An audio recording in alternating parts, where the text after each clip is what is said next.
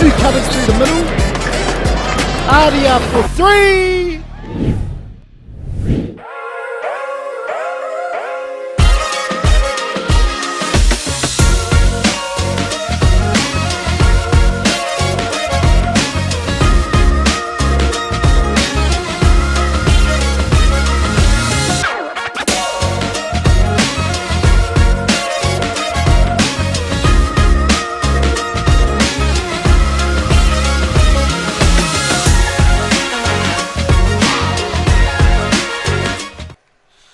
Morena koutou, tēnā koutou katoa. Welcome to Blake Park in sunny Mount Maunganui. My name is Pat Ray and welcome to the Toi Oho Mai Te Pukenga MW7s. I'm joined in the commentary position by Sam Mays, Tournament Director of the MW7s. Sam, morena, kia ora koutou. Kia ora koutou everybody. Welcome to Mount Maunganui. Beautiful day down here in the sunny Bay of Plenty. We are looking forward to some hot sevens actions from our young tane, our men's and our women's showcasing their stuff. Yes, indeed. We're a couple of minutes away from the kickoff of day one of this one-day tournament here at Blake Park. 9 o'clock, the Silverdale under-21s will take on Mount Maunganui Marlins Colts Tane, which is a new division. You want to tell us a bit about that, Sam? Yes. We're trying to open up our rankings and divisions moving forward for our Mount tournament, and we've introduced the Tane division. It's about showcasing the local upcoming talent and giving them some of the best exposure on the big stage. Awesome news. So we've got three divisions playing here today: Premier Men, Premier Women and under-21s. Just as we wait for the teams to take the field, let's have a look at what sort of weather conditions we got for us today. It's we're high of 28 degrees, so it's not going to be a cool one. Currently it's 20 degrees now, so we're nearly there. The wind's coming from a northerly direction, so that's left to right on your screen. It's going to be a little bit overcast this afternoon, a chance of a shower, but by jingos, we've got some perfect conditions for some hot, fast sevens. Yes, definitely the right conditions for us at the moment. It's been a bit of a rough summer here in the Mount. Unlucky for a few of our festivals that we've had, a few cancellations. So it's really good to have the weather turned on today. Yes, indeed, and that rough weather, we had a cyclone and some a fair amount of rain, so it's good to see that the clouds are opened. And how good was that Black Clash game last night? Did you get the chance to spot a bit of that on telly? I can't lie about that. I was actually down here at Blake Park managing and assisting and looking after everybody. We stayed with Gecko and so unfortunately missed that one. How did it go? Yeah, cricket got up, unfortunately. As they do. With the rugby winning last year, just over the back area at Bay Oval. Yeah.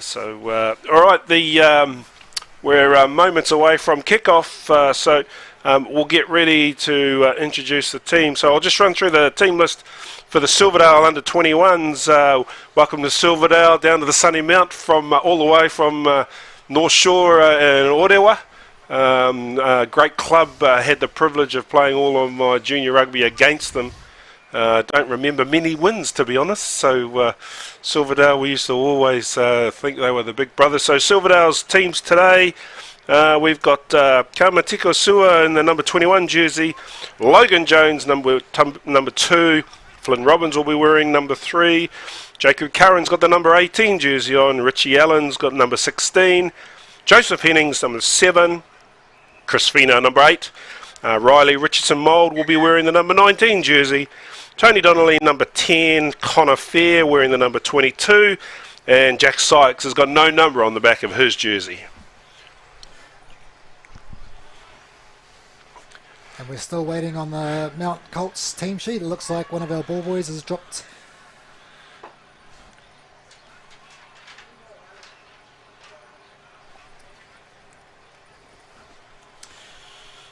And as a referee for today's match looks to get the teams on the field. And we do have a bit of camera technical difficulty at the moment, folks at home. So if you just please hold fire with us. Oh, it's easy. We'll just turn this into radio commentary. I've been told that I've got a face for radio, so that probably suit me very well. Just waiting for the teams to get on here. They're lined up, ready to go. Yes, we're really excited. We've got 4 teams from the Colts Tane, Mount Maunganui Sports, Silverdale, Pacific Islands Rugby, and Rangatawa. Rangatawa have been very successful in their youth campaign, and we're looking forward to them really showing their stuff. Yeah, they had the privilege. They got invited to the World's Sevens just before Christmas, so it's fantastic to see our local talent Rangatawa get a chance to foot it with some international sides. Really exciting to see how they go. And they've got an overseas trip to somewhere in the United States coming up shortly. So how awesome is that our local Rangatawa talent have got such an amazing opportunity. And hats off too to Matua and Sheree and Brad and everybody in the background at Rangatawa for doing all this hard work. They've done a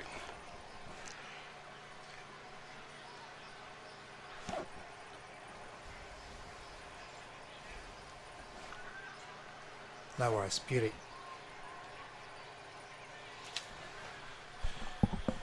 Are we up?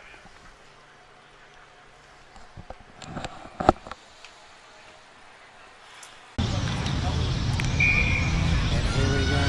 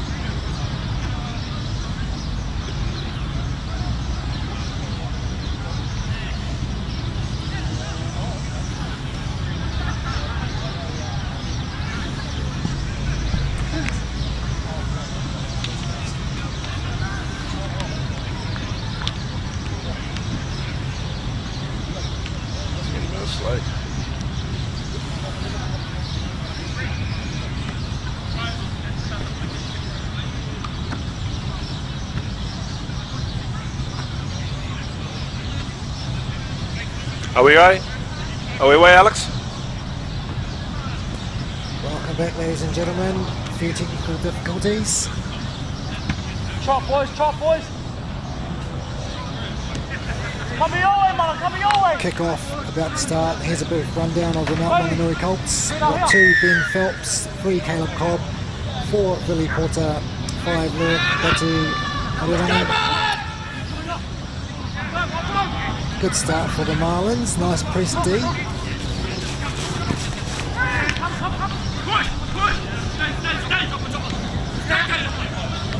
Nice offload there.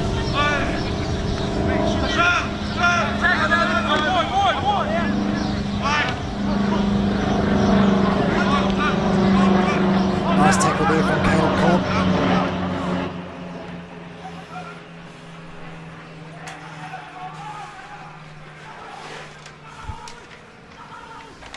Great great offload from Silverdale. Excellent another offload, and we're away, and with no sweeper there.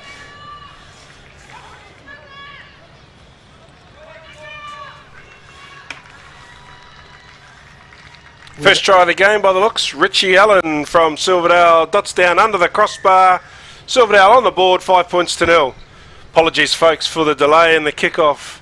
A few dramas with some technical difficulties, but we're underway here now at Blake Park. Referee for the first match, Josh Baker, formerly of Waikato Referees, now taking residence up at Rotorua. So welcome to the Bay of Plenty Rugby Referees Club, Josh. He's got a couple of locals assisting him on the touch lines.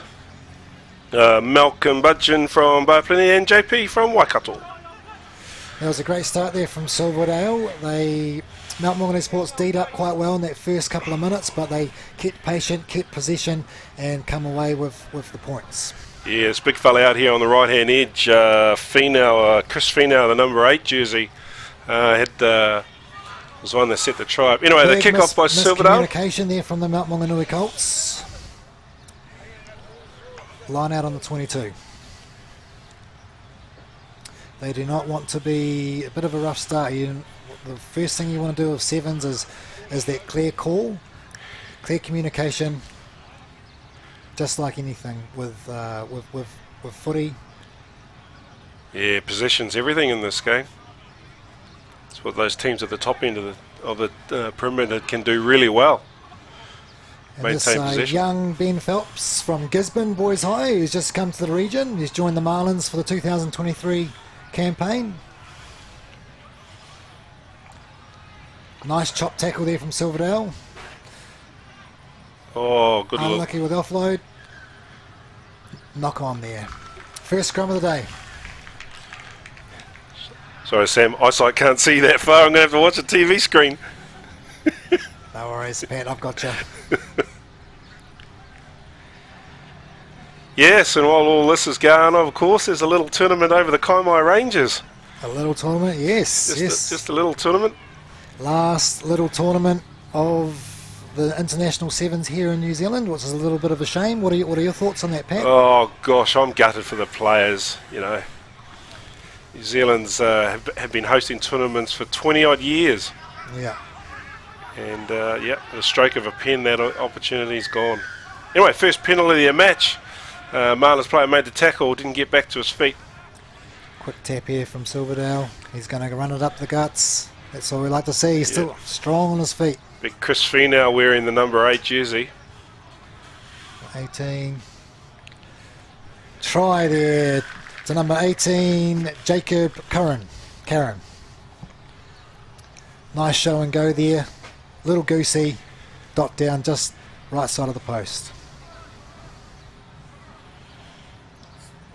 Yeah, with the World Series, World Rugby deciding to shorten the number of venues, New Zealand unfortunately missed out. So must have been a logistical sort of decision. Yep. Yes. Yep. They've got a lot of tournaments in the Northern Hemisphere, a lot of countries close together. Probably. Yeah, but unfortunately, us as a small country in the South Pacific, we miss out. We're a long way from anywhere. Yeah. Anyway, Silverdale with the re-kick. See if Mount Maunganui can take the kick. Nice take there. Feet in place. Penalty. Tackle was over the shoulder. Commonly referred to as a seatbelt. We can talk about the new tackle law. Yes. Oh, here we go. There's a good gas through a break. Us all. Good little offload. Unfortunately, it's gone to ground. It's been scooped up by Silverdale, number 19. I think it's Riley Richardson Mould. And he's capitalised on the error, and they dot down for their third try. They're getting away very early in the first half, Silverdale. It's going to be a big push for the Marlins to come back, but hopefully they can regroup and restart. The good thing with sevens, ladies and gentlemen, is it's never over, and times and tides can turn at a drop of a ball or a turnover at any stage. Especially with the fact that they have 30 seconds to take a kick. So if a try scored, 31 seconds out from the half-time break, you're guaranteed that there's got to be a kickoff. Yeah. So that's another 7 points opportunity, and all of the teams at the top level know that time is so critical now. I see World Rugby have introduced some shot clock rules Yes. for the 2023 season. Yeah, and we all knew what happened with the shot clock rules of that Wallabies game. A very topical decision there, and I think... Yeah. Anyway, we're back underway. Silverdale with the restart, but he's overcooked it, put it out on the full, and back to halfway we go for a free kick. Let's see if the Marlins can mount some form of attack, shall we? Well, they need to score. They need to score next. And with Silverdale missing these outside kicks, conversions... they need to be scoring under the post if they want any chance of getting in the lead. Oh, solid hit. Caleb Cobb with the ball. Numbers out here. This is the young Argentinian. There's a couple of hundred of them here at the moment, isn't Yes. Ball there from Caleb Cobb, the captain. Oops, gone backwards. Ben Phelps, handy lock loosey from Gisborne. Someone Good needs solid to support run. him out. Oh, that should be... Oh, hands in there, Caleb Cobb. Oops, slight knock on there. The Mount need a scramble. And with no sweeper. Oh no, he's been chased down. Nice defence there. Few tired legs starting to start with the Marlins.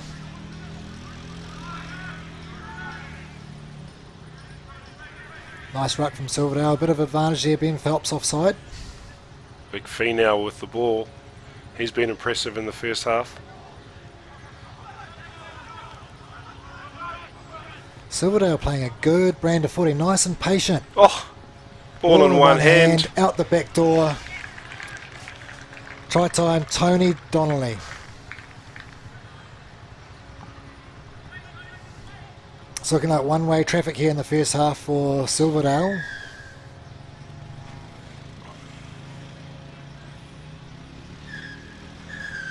And that's half-time, folks. At the moment, we have Silverdale in front, 22-0 over the Mount Marlins Colts. Yeah, one-way traffic, as you said there, Sammy, and Mount Maunganui are going to have a bit of a chat at half-time if they're going to get themselves back in this game. Yes. Silverdale definitely are playing a better brand of footy. Costly effort, errors, offloads, rushed offloads that go to ground, and we had that try scooped up. Yeah, well, Silverdale have also brought all three teams down. They've got a Colts, Tane, they've got a Wahine, and Premier Men's team, and they're doing this as a bit of a camp for their pre-season, and what a place to have it.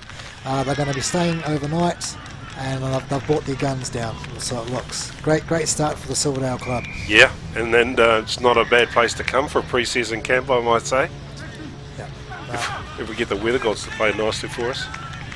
Yeah, we do have a social on at the Mount Club Rooms afterwards, or DJ Tiny, from 8 till 12, so hopefully if the players and supporters feet and legs aren't too sore, they'll be able to come up for a bit of a cunny and some light refreshments. Light refreshments. Nice. So just while we're waiting, ladies and gentlemen, we'll go through some of our sponsors.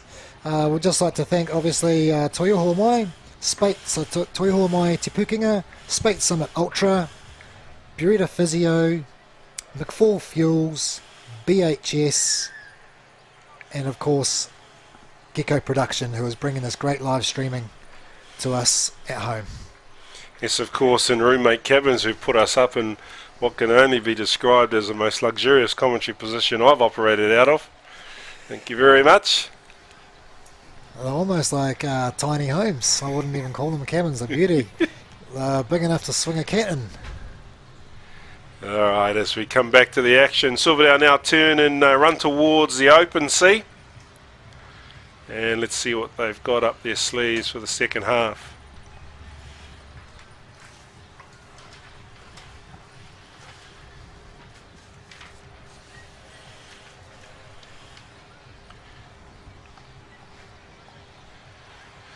Logan Jones with the ball. Just about giving the nod. Referee Josh Baker blows time on for the second half, and we're underway. Now here's Joseph Asu. He is actually filling in for our Premier men's team from Papamoa College. Good young player, old Joseph. My son played with him back 3, 4, 5 years ago. He's a great little player. Played yesterday in a small tournament. Yep. Very lightning. Nice step on him. Oops, nice ball. And what do we got here? He's got the legs. And he's got the legs. Joseph Asu. First try for the Marlins. Just what they needed. Oh, he spoke too soon. No, he's Beauty. awarded it in the end. I thought he was tackled before the line, but he got there in the end. Good nice young fellow, Joseph. Yep, he's come on. Just what they needed right off the stroke of half time. And if the conversion slots, 22-7, Silverdale.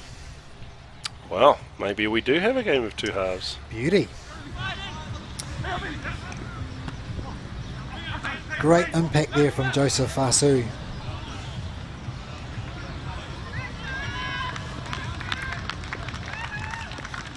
And how exciting is it to have a Colts Tana division here?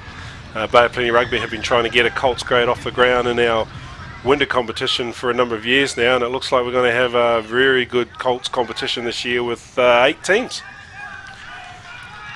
Exactly, Pat, and that's what it's all about, is the development. We need these youth teams playing. We need them playing good quality code, and we need them playing against each other. It's part of. Oh, here we go. Great fend off. Asor, was that Asor? Again, I'm not sure. Eyesight's not that flash down that end. That is a great start. 14-22. We do have a game on our hands, ladies and gentlemen. Yep, and with only a couple of minutes gone, there's still plenty of time on the clock, so let's not count Silverdale out just yet.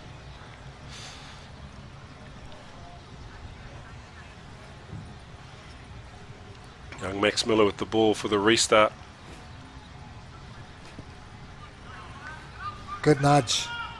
Good nudge. Yeah. Bit of pressure. Advantage there. You need to play to the whistle, Mount Maunganui Colts.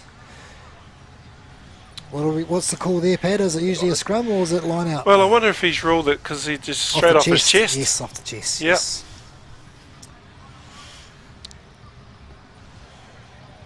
Silverdale ball, actually. Must have come off a Marlins player after it hit the chest. Anyway. Bit of a dusty pass there from the half. Marlins, there we go, there's a mistake. Ooh. Silverdale perhaps guilty. Oh no, penalty, what was it? I'm not sure if it's late or high, Okay. but I'm pretty sure when Joseph came in and finished off the tackle, the pass had gone. So it's either late or high. So that was William Labido, number 15. A little bit enthusiastic with the defence here. The be 2 minutes in the bin. Silverdale going for kick to touch. Oh, ball's coming in the commentary box. And we've got BHS who has supplied the balls today. We've got beautiful, nice Gilberts, brand new, fully pumped up yesterday. Did you give them a wash? You got to give them a wash, mate. They're always got that slimy wax on it. All the kickers will tell you. Oops, I'll probably get a bit of feedback. I'll probably get a bit of feedback. And there's a steal from Caleb Cobb right at the front of the line-out. Marlins ball. Oh, good dish. Oh, unlucky. Hard luck. Unlucky there from Joseph. It was actually good work to win that line-out throw against the throw, but with one man in the bin, they didn't have a halfback. Yeah. This is winding down the clock though for the sin bin. William Labito, it's 60 seconds down. If the Mount can hold off, look at that, good scrum. Penalty. The Mount Colts breathe, slight sigh of relief. Miller to Asu. Silverdale's dropped the sweeper back. It must be wide into our commentary. Oh, here we go. Here Good we go. break down the left-hand side. Oh, Sue's got the ball. gone through again. No. Good. Oh. They just need to be patient here. Set the ruck. Got a and we've got a penalty right 5 metres out. This is exciting times. If they score here.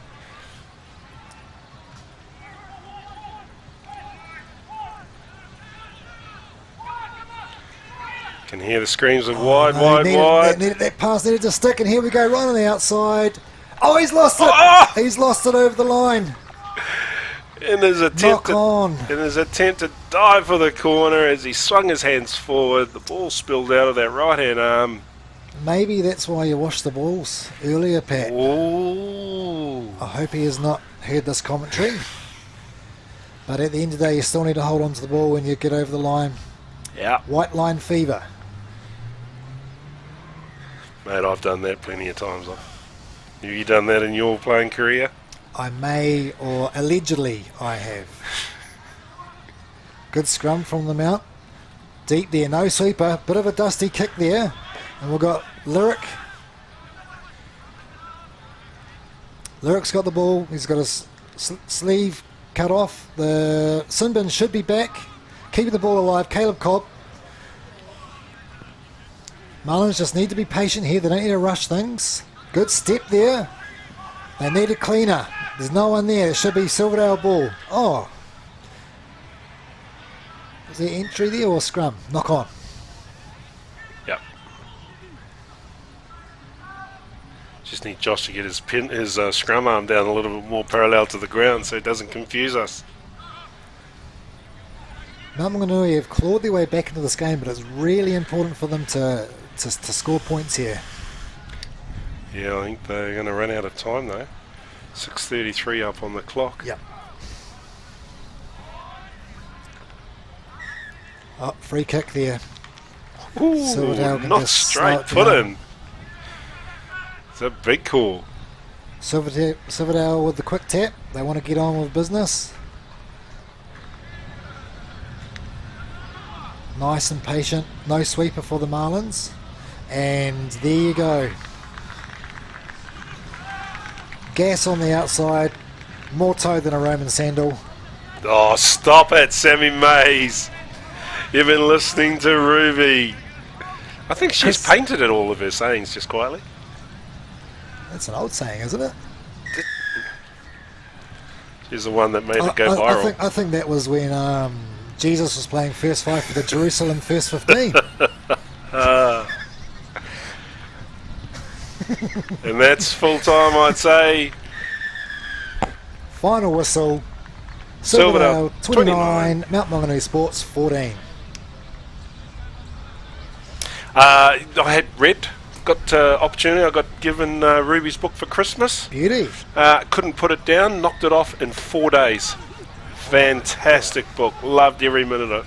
Sorry, Ruby, for talking up your book on live stream. Hey, we're all about the live plugs here, and it's all about advocation and opportunities. Yep. Anyway, we're rolling into the next game. Mount Maunganui Sports Wahine. The Silverdale.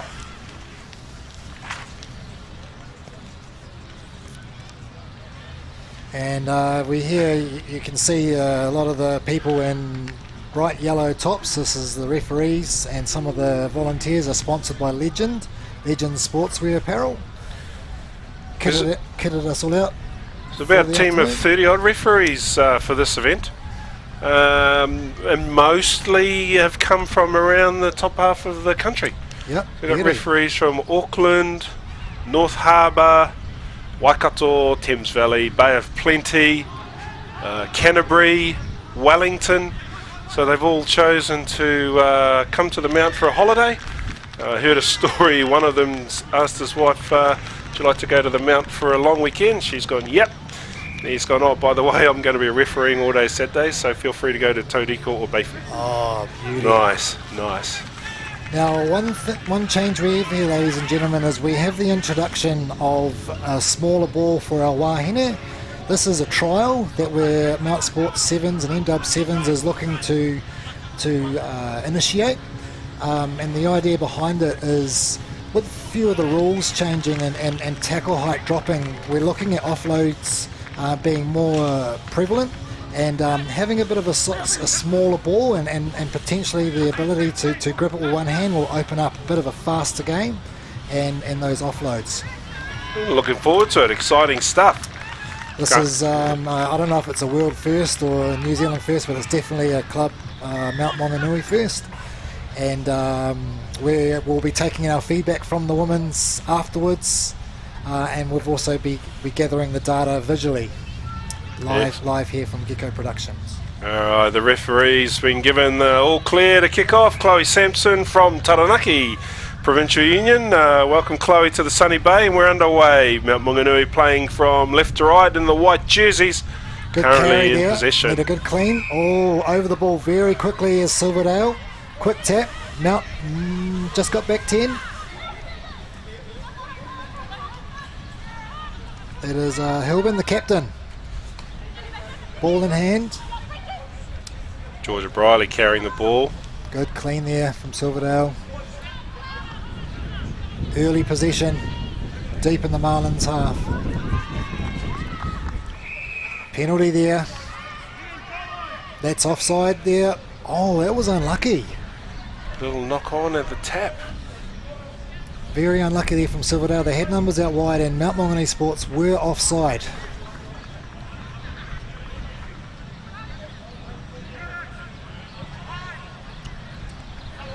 The wind, nice breeze is starting to come through. Yeah, the weather forecast told me Porky Pie said it was going to be a northwesterly. It's definitely blowing from the east. Anyway. Possession here to Mount Maunganui Marlins Wahine.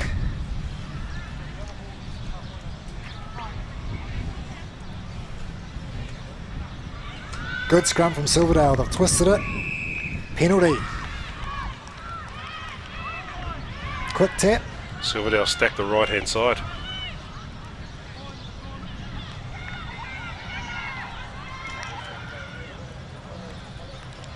Inches away from the try line. Marlins defence is up. First try. Silverdale. Number 15. Number 15. Moana Courtney, I think that says. Yep. Look like sisters playing in the team. Yes, we've got Jessie and Moana Courtney playing. Shall we, while they're having this conversion, I'll take the opportunity to introduce the teams to you folks. The Silverdale team, number 6 is Mary Matafa, number 2 is Caitlin Hilton, the captain, 16 Georgia Dowd, 13 Nikita Bunting, I think it is, number 9 Georgia Briley, 15 is Moana Courtney, 21 Jessie Courtney, number 5 Natasha Abel, number 3 Mary O'Villier, number 10 Bailey Hancock, I think it is, and number 14 Fiona Sanders. And with the Marlins ladies, they've got number 15 Ella Wisniewski, 2 Ashley Green, 4 Phoenix Paniora, 5 Kiana Puhe, 6 Chloe Hill Hoos. And we've got a line out there, sorry ladies and gentlemen, to the Marlins. Emily McGee at number 9, Serena Liu at 10, Sandy Rail at 11, 12 Kishona Thapasiriti, and 13 Uli Kuch. Uli is her nickname, and 14 is Pia Osnowski. Grubber through there. Silvertail do have wings on strings. They've dropped it. Or is that a knock on there from Silverdale? Knock back call from referee. Knock on there from the Marlins, and it's a knockdown. This could be trouble. This could be a card. Well spotted, Mr. Mays. Maybe you should pick up the whistle. I don't know about that. I distinctly recall seeing you run around once upon a time. Yes, that was a good brief little moment. Anyway. Until I decided to put my coaching hat on for the Marlins. Oh, I thought you put your playing hat on back on, didn't you? Yes.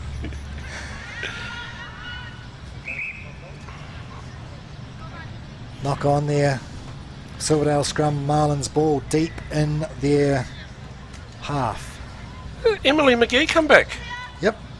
Good to see her back. Was US Canada? yep. came from over there, came and had a season with us a couple of years ago.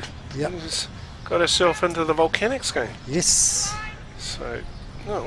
Unfortunately fortunately for some of the Marlins, a lot of our ladies have made the Chiefs Manawa team. Yep.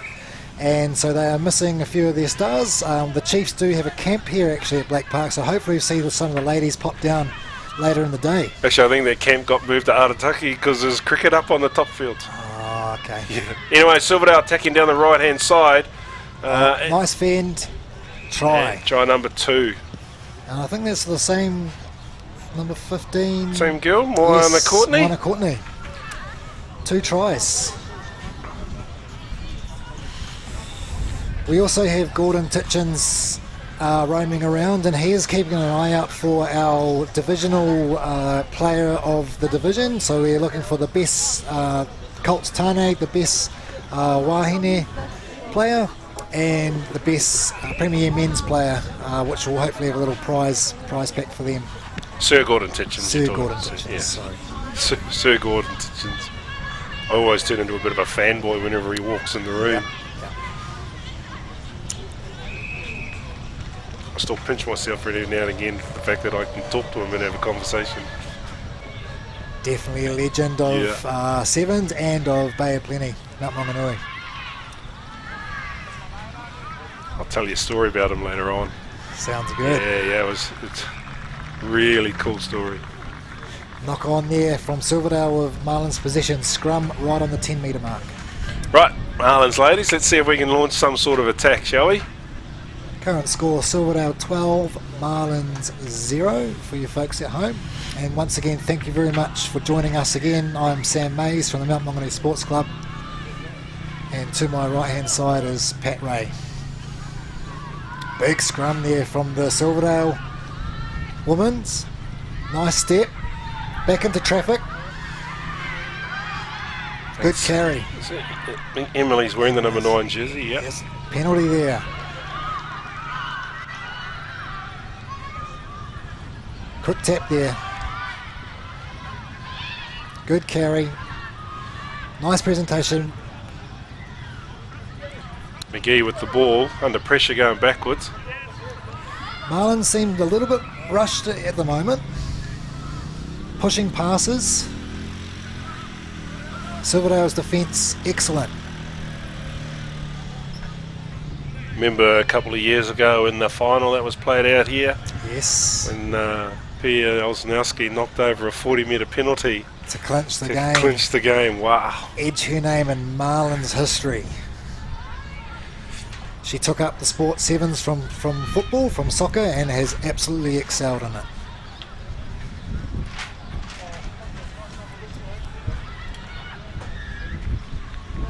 Silverdale with the possession. Here's Courtney. Good carry. Ooh, overlap. Find the space. Oh, Unlucky there. pass didn't go to hand, unfortunately. And that's half time, ladies and gentlemen. 12-0 to Silverdale. Silverdale Club is off to a great start. Yep, they are indeed.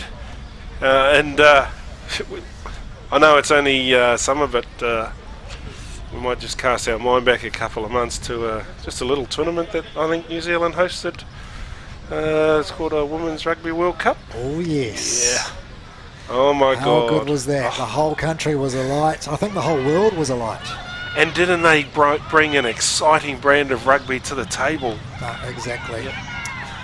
For those of us that have to take medication to keep our blood pressure under control, I think I was taking triple doses. It was on the edge of your seat stuff, wasn't it? Really empowered the players to just have a go and back each other and go hard from anywhere of the field. And some of those tries they scored in the tail end of that tournament, those semi-final, final. Wow, this is all you can say as well. So it's outstanding code played, and I think that's led to a massive interest in the local competition. Yes. Our competition committee is going through the process at the moment of formulating the Premier Women's competition for this year, and the interest in clubs entering women's teams is unprecedented in my 8 years in the union. I think we've got 10 teams have expressed an interest. That is absolutely what we want to see. Yeah. So there's a lot of interest. Essentially a few of the Matakisi players. Another good offload and too much speed. Feed. Oh, big scrum. See what they can do here. Oh, he's gone. See what he can do here. Oh, Chris with the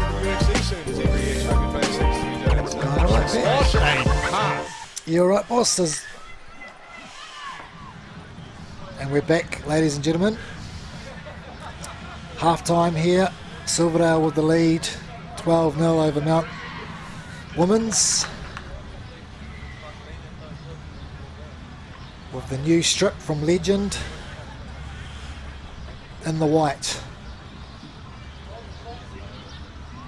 Silverdale in the red or pink.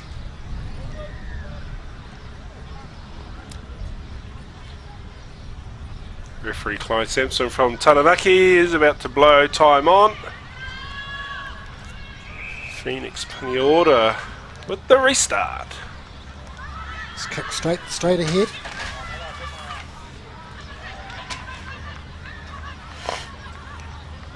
Yes, very quick over the ball here from the Mount.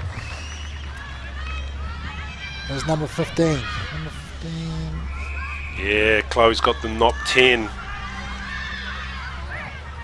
Number 15 more.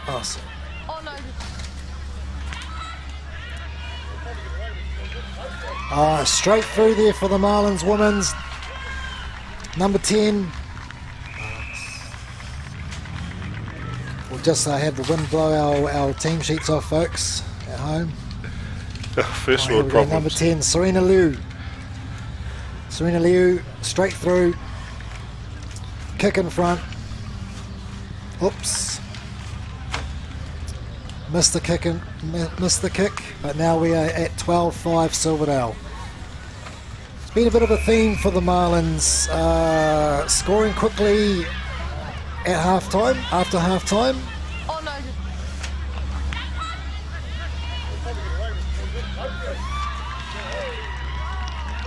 Maybe they're pacing themselves. Big charge here. Silverdale on the ball. Good carry, good tackle. Nice offload. Ball in two hands.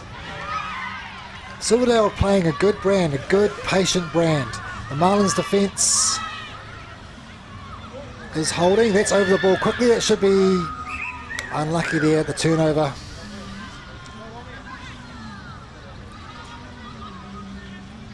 Chloe Hill-Hoos with a slight knock on there. Could have gone either way.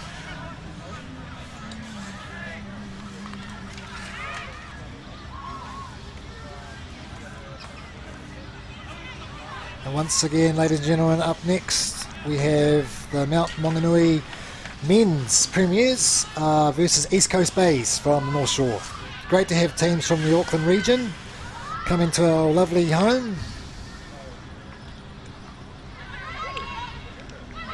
Pierre with a great tackle.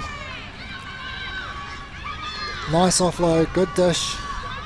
Straightening up here we have Emily Maggie around the corner. She's down the sideline. Emily Maggie.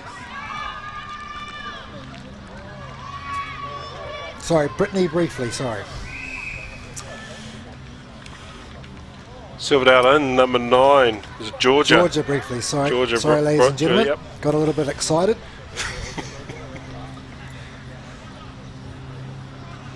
Hopefully Emily Maggie can I can call that next Call time. that next time when the white team's got the ball.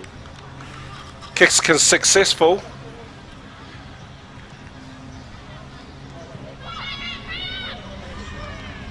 We'll look at the replay.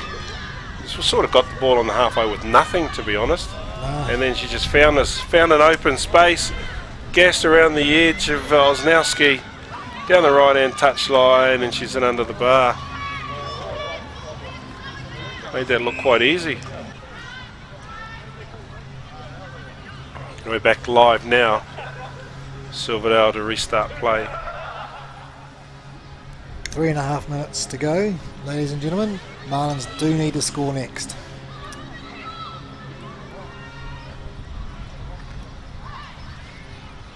Getting the ball to the edge. Is that Pierre? It is. Nice offload. Tandy. Good offload, girls. Knock backwards. Here's Lou. Good dish. Oh, forward pass there, unlucky from Lou. Scrum time, Silverdale ball.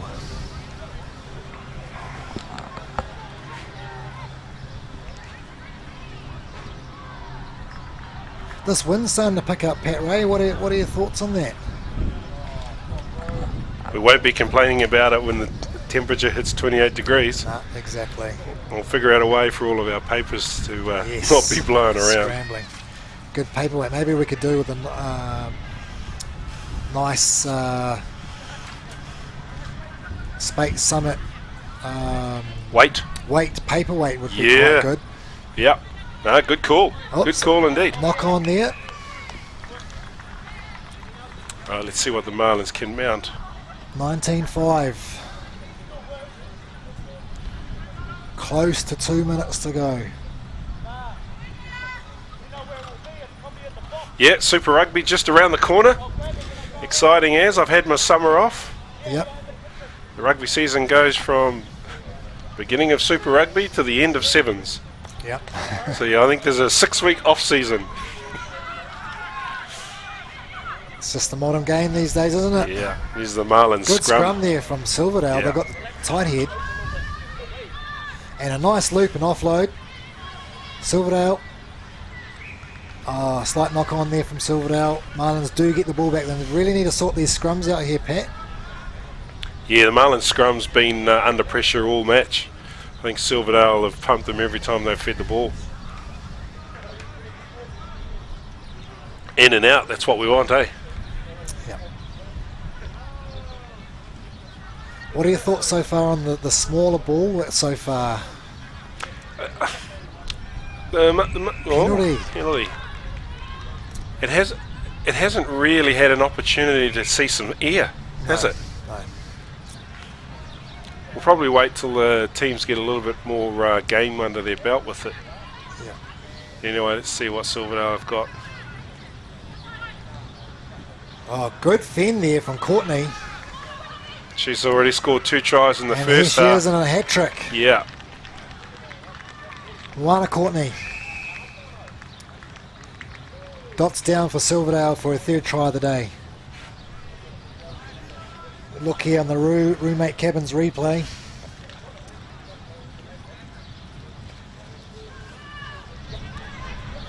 Nice dish.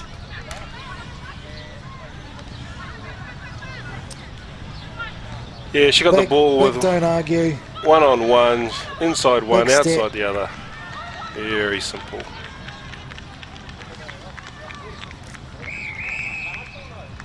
Marlins defence looking a little bit loose at the moment. I think that's full That's time. full time. Yep. So in game full time. Silverdale 24, Marlins women's 5. Yeah, talking about the smaller ball, yeah, I think we need to see some more air time with the ball. You know, with the ball being a slightly smaller than a full-size number 5, you know, the girls should be able to do things that the men do in the men's game with the number 5 ball. You know, running with the ball in one hand, that sort of thing. So I'm looking forward to seeing it. But I think the first game that we witnessed just now, I don't think we can't really make too much call from it. Yeah, the ball didn't have enough airtime, I think. No, exactly. And next up we have the Mount Maunganui men's premiers and East Coast Bays.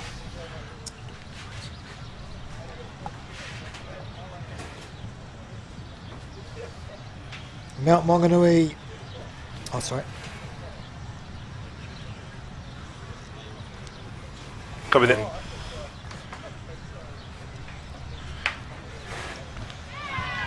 All right, as we look at some replay of the action from the women's game, this is the first of Silverdale's tries. yeah, number 15, Minor Courtney, there she is with the ball there. Yeah, Luana Courtney's Not much first, on there. Yeah, first try, beauty. And there's her second try here. She gets the ball 5 metres out, just one person to beat. and she's over quite simply.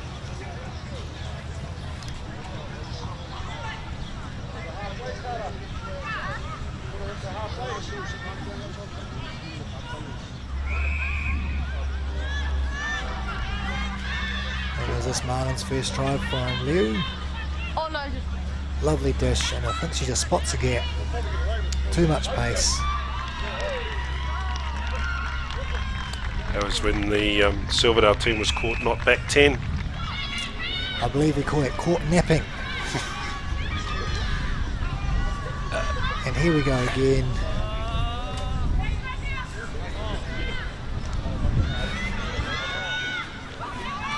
Little halfback skirting down the touchline. Georgia Briefly. Yeah. I need to remember that name.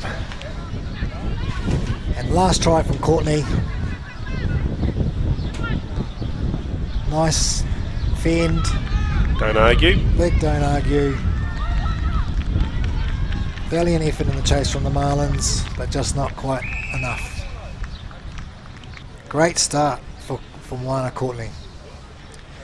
Alright, just while we've got a bit of time, let's introduce the teams for the first Premier Men's divisional game for the tournament.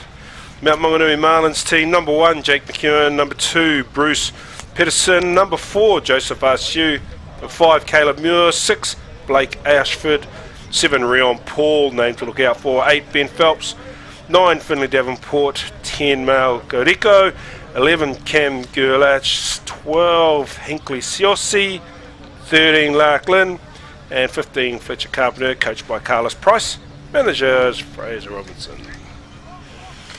And for East Coast Bays on the North Harbour, number 1, Porpia Lotala, who's the captain, 2, JP, 3, Tikum Tuiali, number 4, Dion Van Ruin, 5, Terence Elhurst, 6, Josh Corrigan, 7, Sean Corrigan, 8, Josh Dalton, number 9, Lewis Naititi, number 10, Hayu Sasaki, number 11, Waka George, 12 is Trent Butterworth, 13, Jack Williams, number 14, Sam Morley, and the one-man band coach manager, water carrier extraordinaire, Logan Brown.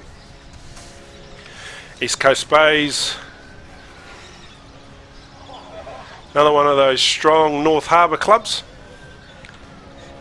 Again, my JB time at Glenfield didn't experience many wins against East Coast Bays. Very solid. We've had a great presence from the North Shore of teams coming down Sunny Bay of Plenty, Mount Maunganui, to perhaps finish their season, the 7th season off and kick off their 15th season. Many other visiting clubs bring a whole men's, women's and Colts teams. So we've just got Silverdale. Ponsonby have bought women's and Colts. Rangatawa is men's, women's and Colts. And obviously Matakesi, the men's and women's. The invitational teams. And of course the Marlins. Men's, women's and Colts. Men's, women's and Colts. Yep, and always these things don't happen without our sponsors, Toi Oho Mai Te Pukenga. We've got the Great Fresh Fruit Central Parade Market, Legends Sportswear Mixture Coffee. We've had a few coffees from there. Pat Ray, most mornings, right next door. Very important meetings take place. Alpha Interior, they've been great. They have kitted out our women's changing rooms with some nice cubicles so our ladies can have nice showers. It's not all open, we've kitted it all out for them. Excellent, excellent. Roommate Cabins, of course, provide the commentary box and the broadcast room. And you'll see Courtney Church from Social Butterfly roaming around. She's looking after the social media for the Mount Marlins, MW7s.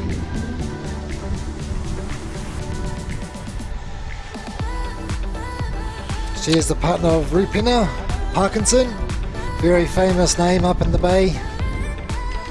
His father Ruben is one of our attack coach and backs coach for the Marlins Premiers. We're surprised we don't have Rupina out on the field today, cutting up. He's on the tools.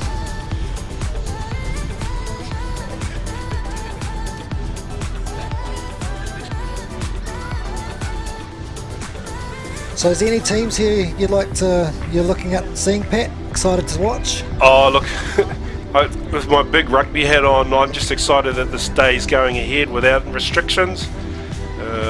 You know, it's been a long time before we've had code without the horrible C word lurking around. Even though it's still alive and kicking in our community, it's just great to be able to play some code, have our borders open, see our loved ones overseas. I'm definitely looking forward to seeing a few of our invitational teams.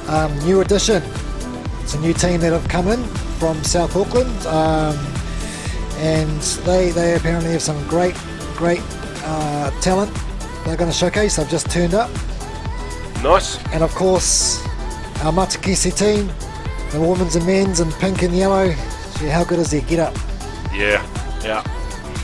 A couple of their major players are playing in that small tournament on the other side of the Kaimai Ranges, eh? Exactly. Never mind. They were released only just for Matakisi to play for the NZ team.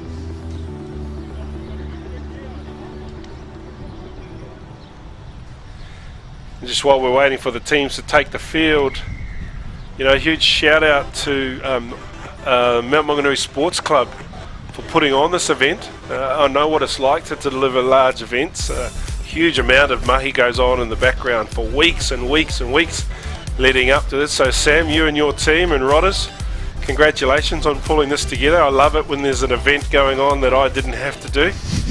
Yeah, no, thanks a lot. No worries. It's actually a great, it's good to be out there in the community. We've all actually pulled together. We've had some great sponsorship. We've had some great support. We've scrambled long and hard over the last few weeks, and one of the biggest challenges we had was the Christmas period and businesses being away and volunteers being away, but we've got there, and it looks like we're off to a great start. And we just like to thank everyone on behalf of the Mount Maunganui Sports MW7s for all your support, all our volunteers, sponsors, and of course referees and that are helping make this day a success. Yep, really excited as our two teams line up. Mount Maunganui in the white, East Coast Bays in the other white. Yeah, this is going to be interesting. Fun and games for our match officials. So the Marlins line up with the green and gold strip running horizontally, and East Coast Bays with the white jersey and the tinge of green in the shoulders. So we'll be interested to see how the Marlins start off here. It's a bit of a team that has been put together in this week. The referee for this match, Cameron Russell from Bay of Plenty. And one player here I'd like you to keep your eye out is number 14, Fletcher Carpenter. He's got the ball in the hand. Young man from Otaki, played for Palmy Boys High and was also in the NZ Condors. Nice. Obviously Carlos Price has done some recruiting over the break. Yep, and he's got the ball with his hand right now, and Cam Gerlich. Rion Paul with the ball. It's exciting when he has it. Yeah, looking forward to seeing him. There he goes, he's down the left-hand touchline. Oh, a little bit of a chip kick inside. Grubber there, I don't know if that needed to happen, but we'll see what happens and see how East Coast react. Solid defence there. Sean Corrigan. Nice penalty there, good start, good tackle from Rion Paul, good carry. And ball there, and of course Joseph Asu. Nice pass from Fletcher Carpenter in the corner. Young Asu backing up from the Colts game that kicked off in round one. Well done, young man. Great start for the Mount Maunganui men's team. He can do it all, Joseph Asu. You're Look at the replay here. Sean Corrigan from East Coast Bay is doing a bit of dancing. Got himself isolated, gave away the penalty. Mount Maunganui were quick to pounce on that. And once they got the ball to the edge, young Joseph Arshu had a good job of dotting down in the corner. Nice ball there from Fletcher Carpenter as well. Nice and patient.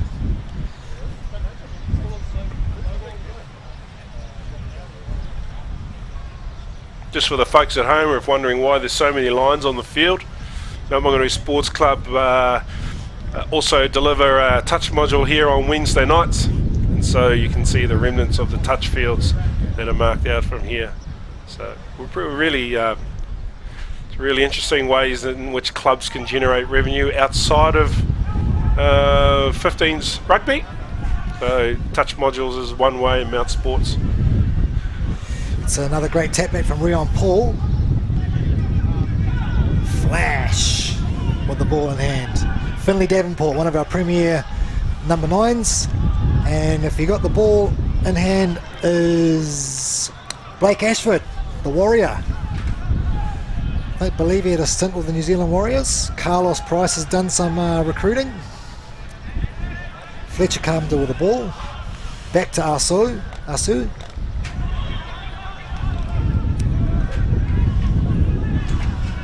Nice patient footy there from the Marlins.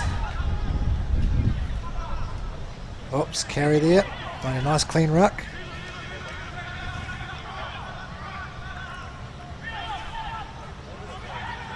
Here's Rion Paul. He's too big, too strong. Look at this. Good defence though. 5 metres out. Here's Fletcher. Suit. Hands. Oh, great try there from Finlay Davenport. Just patience with the ball in hand there from the Marlins. Letting the ball do the work. East Coast base.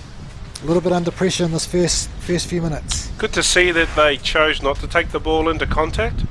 You find a lot of clubs try to emulate what they see on TV, and the past few years, especially New Zealand Sevens men, with the fact that they've had large bodies on the field, they've been able to play that game of taking the ball into contact and just bashing opposition.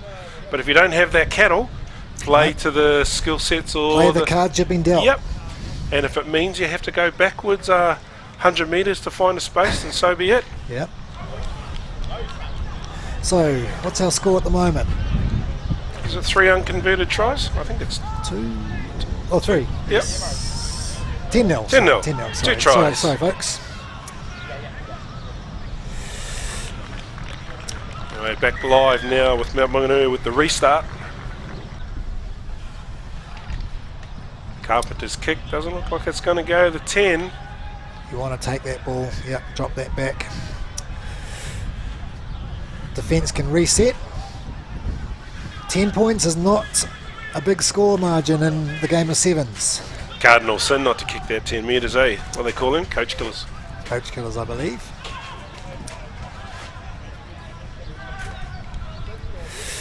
Mount Maunganui not playing with a sweeper. East Coast Bay's number 3, Tekin Tuiali. And he's been taken out. Marlins ball. Bruce Kainga Peterson. Koika Peterson with a tackle.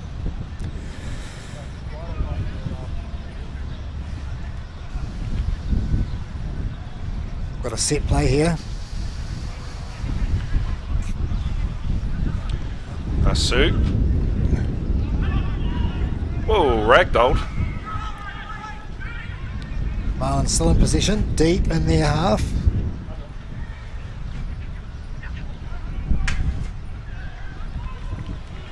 Good carry there from Cameron Gulach. He's actually been player coach for this campaign. Nice. Developing extra and skills. Here's lightning. Fletcher Carpenter, Finlay Davenport. Oh, Blake. Who's number 6 here? Yeah, Blake Ashford, Blake with Ashford. a slight knock on there, allows position for East Coast Bays. Hard luck because they showed some patience into not panicking in the breakdown. and as a result we're able to maintain possession. If we can cast our minds back to that first up women's game where they were panicking at the breakdown and throwing miracle balls that went to ground, which led to tries to the opposition. That's exactly, Pat. East Coast Bays with some valuable possession. They've defended well. Free kick there, East Coast Bays, number 7 takes off. Sean Corrigan. Nice defence there, and Yep. Joe Oh, Asu. Asu is away. Has he got the legs?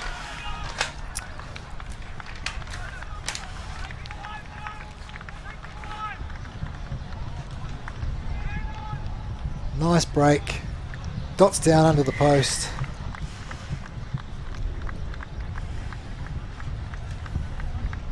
Currently 15-0 with Fletcher come to take the conversion right in front.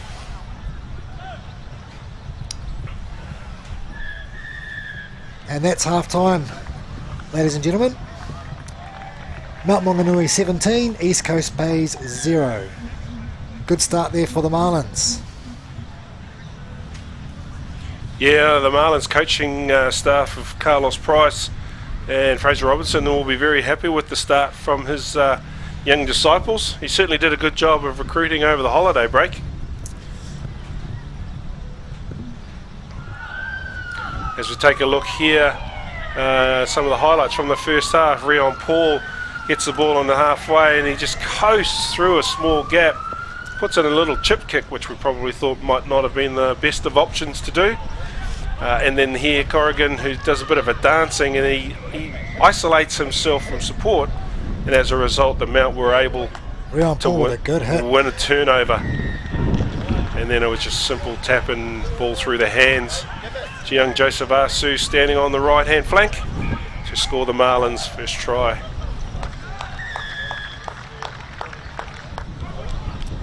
And here we go, the second one with Rion Paul. Almost made the break, got chopped down just before the line, but Marlins showed great patience.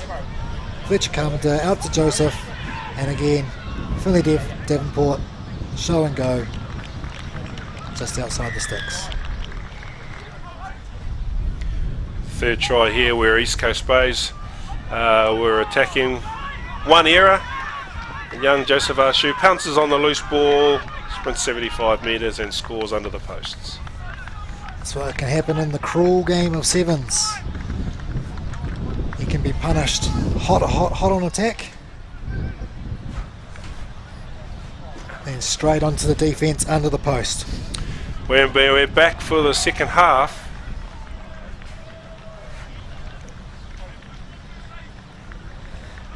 This wind is starting to pick up here, Pat. The flags are blowing in the background.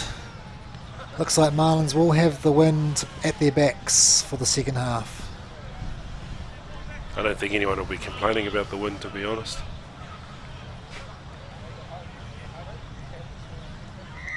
Kick off from East Coast Bays.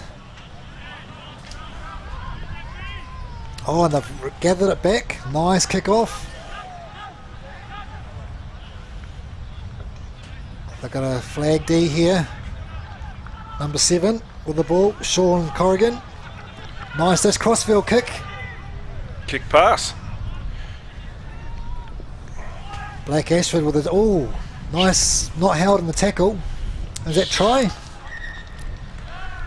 Try. East Coast Bays, let's just get the number here. Nice strong carry. Took a few defenders with him over the line.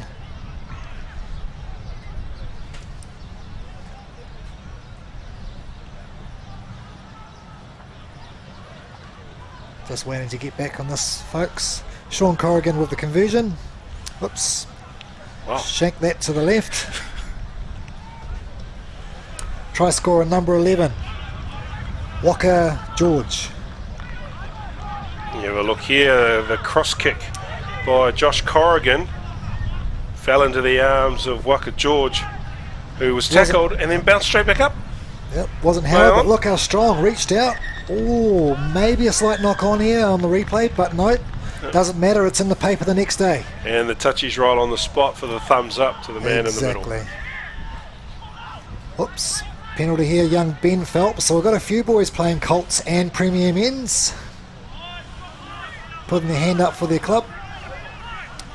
They'll be chomping at the bit, won't they, to play in the big... Here's Blake Ashford, the Warrior, New Zealand Warrior, with a dish. And here's Fletcher Carpenter, he's lightning.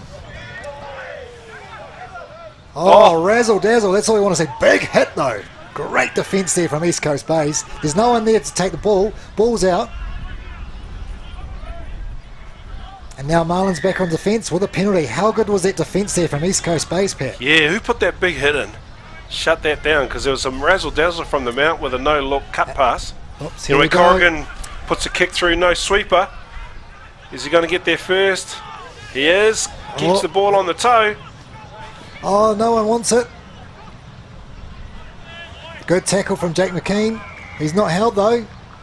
Corrigan. And out the back door, number 11, Walker George. Walker George again. They need to stop him from scoring close to the sticks there, Pat. 17-10. We're going to say Corrigan to George. No, good try. What a try. Great defence. That was all from the defence from East Coast Base. Yep, from that big hit. I think it was the number 12, Trent Butterworth, who put the shot on down here on the other 22. That caused that turnover. Great code. This is a very important kick here for East Coast Base. And Just to the outside of the upright. 17-10. yep, 3 minutes to go. Still anybody's game. There you have a look. Corrigan put the kick in. He's cool, calm and collected. Took his time, didn't rush. Everybody let him go, so got back up. Finds George on the right-hand flank to score the try. And for the folks watching at home, you've got Sam Mays here from the Mountain Sports Club and Pat Ray from Bay of Plenty Rugby Union. We're here bringing you the action. All day. 9 a.m. to 7 p.m. and everything in between. Jake McKean with the take. Oh, he's offloaded it to Ben Phelps. That nice clean there. Oh, unlucky there from the East Coast Bays. I thought they might have had a turnover. Oh, yeah, you got the tackler though, not rolling away. Yep. Yeah, first offence. Good work. Now here's Mayo. He's our young Frenchman from France. From Paris, I believe. Right. Yes, Paris. He's come to join the Marlins for a season. How much is the Marlins recruitment budget Knock line? on there from Jake McKean, so I'll get back to you on this one. Scrum, East Coast Bays. Very important scrum here for them. The recruit, I think it's we're just paying with beautiful weather, beautiful environment, the beach, Yeah. and of course you, Pat, over the road.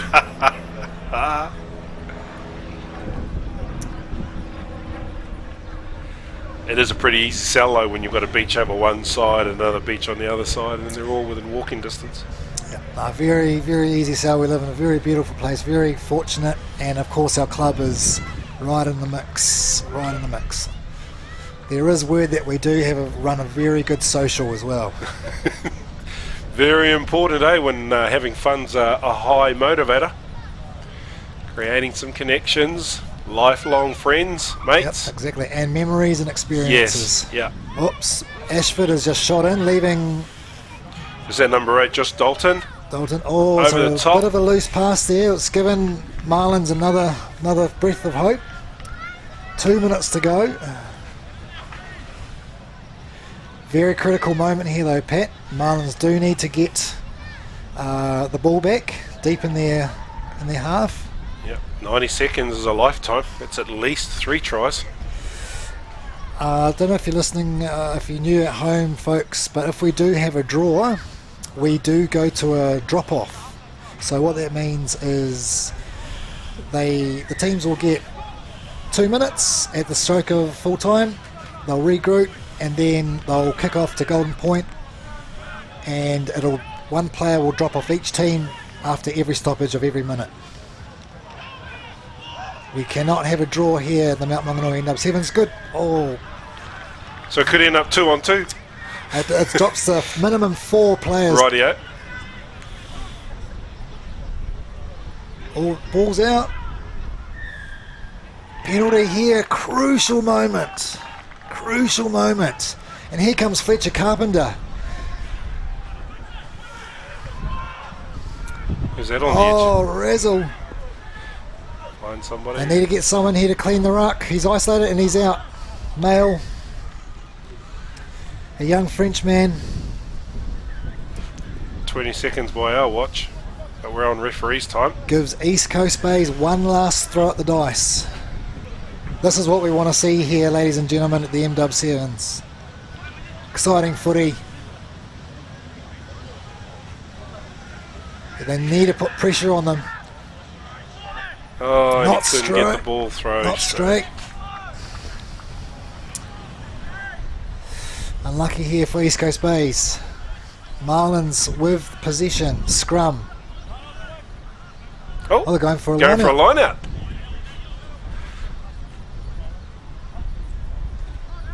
I think they see young Phelps. I think he's about 70, 80 kilos dripping wet. They'll get him up.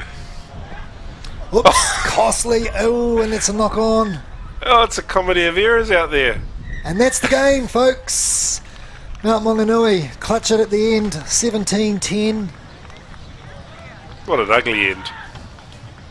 Bit anticlimactic. Oh, there's a big word for a Saturday. I haven't even had my coffee yet either. We better get on to our sponsors. Do they deliver? They actually do. Mixture Cafe from right across the road are looking after our VIP tent. They're running food over. And I'm sure we could get them to bring over a coffee. I'll tell you what, Pat, I'll sort us a coffee out after the next game. So there we have it. What is the next game? Let's get organised, mate. Come on. Oh.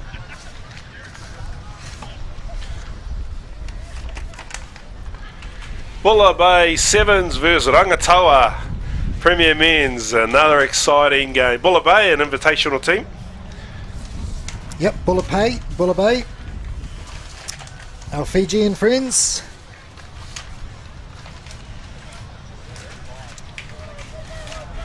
We're just waiting on the Rangatawa team sheet, having a look here. But one player to look out for in the Bulla Bay Sevens team is Etonia Waka. Eto. He is electric with ball in hand, long limbs, and a lot of pace. So while we're waiting here, I'll just name the players for the Bulla Bay Sevens senior men's team. Number 1, Etonia Waka. 2, Richard Tui Vanuavo. 3, Epile Lotawa. 4, Charles Wise. Number 18, John F. Naira Pukatang. Number 10, Vili Sabini. Vili is actually one of our Marlins men who's jumping on with a few of his friends for the Bulla Bay Sevens. Number 20, Ro Devil. Number 14, Inoke Tare Lala. Number 21, Jone Vakako. Number 13, Hunter Mokomoko. Number 19, Jonah Masirewa. Number 15, Asala Boewale. Number 5, Jone Lagebola. And number 9, Ropati Koewasa. Well That done, was a Sammy handful, Mays. thank you. Well done, Sam. Rangatawa Senior Men's. Number 1, Ethan Stewart. Number 2, Curtis Vander Hayden. Number 3, Tawera Ohia. Number 4, Tane Craig. Number 5, Malone Kunaware. Number 6, Caleb Harima. Number 7, Connor Redmond. Number 8, Josh Davis. Number 9, Brad Flanagan. Number 10, Jack Fisk. Number 11, Tutek Grant. Number 12, Junior Taya. Number 13, Waisake Saleh Bailu. Number 14 is Hohepa Chandler, coached by the mighty Matt Clutterbuck, and manager is Brad Udanui. Matty Clutterbuck, absolute legend of Bay of Plenty Sevens and Bay of Plenty Club Rugby, stalwart of the Rangatawa Club, absolute top man as well. Sells the occasional farm here and there too during the day. Yes. And once again, back with our sponsors, ladies and gentlemen. We've got BHS, our ball sponsors, McFall Fuels, and of course Toyo Homai Te Pukenga. Burita Physio, they're running a wellness and the plunge pools for our athletes during the day. They're running strapping tapes, masseuse, and just looking after everyone. I think you can get your sunscreen down there too. And roommate cabins who are looking after us in the commentary position. Game day, Courtney Church, our friends behind us, Mixture, Fit Nation, and of course Legend kitting out our referees, and Great Fresh Fruit Central Parade.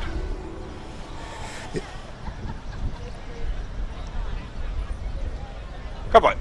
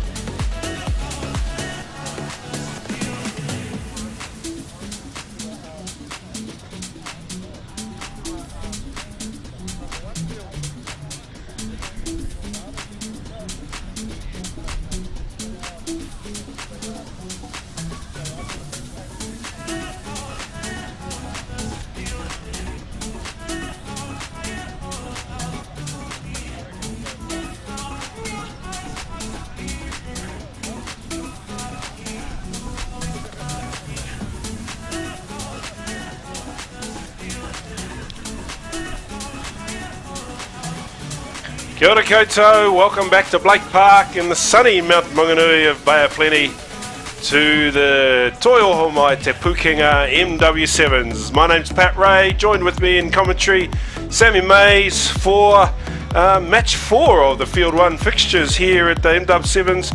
Bulla Bay Sevens versus Rangatawa. Yes, welcome back ladies and gentlemen. I'm Sam Mays from Mount Maunganui Sports Club, and our next fixture is an exciting game between the Bulla Bay Sevens men's and Rangatawa Sevens Premier men, who is a very, very exciting Sevens team here at the Rangatawa Club. Won a lot of tournaments over the years, and it's good to see them back here in Mount Maunganui. Yep, Bulla Bay in the white jerseys, Rangatawa in their traditional black. Referee for today's match, Rob Hartman from Auckland Rugby Referees Association, a legend of the Auckland Rugby Referees, premier referee up there. Just returned recently from the Hong Kong Sevens. He got a gig on the touchlines up there, so we're very fortunate today to have some very high caliber referees. And what I like about that is it means that we can have the footy decided by the quality of the players and not a referee. Exactly, and we're underway, folks. Vili Sabini, nice kick off, tapped back by Bulla Bay, and Eto Waka with the ball. One hand, of Jonah, course. Of course. Nice patient start for the Bulla Bay Sevens. It's Hunter Mokomoko, is it? Number 13 from Tupuna. Absolute classic that the Bulla Bay Sevens team running out in jersey numbers. It doesn't correspond to their team list. Eto once again, one hand big, don't argue, he'll go. Nice chop tackle, stayed in touch, very good defence there from Rangatawa. He's hurt his hip though, number 5. There's Hunter Mokomoko. Dangerous. Bulla Bay off to a good start. Hands will do it.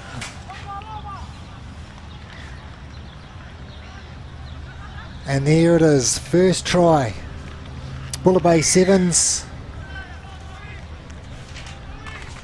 Just trying to get the jersey number at home, folks. I think the try scorer didn't have a number on his jersey, which I think might be...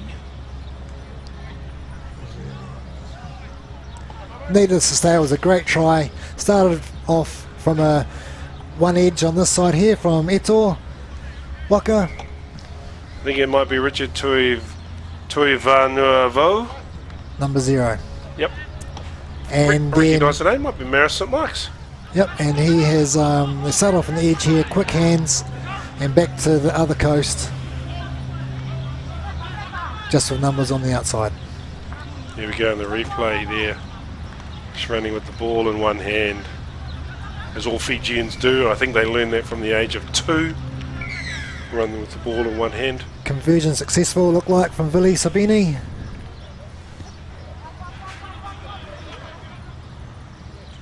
Great kick. Oh. Nice tap. Yeah, great tap by Rangatawa. Straight into the hands of Hunter Mokomoko. That's probably one of the easiest tries he'll score. Untouched under the sticks. Vili Sabani. Love watching Hunter run out for Tupuna in their Premier Rugby. Very dangerous strike player for the Tupuna Premier men's teams.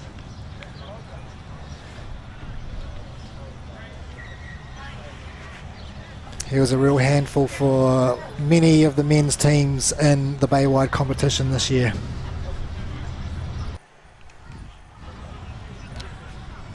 And conversion successful. 14-0 to the Bulla Bay Sevens, men's Sevens.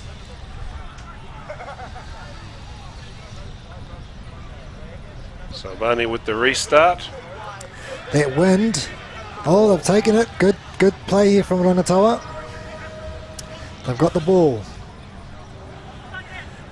Rangatawa, a very patient team, very steady team on sevens. They know the game well. Very structured. Gosh, that was a good run. Number 1, Ethan Stewart. That was offside. excellent play by Ethan Stewart. He was under a lot of pressure, and he managed to get over the gain line in each of the 3 defenders that tried to take him on. Come up here, he's saying. Push back 10. Yep, Curtis with the quick tap. Going to the right edge. There's a nice patient play that I was talking about with Rangatoa. Getting into shape. Let the ball do the work. And that was not ideal. Good defence there.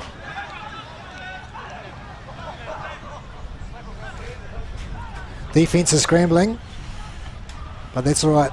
Back to reset. This is dangerous.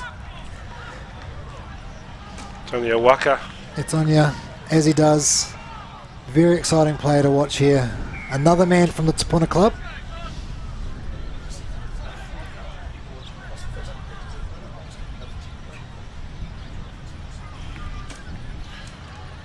Just noticed in the lead up to that try, number 5 for Rangatawa, just carrying a bit of an injury from that early tackle he made in the first play of the match. So yep, a little bit of a sore hip, I saw that.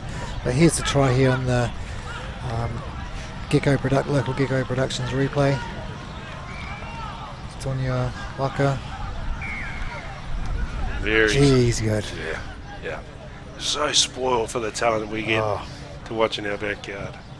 I know a couple of weeks ago we had the Blackfern Sevens, All Black Sevens, France Sevens, Ireland Sevens, men's and women's, all warming up for the tournament over the Kaimai today. And to be able to just wander down here during the day and watch, I think one of the practice matches I watched was New Zealand versus Samoa. I was with you. Yeah, and it was the replay to the Cape Town final. Yeah, it was brilliant. It was exciting stuff. And that's what we love to see. Another kickoff from Villy. Nice tap back. Oops. It's pinball out there. Referee needs to blow. Here we go. He's gone play on. Or here And with the Rangatawa ball. with the ball, number 3. Tawere Ohaya. And he's Dots down. nice First little try for Rangatawa. Yeah. It got a bit messy there in that 10-metre line space where it was ping-ponging off players. Tawere Ohaya, or Ohia, sorry, I should say. Wrong name. But great scramble there. Took his opportunity. And how's the haircut? And you love these haircuts these days. It's good to see he shaved the sides. Yeah. Just to, help with that aerodynamic look of these players. Successful conversion, 19 points, 21 points to 7. Yep, that was a little interesting passage of play there. The ping-pong bit. But it was Ohia who actually pounced on it and took the opportunity. Great try. And welcome everyone from the live stream. Great to have you here. Tackle in the air. Yeah. Wrapped him in the air. Thankfully he didn't do anything else but other wrap his arms, so it's just a penalty. Moko.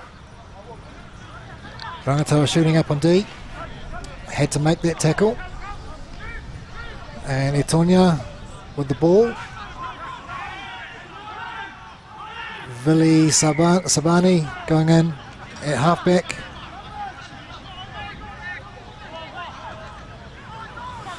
Rangatawa, the only team so far I've seen play with a sweeper. A lot of the other teams today, folks, are playing almost like that wings on the string style. The sweeper is good, original, traditional sevens footy. Great step there.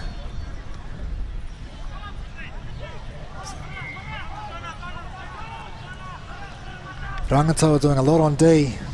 Yes, the Buller team's doing well to maintain All possession. here with a great tackle on Eto. That is clutch defence there. Very hard man to bring down. Half time. God, they went fast. Yeah. Great finish for that first half for Rangatawa. Tawere Ohia that was a try-saver tackle. Excellent defence from the young man after scoring a crucial try for his team in the first half. Yeah, Rangatawa haven't had many opportunities, but they've taken it when they've come. The Buller team have made them do a lot of work because they're doing well at maintaining possession. And that is the Pāpaka style. You do not want to give them a sniff because they will punish you, and that's all they need. Believe you me, I've been on the receiving end of that. 7s and 15s? 7s and 15s, including a final here at home. Still felt like it's a little bit still bitter, I think. No way. It was good footy, and what we think, it's all good for club footy, and it's great for the game. And it's something I'll never forget, maybe for the wrong reasons, but when you get to captain a team to 2 grand final losses, come give me a call. Nothing like having an All Black come off his deathbed at half time. You're leading 17-0 at half time, and an All Black that plays in the opposition decides that he's seen enough. He goes and puts his kit on. You go from 17-0 up to 33-17 down in a club final. Yeah, and we're just showing some of the replay at home, folks. Hunter Mokomoko, lovely try under the post. And here again, Buller Bays.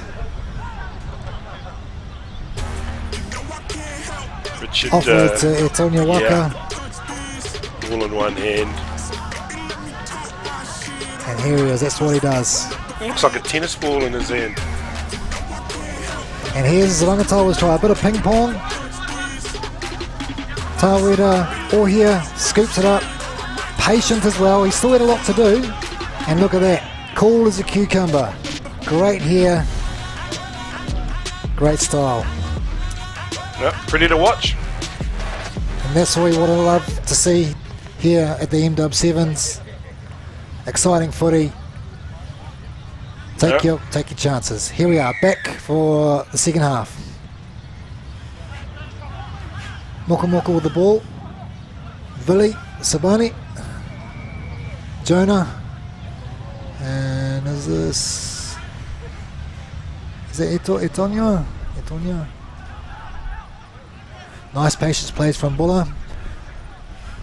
Rangatawa got a good defence though. Nice, is close. Look at that. Chop D. Great defence there. Just doing the basics well, our Rangatawa team. Yeah, the tackler Pāpaka. the ball carrier had an extra roll there, just a delay to give his support time to come in and jackal over the top, and that's what that penalty was for. Here's here again. Oh, slight knock on. Oh, and this is dangerous. This is dangerous. Oh, he's not stopping though. Great defence. Wale Wale. Wale, and here's Moko again. But yeah, great try there from Hunter Mokomoko. Great follow up.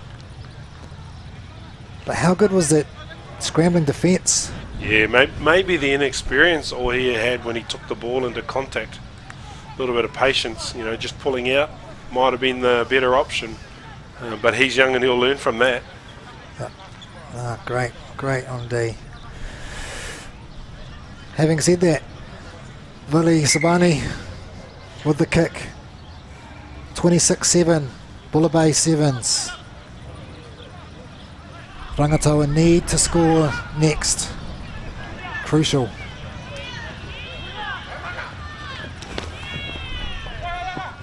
It's really great to have Rangatawa back here in the Mount 7s. And also really great to have these Buller Bay Fijians showcasing their stuff.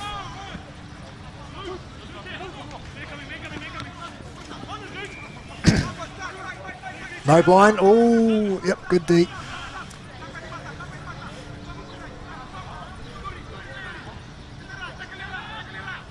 So good carry there from Brad Flanagan.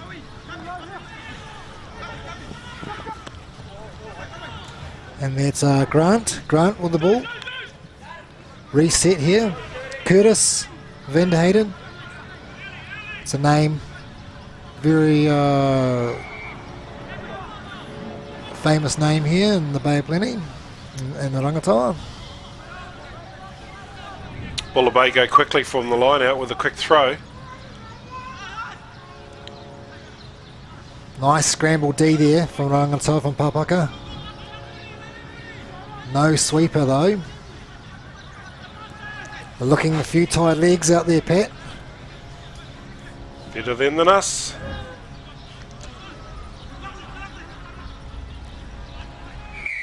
Offside out Offside.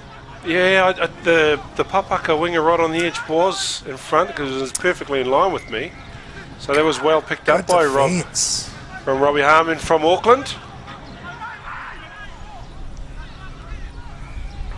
If you can just set your rucks and allow the defence to you know, to drop back. Oh, great footy, great code. Oh my gosh, how good was that? Champagne rugby here. He's under pressure. He's not quite regathered it, but he's still got the sense. Tap it between hand to hand, regather and offload. Great try. Takes the score to 31-7. Kick to come. Right in front. 33-7. Shut the gate, I'd say. Shut the gate.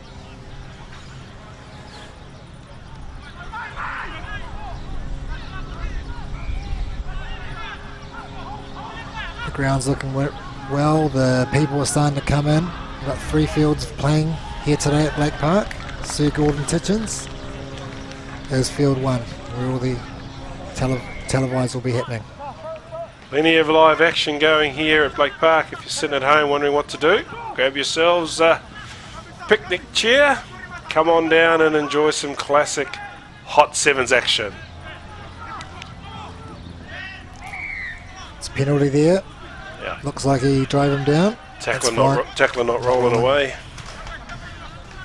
Rangatawa looking pretty flat here, Pat. They need to get a bit of depth, I think. Oh, and that's a slight error. And this is dangerous. A lot of tired bodies out there. No advantage from the lock forward. But if you have a look though, the Rangatawa have brought a young team here. Yep. So they're obviously prepping for the future. Yep. And that team that they're playing against, the Bulla Fiji team, there's an Very very experienced. experienced. Very experienced bunch of men. Richard Tuiva Nuavo from Marison Michaels, he's been around a long time. Great store of Central Bay rugby. And good to see these boys getting together. Exactly, and that's what it's all about. You want to get out there with your mates, have some footy, play some good code, have a good laugh as well.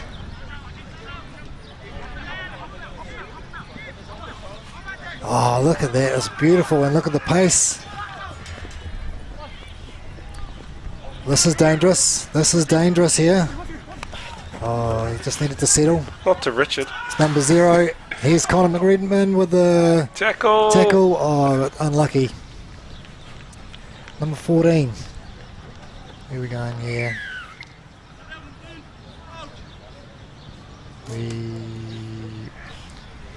Inoki Tadulala, the try scorer, number 14 for the Fiji Bulla team.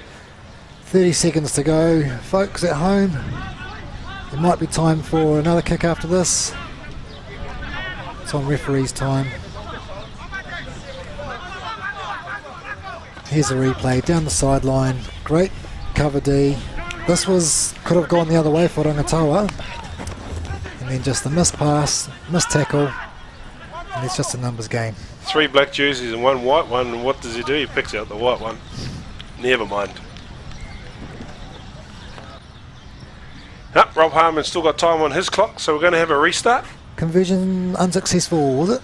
Or successful? 38-7, half time. 38-7, last minute of play. Unsuccessful conversion. Rangatawa one last throw at the dice.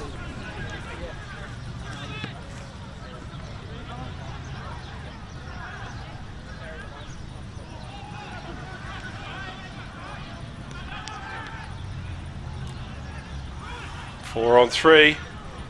He's giving it away again.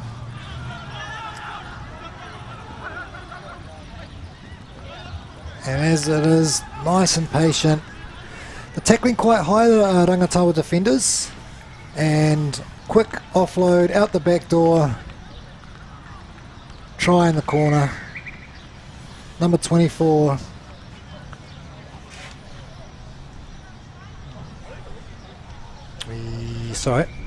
Charles Wise. Charles Richard Wise. I believe that will be the end of the game, folks. Here's the replay. Gecko Productions, Roommate Cabins replay. Tackling very high, the Rangatawa defenders.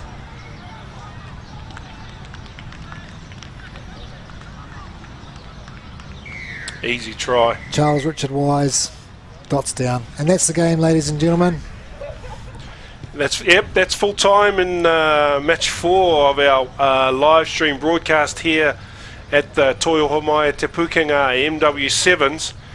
Bulla Bay coming out on top over Rangatawa by 43 points to 7.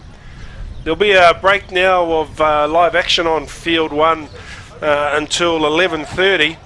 So the next live stream match will be here at 11:30. It'll be between the Mount Marlins women and Rangatawa women's at 11:30. So the live stream will take a pause. There'll be some commercials and some interviews. But until then, enjoy. If you're thinking about popping down, there's some food trucks, coffee, ice cream, and some great footy action still happening over on fields 2 and 3. Sorry, just there, Pat. I think there might be a slight change. I think we have Matakesi women's and Ponsonby women's. We updated that overnight as the next game. And then after that, it's East Coast Bays versus Matakesi men's, followed by Ponsonby and Hautapu. And I believe Hautapu has a very strong team. They're going to be a dark horse here. And that'll be a very exciting game to watch. Once again, this is my I'm going to be leaving you guys at home. Thank you very much for having me on the live stream, and I hope you guys enjoy the rest of the day. Some good sevens action, and I'll leave you with Zara Lawrence to take my place coming next.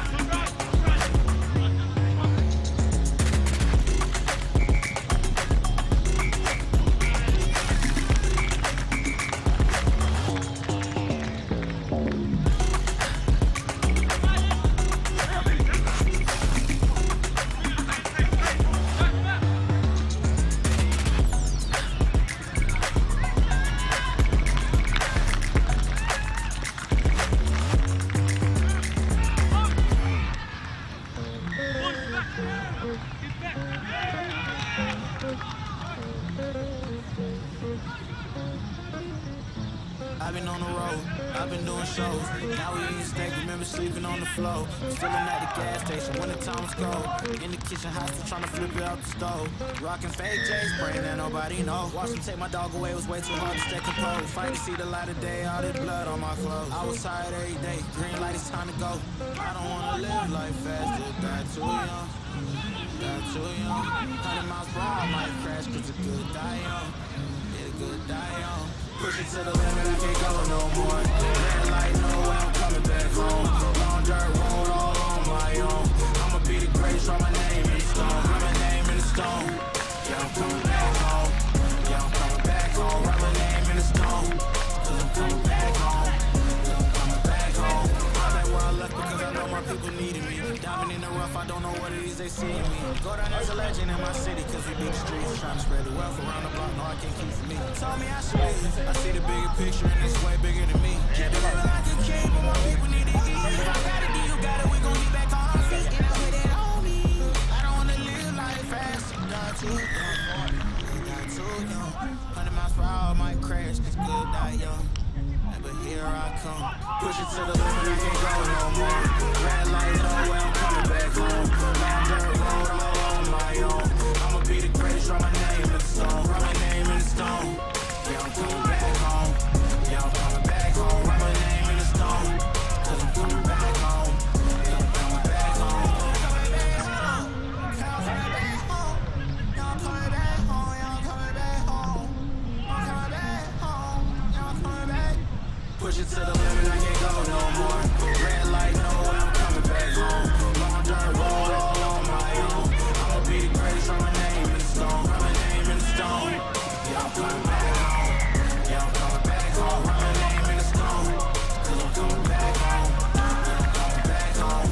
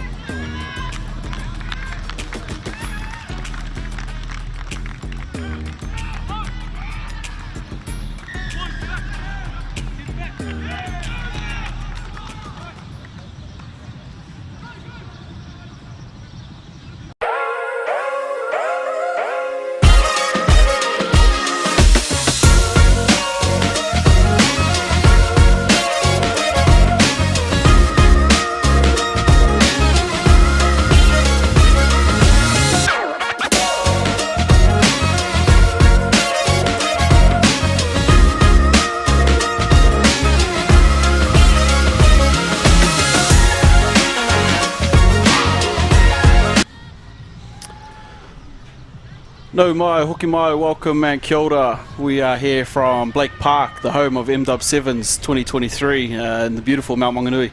It's a fantastic day out here at Blake Park. We've just finished off our first round of games earlier this morning, and we crack into the second round with our next women's game coming up. It is Matakisi taking on Ponsonby. I'm joined in commentary by Zar Lawrence. Zar, welcome, good to have you here. Kia ora whānau. And looking forward to an exciting match. There's some fantastic women's sevens players out Tell you there. what there, Bradley, there's a hell of a lot of talent out there, both teams. But this Matakisi side looks like they've got the goods. They look like they're the favourites. Should be the favourites easily. Yeah, and they've got a pretty impressive looking strip too. The pink and yellows looking very flash as always. Both their men's and women's sides sporting that kit as we see the two teams come out here. It is Matakisi in their pink and yellow strip, and the Ponsonby in the darker blue. Yep, Matakisi always like to come out and have fun, and then their strip shows it. Ponsonby donning the old black and blue hoops, much like our Te Puna team down here. Full of class though. I think they've got Rocky Khan amongst their management there, so they'll have some tricks up their sleeve, I'm sure. Yeah, as we just take a quick look at some of the team lists here, running out for Matakisi.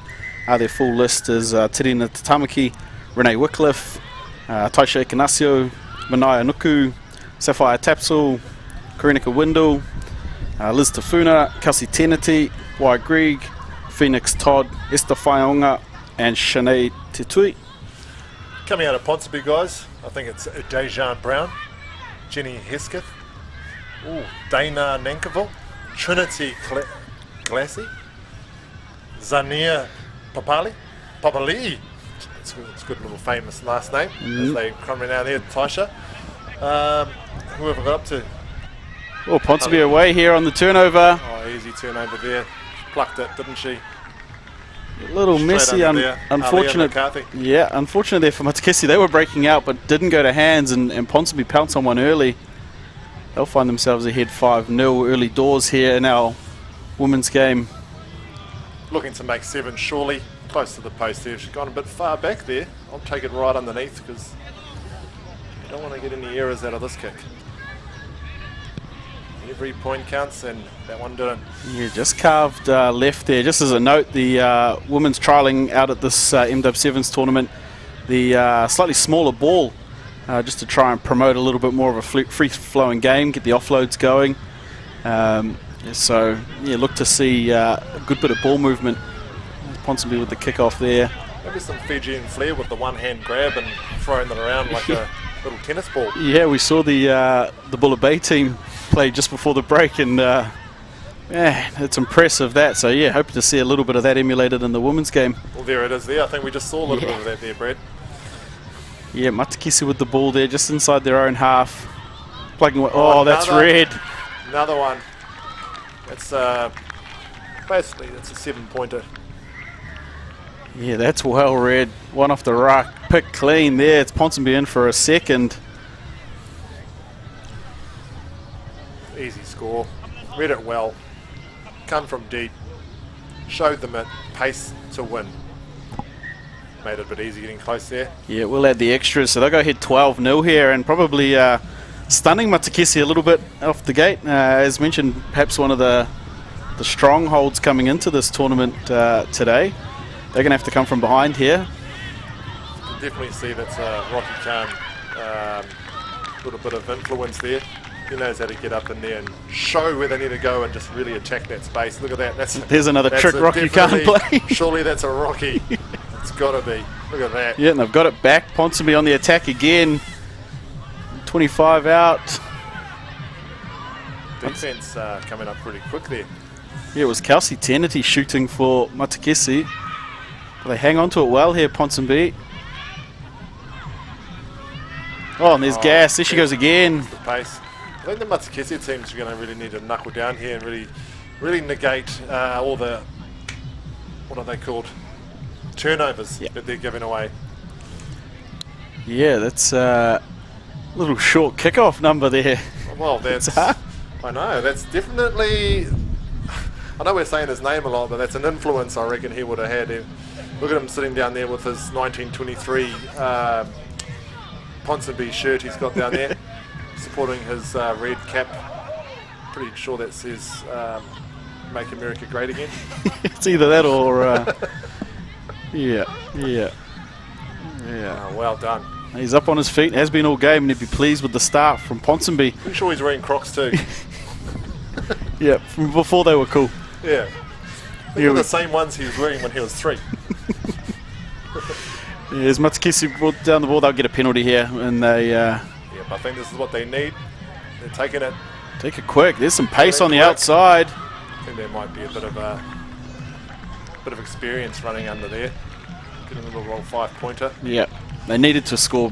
They needed to score that. Just conceded 3 on the trot. So I think that looks like Miss Ignazio there. yeah, Taisha on the far side. Just showing that experience, you know, she's picked up with the NZ women's team. It's going to be a tough conversion though from out there for Matsukisi to add the extras.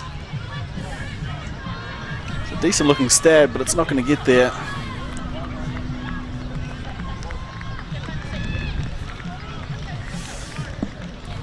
First half's got a bit of a cracker. What's that? Two tries to 1, is it? Must be three tries to one. Yeah, so it must be 17-5. Yeah, to Ponsonby. Shot out of the gates quick. We all know Sevens is, you know, you can score basically 4 tries in 2 minutes if you really wanted to. Yeah. Nice little nudge for kick-off. Great take, under a lot of pressure. Look at the defense there. Quick. Ooh, hands on the ground. Unlucky. They take it quick here, Ponsonby. Oh, great another tackle. Shot. Had to be done too. There was an overlap on the outside for the ponies. Half Last break. little pop there. Would have been a great one. Yeah, they're trying to put some pressure on here. Matsukisi, and they've done well. They'll win the scrum feed there. Oh, there's someone down there. Looks like someone from Beretta Physio needs to go and have a look, eh? Yeah. Kelsey's doing a good job looking after lady that's down. Yes, of course, Beretta Physiotherapy, one of our main sponsors for the MW7s Well, look at that. 2023. Timely. How did I know that? No, we hope hope it's just a burner or nothing too serious. Looks like maybe holding the elbow or the shoulder. Thought it might have been a bit of a windage there, nice under the diaphragm. But yeah, it could be a landing on the elbow or the shoulder. Yeah, despite all the rain we've had down here in the last month or so, the ground's held up bloody well. It's pretty, still pretty firm out there. Yeah, we left the grass quite long just to sort of house the moisture. Otherwise, she would have been a very, very hard track. Yeah, ladies and gentlemen, that's Zara Lawrence, the agricultural specialist here at Blake Park. Yes, the middle there is a bit rough, as obviously a lot of people like to come down here and train kickoffs. Here come Matsukisi off the scrum. Oh, there's show some and go. The show and go. Is she going to have enough pace? I think she will. Yeah. I think they're closing the gap there well. Good set play off the scrum. Good foundation. Little show on the outside and broke the line. That'll bring things back up a little bit closer. I think that injury break actually did them quite well there. They got to regroup and actually talk about it. Yeah, put a bit of a play on. I think that might have been Taisha there that scored that one. We'll have a good look at the conversion attempt. Nope, we've missed it. A little bit to the right there. Yeah, can't add the extras. They'll need them. High scoring first half here, Zah. We're 17-10 through the first 6 odd minutes. There you go. I'm sure Matsukisi is looking to try and get one more crack at it. Ponsonby will be, yeah, they'll be loving it. They'll be want to try and get one up and just take it into the break with a good little breathing room score. Yeah, they are ahead with the converted try. And that one's going to... That might have passed the plane. Oh. No. Looked like it sort of curled. Yeah. A bit of Jonathan Thurston. Yeah, had a bit of Thurston on that. DC into the wind. Ponsonby will take their time here. I'm sure they'll be happy to see half-time. Especially with this heat we're having down here in the lovely Bay of Plenty. It's beautiful, beautiful weekend for Sevens. Want to see you here today and then over to Hamilton tomorrow. Oh, funny you say that. We're looking to go over there tomorrow and actually support the Kiwis on their last hurrah. Yeah, last home tourney. Yeah, one of the lads, a couple of the lads over there, she got me some tickets. Oh, thank you, Edwin, Junior. Absolutely. Well, we'll look out for you in the crowd there on the TV tomorrow. No, don't look at all. It'll be messy. And going into half-time. Yeah, that's half-time. So as mentioned, Ponsonby would have loved to hear that whistle. They did have a player go down midway through that half and held the lead. So it is 17-10 to Ponsonby. And if you're just joining us, we are here at MW7s 2023, one of the best Club Sevens tournaments going down the country.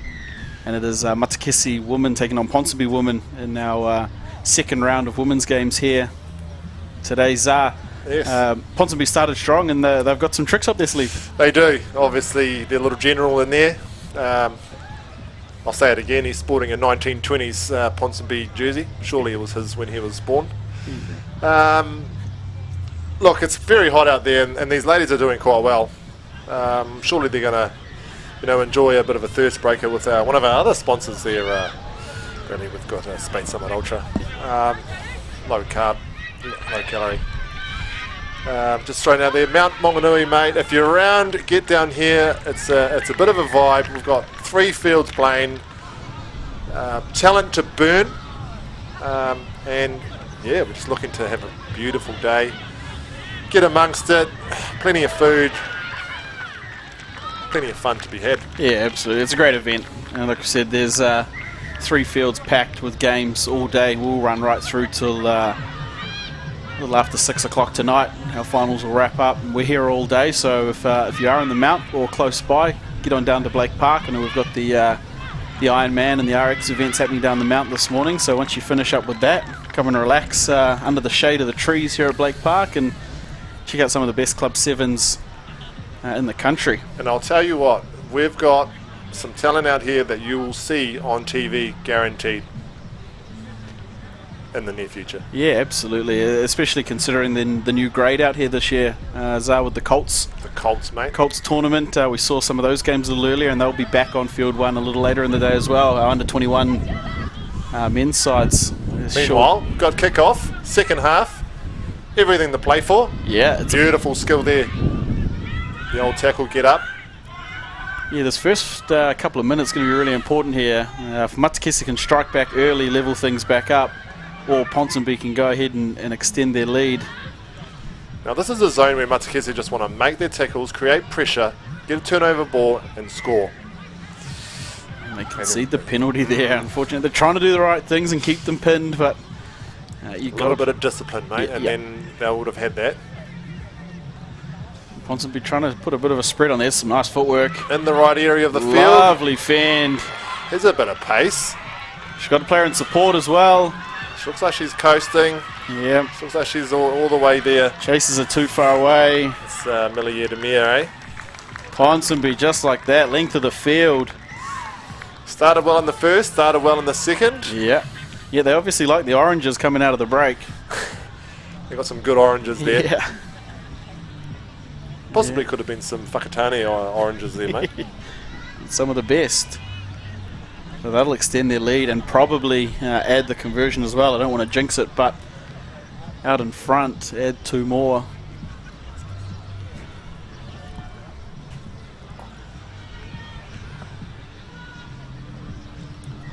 No good on the kick, I don't think. Yeah, correct me if I'm wrong, I wasn't actually watching. Trying to look at what the score was. 22-10. Yeah, so they've pushed that out now past out to 2 scores now needed by Matakesi to get back in this one. So Ponsonby straight off the second half. They're into their work early. Yeah, they knew you finish well and then you start well into the next half. Probably going to have a good, comfortable hold on the game. Oh, great take there too. That's there, and the offload. Offloads will, in this heat, will literally kill teams, and doing that is just, you can't afford to give away penalties like that. Yeah, and that's part of the excitement we've seen with the new the size 4 ball out there in the women's game. Ball free flowing. Look at that, offloads. Love that. What we want to create. Spectators, absolute dream. Getting it out there. That is class 7s there. Yeah. If they score from here, it's bloody well done. Or returning it. Go back short, and there's the numbers. Ponsonby in again in the corner. Really making the ball work and let the ball do the work. few Matakese players down in this extreme heat that we're having down here in the lovely Bay of Plenty. Yeah, that's not going to be easy running around out there as the day goes on. And second game in for these women's teams, and they'll have still another at least 2 to play. At least. They bring some subs on here. So Ponsonby push their lead out again, as they did in the first half, going really strong in the first 3 or 4 minutes of the half. Real tough ask for Matakese to get back here.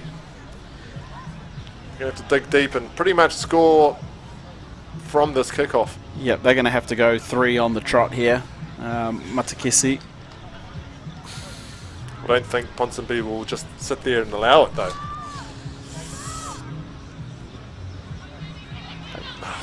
Yeah, the last conversion we just talked about with Ponsonby, that actually went over. So push out to 29-10. Looking really strong Matakese here. need to go quick here. Can't afford to play around. Ball in, ball out under the post. We're in for a game. Oh, tactical subs. It's a Rocky Khan special. Yep. Just chew up, you know, an extra couple of 10-15 seconds there. They've disrupted the line out.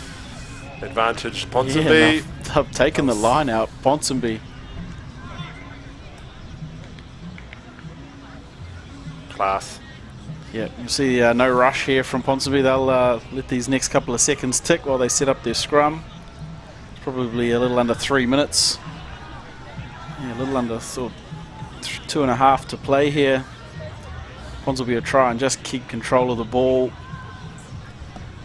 You'd think if they do score again, that is probably lights. It is gates closed. It is lights out. Here it is, Ponsonby with the ball. 1-on-1. I don't think you're going to do much around Kelsey here. She's a very good defender. But then again, she might be gassed. Fantastic defence there, Kelsey Tenity. And they've won the ball back here, Matakese. They're going to have to go if they want to. 19 points behind. 1.5 to play, really. I mean, it can be done. Yep. I've seen it done before. But Ponsonby, like I said, won't just sit there and let them. Any disruption in play, I think time is on their side. Yep. Yep, they've earned the scoreboard pressure for sure. And Matakese are really going to have to work here. See what they've got off the platform. Shooters up. Short ball. Kelsey Tenity. There's Kels, she's going to go. Got chasers and they're all in blue and black. And put the hammer down and pop the fend out. There it is. That's a good 80 metre there. Yeah, that's tough work out here. Grass is a little longer. The sun is out. They really want to go. Well. They want to get their kick over as quick as possible. Yeah. I've seen this play here been done with the women's, actually. It's the old Michaela Blythe short ball. Yeah. Just held up nicely. Little in line. Just sort of coasted and knew she had the space. Yep. Carrying the ball in the outside arm. Always a good look. Didn't need the fend in the end, but was there. And another tough kick here for Matakese. Didn't need the fend, but needs the urgency. Yeah. And just the 5 added there, no conversion for Matakese, so they're still a long way behind with not a lot of time left. No, we're literally basically time up. Yeah, I'd say they'll get the kick and they might get one little last hurrah with this one. Yep. But I think this is Ponsonby's game. Yeah, Ponsonby come out here, I guess like a pony out of the gates, not the horse, but looked really good. Yeah. Canted in that first half, mate. Oh, that's a great little kick, but unfortunately probably didn't want that. Yep, and that's gone out. Ponsonby happy to see that one go over the sideline. They've just been better in this match for longer periods of the game, first half especially. They were lights. Ponsonby, Matakese answered as much as they could, but it is Ponsonby that will push that one out, 29-15 in our second round of women's games. Zah, you would have liked the look of that Ponsonby side. Well, look, Matakese had the stars, but obviously Ponsonby was the star team, so they came out hissing. was it 3 tries up straight away? So, you know, the pressure that they gave was absolutely clinical in how they ended this game. So Matakese did well to come back. At the end of the day, you know, you got the little general walking out there. He would have had some tactics involved. So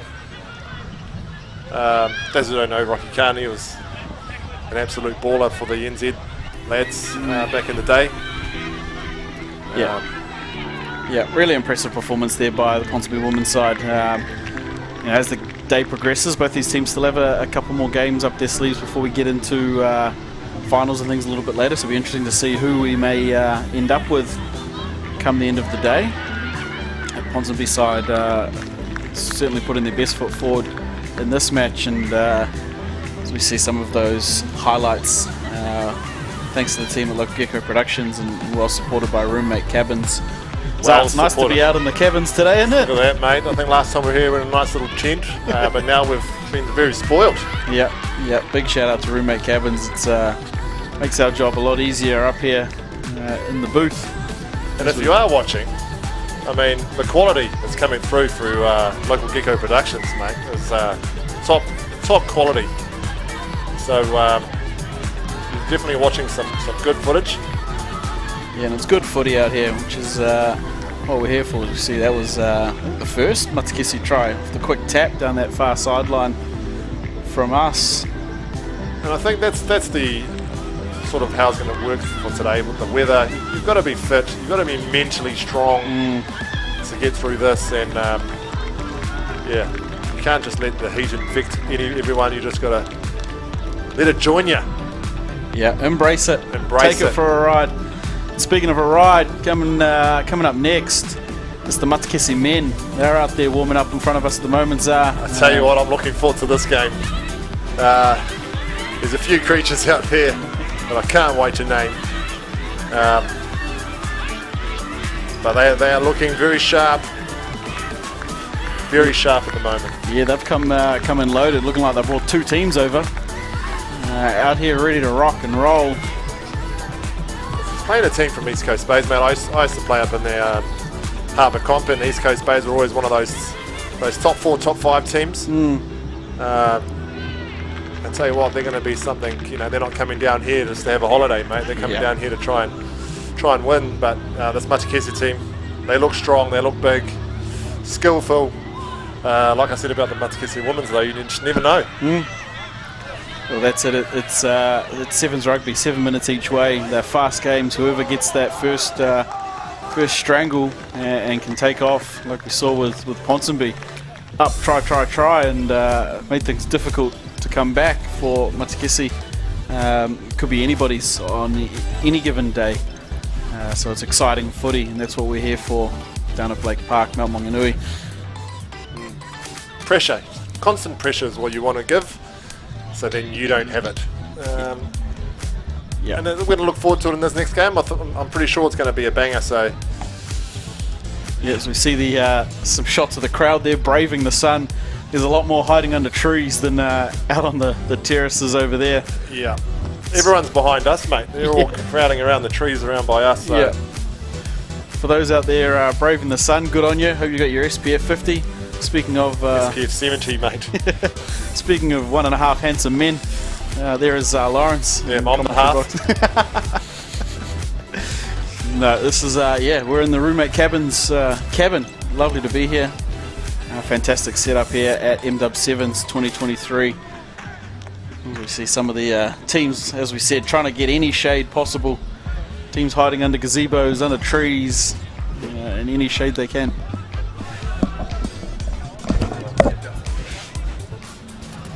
Yeah, here we have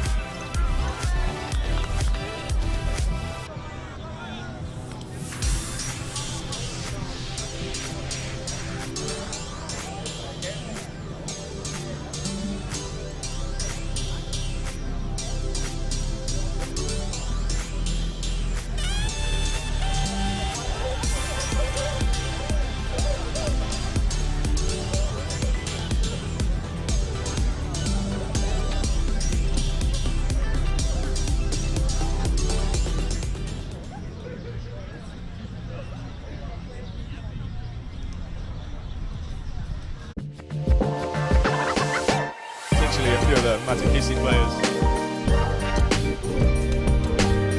Another good offload and too much speed. Feed. Oh, big scrum. Big hands. See what they can do here. Oh, he's gone. See what he can do here. Oh, The UFC soon as every ex-rugby player seems to be doing. So smash and pass. To our sponsors for MW7s 2023. Couldn't happen without you. I'd love to see you down here. If there's any people in and around the Mount, get on down to Blake Park. There's no better sight than Club Sevens in the summer. You can be here for the day, get out to the beach for a little bit. There's no better place in New Zealand than Mount Maunganui at summer. And we are here, of course. Coming up shortly is our second round of senior men's games, and it is East Coast Bays taking on Matakisi. They'll be kicking off in 5 or 6 minutes time. Exciting game. And we saw just saw the women's in our second round. It was Matakisi taking on Ponsonby. Ponsonby coming away with that one, and a strong performance against the ladies from Matakisi.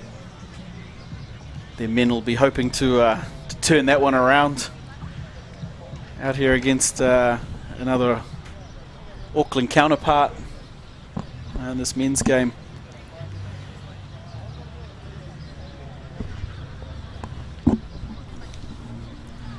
Tell you what, East Coast Bays are in the tunnel ready to go. Yeah, they're amped, eh? They had a game against the Marlins a little earlier today. And they'll be amped to get back out here. It's their second showing on Field 1. They'll feel like the TV superstars. Well, there you go, eh? You know, just treating our manuhiri very, very well. Yeah. So they're there ready to go. Matakisi, they're about to head round to the tunnel as well. They're never hard to miss out on that strip. That's the old fun strip, isn't it? They normally have a broom. Yeah, I haven't seen the broom come out yet. I think last time they played here, one of the women had like a wig. Yeah, the blonde wig, the curly blonde wig. Strapped up, I do remember. Up.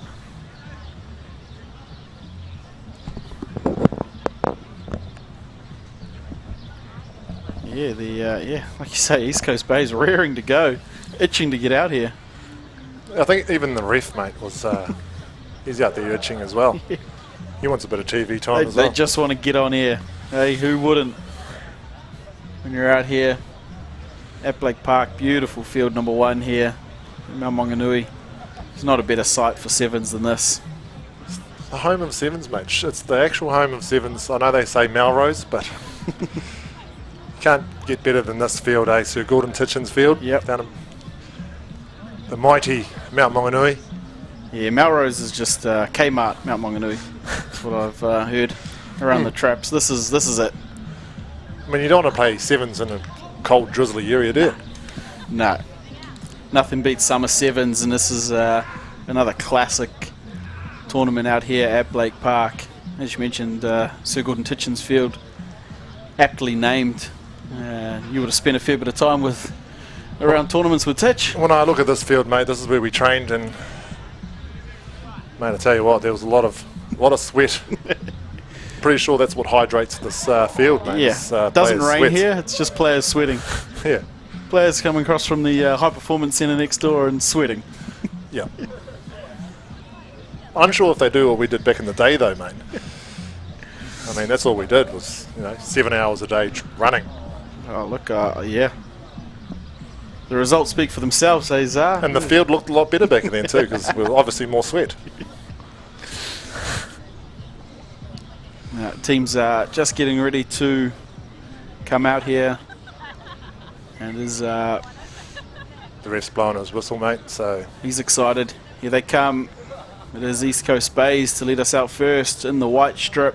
Matakisi will follow in the pink and yellow, and it is our second round of senior men's games here at MW7s 2023. As we have a quick look at some of these team lists here, East Coast Bays rolling out.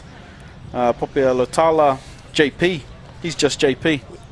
Hey, there's Sher, there's Yep. JP. Yep, that's it. Tiankum Tuali'i, Dion Van Rooyen, Terence Ahlers, Josh Corrigan, Sean Corrigan, Josh Dalton, Lewis Naititi, Hayu Sasaki, Wanga George, Trent Butterworth, Jack Williams, and Sam Morley. And they're coached, managed, hydrated, and all the rest of it by Logan Brown, East Coast Bays. Coming out of Matakisi here, we've got number 1, Matty Lounston. Jaden Taning's repping number 2, Levi Rewitsi. Unsure if he's the brother of one of the other Rewitzis that have gone on and done some awesome stuff. So good guy Lounsdown, another, must be a brother. Josh Coward. This guy was playing for Aussie Australia 7, so good to have him, see him back in the Bay. Sam Smith, he's a very good singer. Luther? Yeah, Luther Hiddeny, by the looks of that. Frank Bunce. That creature, you can just see what he looks like out there. Okay, I don't need to talk more about him. I'll actually talk a bit more about him later. Geordie Stone, a.k.a. Peter Jackson. Tapai Cook Savage, obviously coming across from the boys' men's NZ team. Wayman, Kapia. Look for his steppy and out-and-out pace on the wing there. There's some good names here. And their spelling is, as we're going around the East Coast Bays, while I try and there's a chase. The chase. That's Wayman. He would have got him if it was 2 years ago. Obviously, housing a bit of a knee injury. Yeah, and similar to how that first game started, still getting through the team lists, and the Aucklanders strike early. It's East Coast Bays. It just must be, you know, that thing where I say a team would normally win, then the other team pulls through. Yeah, well, if you're at home and want to chuck something in your TAB multi, just do whatever Zard doesn't say, and you're in. Just straight opposite, and you might get it. Yeah. Is it Tana or Tara? Like Tana Tunakaraina. Yeah, for Matakesi. See, these guys are turning B's into P's here, mate. Yeah, looks like they somebody got their son to write out the team list for us today. Fritz Rayasi's. Fritz. He's out there. And Mitch. Could be Dance. Could be Dance. Good boys. And it will be East Coast Bays here with the kickoff. They scored early. They're ahead 7-0. Here's Wayman. Took the ball in and they'll to shift. Here Matakesi. He's got outside the defender. Good ankled. tap. Straight back up though. Yep. Great fend. Support there. Ooh. Yeah, just a little too long. Too slow. So East Coast Bays with another opportunity here to strike. Slowing it down, looking for the... There it is. There it. That's a Charlie Baxter little move there. He'll bring everyone up and chip through for himself. Yeah, they were just at that distance out where Matakesi didn't have a sweeper, so try and pull the line up, but they've done well to defend it there, Matakesi. The slug. Here it is, the show. He's got his name down there as Frank Bunce. Obviously, we know the legend Frank Bunce. Yep. But yeah, that is his first name, but I think Jordan is what everyone knows him as. And that's a nice cut through there. Matakesi streak out. Good patience, building it up, and just looking for those gaps for their quick guys. Yeah, and that came off a good bit of defence there. Remember, they conceded the penalty just 35 metres out from their own line and had to defend the grubber kick. They've turned that into points, so a good strike there for Matakesi, and they'll come up to add the extras. Oof, and if Zar Lawrence told you to bet on that, he's steered you wrong again. It's a miss in front there. It's a miss in front. That's Mr. Cook Savage. Yeah. So East Coast Bays hold the lead there 7-5 over Matakesi. We'll see if that one ends up being a big miss. A bit of a clincher, isn't it? Yeah, come down to the end of this game. Obviously, no one knows what happens other than whatever Zar doesn't say. That looked like it could be out on the full. So you maybe got a little angry at the last drop kick. And yeah, I think the old the foot's got a bit heavy. Now this guy here, look at him. He's the tallest on the field, and he's the playmaker. Yeah. Middle of the pitch, loves the ball in his hands. Oh, beautiful There's show. a nice bit of footwork. He's held the ball up well too. No release there, mate. He needed to release while he was on the ground. I thought they had it too. Nah. Got over the ball, but forgot the release part in between. So East Coast Bays again with the penalty at about the 40. Here's our playmaker. Oof, that one's doing the old kick pass. The old Daniel Carter to Kieran Reid. Yeah, Bowden Barrett to Dane Coles. Oh, there's so many, isn't there? Yep, there's some pretty ones, that's for sure. Oh. Knock on. So it was about around this area Matakisi scored from in their last defensive effort. So we'll see what they've got off the platform. I'll tell you what, East Coast Bays are actually doing really, really well of securing their ball and holding on to position. That one there, unfortunately, just might set Matakisi up with a nice little Jordan Bunce plan here. He'll have a little trick up his sleeve. Could be a double round. Oh, the switchback. Yep. Give it to the pace.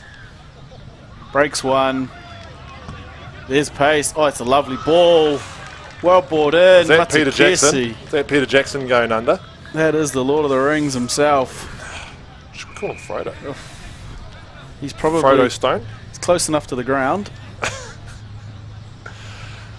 He might be looking for his GoPro. Yeah. Yeah, my precious, I think he called it. Shorty Stone, well known for his media content. Yeah. And taking the shirt off. Another kick that just misses on the left side, but Matakisi with the second try put them ahead 10-7 here in the second round of men's matches. First half here between Matakisi and East Coast Bays.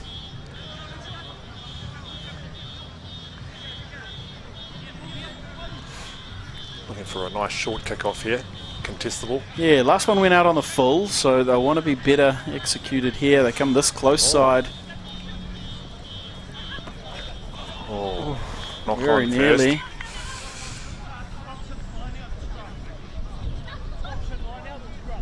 Yes, so it's the knock on and the out, so East Coast Bays opt to the scrum. Bring some players in, a bit more space out there for their back line. I'm actually quite flabbergasted here. We've got the tallest man playing halfback for East Coast Bays, and I'm absolutely loving it. Yep. It's going to take him a long time to bend down. Must be very flexible in the hamstrings. Yeah. Loves a kick too. Old Josh Corrigan, eh? Loves a kick. Loves a kick. It's just playmaker.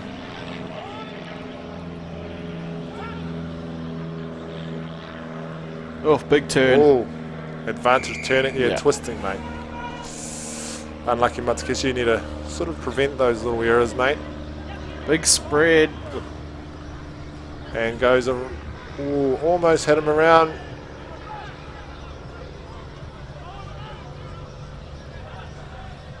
Matakisi putting pressure on here. They've got it out well there, East Coast Bays. The fling. 4 on 2 here. Well, 4 on 2.5 on. Then they do the big miss pass, allowing the defence to get across. But this guy's giant. Look at him. That is a man I don't want to stand in front of on a rugby field. They've done well, like you said, just to hang on to possession here, even in their own half. And I say that. Yeah, that was good pressure. That was the pressure. Really got up fast and put pressure on him, which caused the knock on. Hands on heads, though. Yeah, hands on heads, because we're probably a minute past what would be 7 minutes. Still waiting for... I think the ref, his comms might be gone. Ref wants to see them go for 40. Here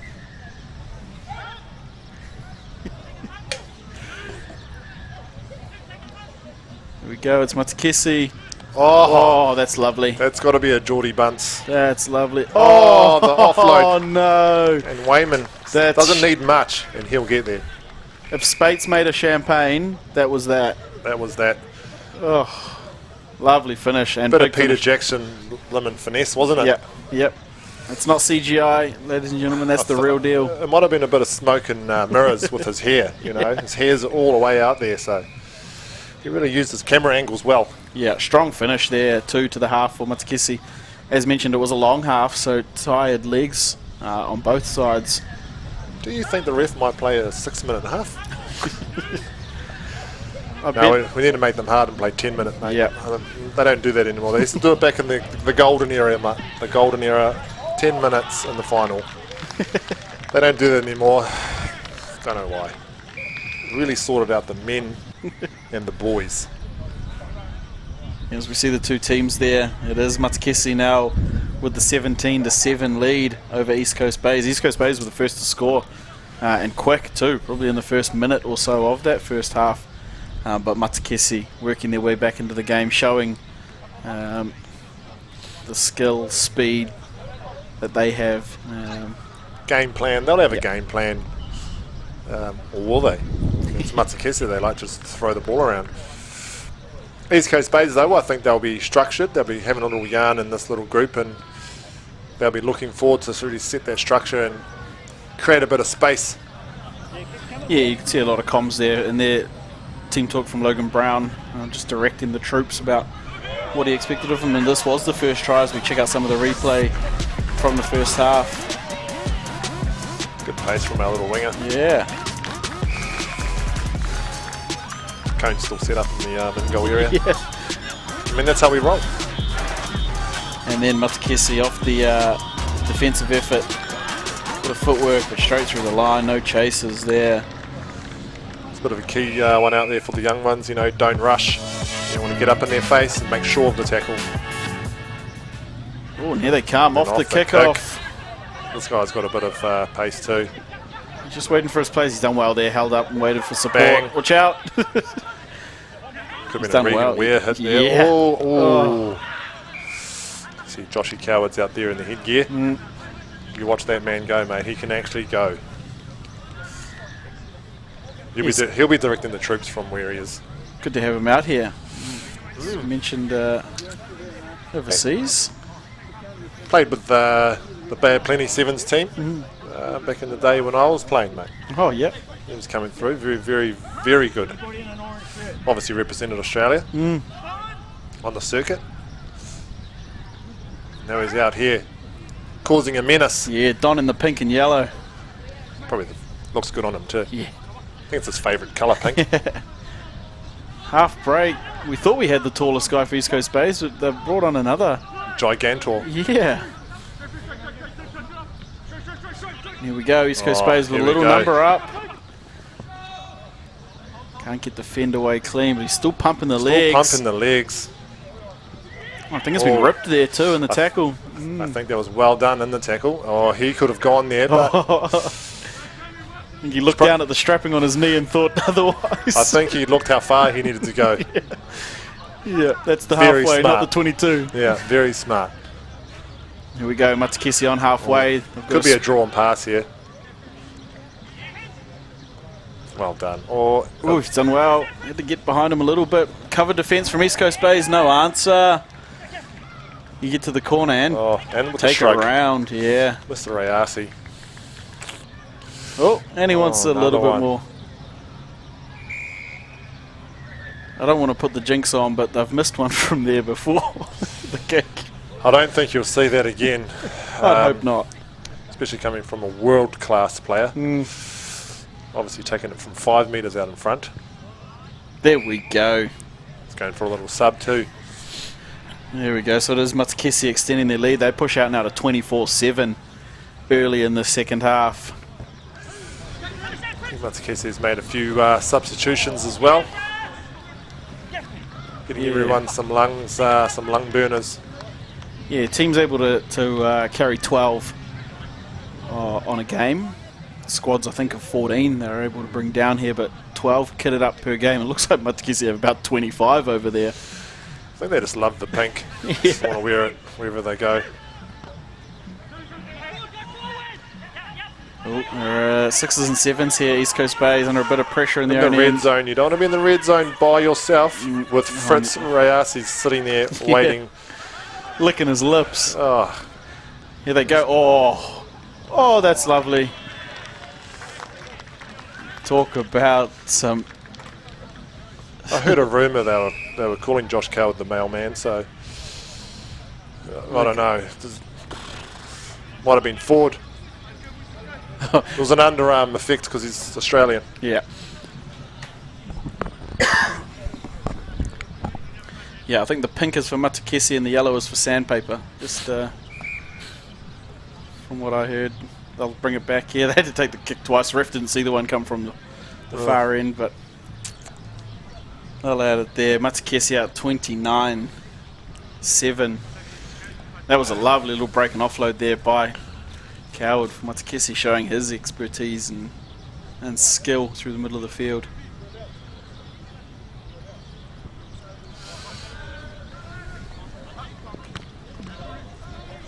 Ooh, lucky he pulled that away.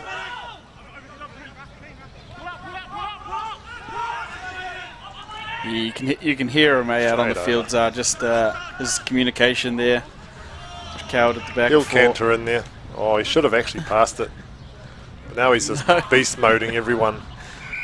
He's trying to do his best Jonah Lomu impression down the left touchline. Raiesi for I think he did it twice.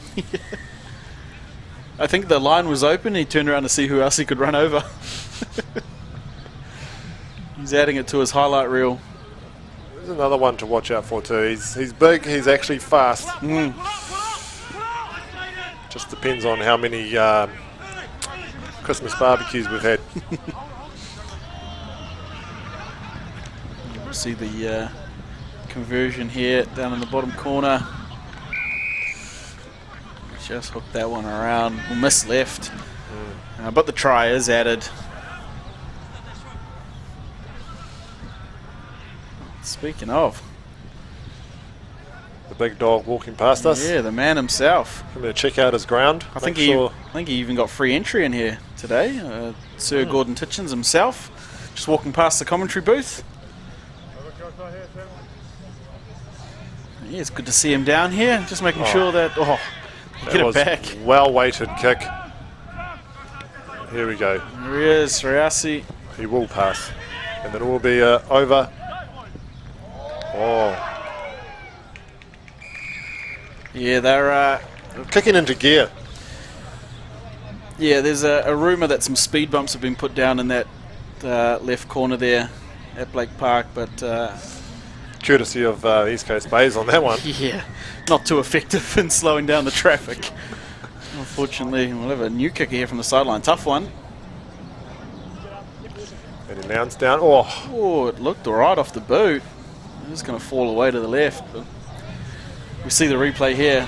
Well taken. Nobody up on the 10 for East Coast Bays. Well-weighted kick. They saw it, they identified it, and they went there. And then just a missed pass. Yeah. Probably should have gone two hands, which made it a bit easier. But then, yeah, obviously we talked about the speed bumps. Yeah. Unfortunate. Yeah, too high and trying to tackle side on like that. It's a recipe for disaster there, unfortunately, against a bigger man too. Matakesi is obviously trying to put some points on. Yeah, it'll be interesting to see how this men's, obviously, big men's comp this year. If things do come down to points, that's as well. Fantastic. Great, kick and great receipt. Yep. Yeah, have done well. The East Coast Bays a bit more awake to it than last time. And here they go off the spread. East Coast Bays. They need to keep the ball moving because they don't want to go into contact. No. They do not want to go into contact and pass it to the other team. Yep. Nice low tackle. Yep. Oh, now they're getting fancy. Yeah, getting a little messy slug. Here. There he is. Oh. And that. It might have gone too far. I tell you what, he won't get a contract up in the Premiership. No, he's not going to the FIFA World Cup, but perhaps going to the MW7s final a little bit later. It's a good performance there by Matakesi. Had to get kicked into gear after going down early. Yes, I think they got a fright, mate. Yeah, East Coast Bays come out the gate and scored in the first minute, and it was all one-way traffic after that. 39-7 the end score. Matakesi putting on an absolute show. Yeah, absolute clinic. Earned themselves a good break anyway. Yeah, that's right, and we'll see. We'll likely see them a little bit later in the schedule, whether it be the last round of pool matches or later into the playoffs. they'll want to be at the pointy end of things down here at Blake Park as we see the crowd just continue to build out here. Zard, the numbers are growing. Of course, we've got 3 fields happening, so there's plenty of people over on the second 2 fields as well. That looks like the place to be. There's a lot of people over there, a lot of support coming around. Yeah, and as you can see there in shot, that is Sir Gordon, just hanging out down here at Blake Park. He knows where to be in summertime. Yeah, he's probably just pointing out the best places to sit around his field, mate. Obviously, he hasn't bought a chair. He'll probably just steal one off someone. They'll get offered up. Someone will offer one up to him. Yeah, he'll actually walk over them and stand there and say, "Give me a chair." Yeah, and that was our men's game, Matakesi East Coast Bays. Our second round of men's matches, and coming up in a little bit will be Ponsonby men taking on Hautapu. Still our second round of men's games here at Blake Park. It's the MW7s 2023 as we see some of the highlights from that men's game we've just had. And this was the first try. Just a show and go, a little hop, skip and a jump through, back to his pace. And it was a great start for East Coast Bays. And from there it did click Matakesi into gear a little bit. One missed tackle was all it took. Yeah, striding out there.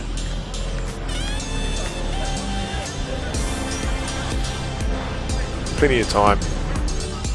Trying to get someone else to kick it. He doesn't want to kick it. Yeah. He probably should have. In hindsight of that kick, he actually should have. Yeah, you can see they looked good up that left-hand side in both halves. There he is, Anchorman.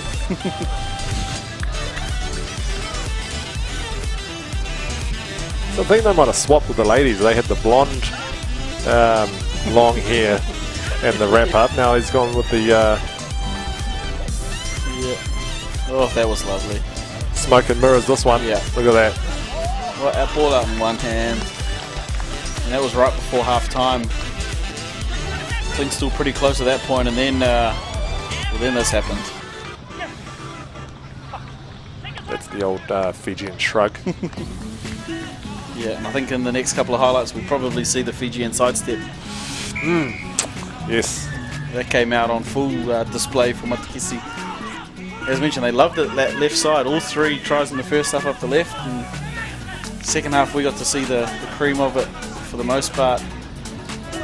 Almost got through there, a nice little handoff. Jordan Bunce here, we got a little chat about him. We were eating in a restaurant, and we're sitting down there, we're all getting steak, and he coming around, the waiter's coming around, and we're like, "Oh, how do you want your steak?" And everyone's going medium rare. Got to him, and he was like, "How would you like your steak, sir?" And Jordan goes, "Large." Classic yarn. Yeah. So obviously never ate out much. No, I can't imagine. Here we go. This one's the rundown speed bumps. Yeah, and they really started to flex in the last couple of minutes there. I think you said East Coast Bays just run out of storm, run out of answers. Bit of flair. Didn't go to hand, but then they just waited. Old Mr. Large putting his foot to ball. Yeah, and then just premiership quality wasn't there. Yeah, that one just come off a little heavy on the third kick. Might get traded to, I don't know, maybe the Phoenix. Yeah, we could use someone with a good boot. Phoenix at the moment, but it is a beautiful day. If you're just joining us, we are here live from Blake Park down in Mount Maunganui. It is the MW7s Sevens Tournament 2023. How good is the Mount? It's summer, the sun is back finally. First bit of sun we've seen this summer. Summer's just starting today, really, isn't it? That's it. Too bad everyone's gone back to work. Yeah, we do that on purpose down here at the Mount. Yep. Let everybody leave and then we turn it on. Use your annual leave straight away. Yep. If anybody tells you, no, go for your holiday at the end of January, it's way better, don't believe them. Go over Christmas. Flood it all up here while it's raining. Yeah.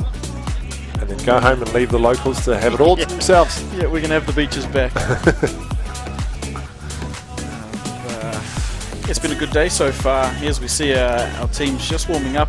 I tell you what, this Hautapu team, it's got a bit of a, well, the coach involved actually coached the Mount and the Bay.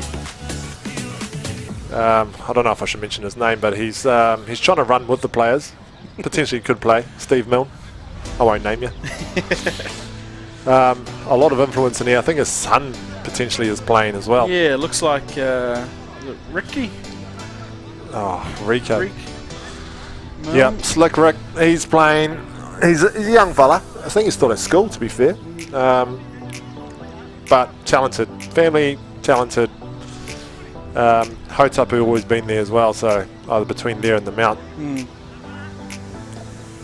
think his oldest boy Kobe's doing a bit of stuff overseas, so good on that man.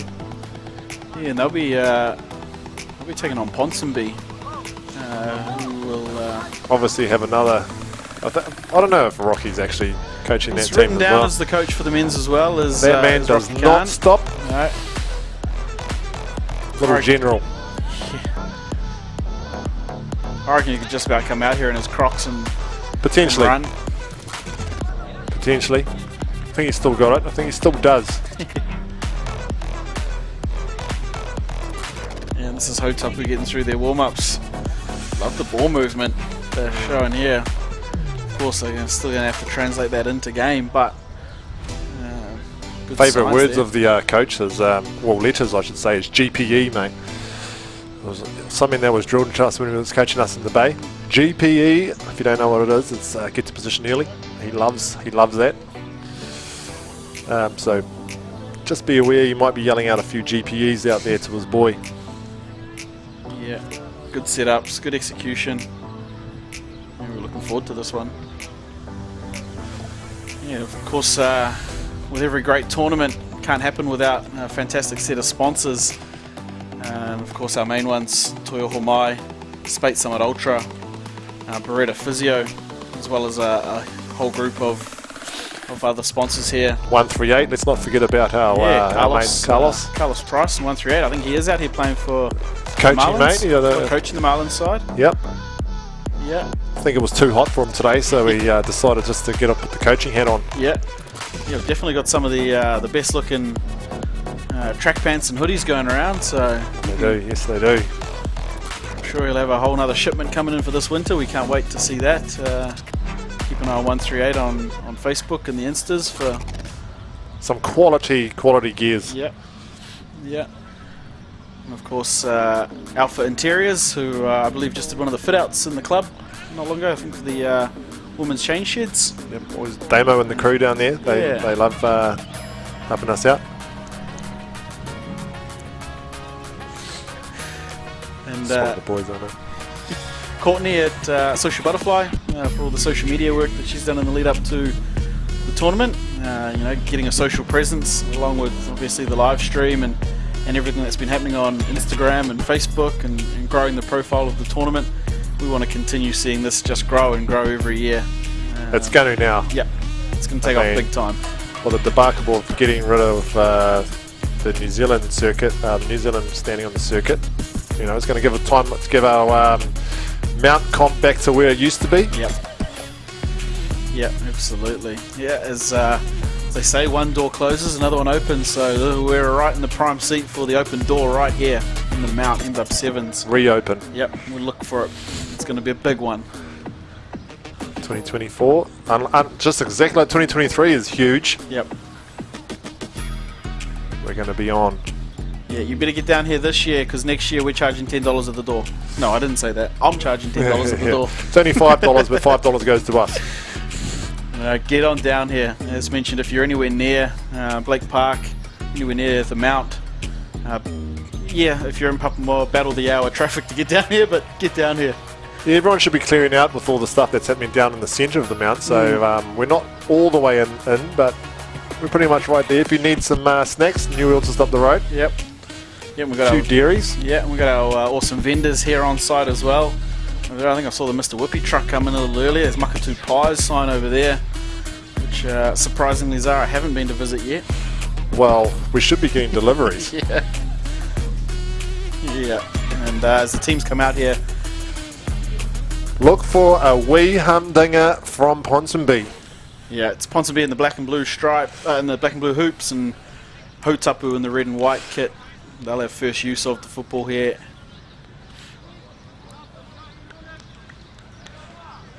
Three, two, one, ready to go. And this is our second round of men's matches. It's going to have snow on that one. It's a good kick, good take too. And they'll get the ball. Hautapu, a very, very good team over in the Waikato, or Waikato I should say. Using the ball. Yeah, as we saw in the warm-ups, they love to see the ball move.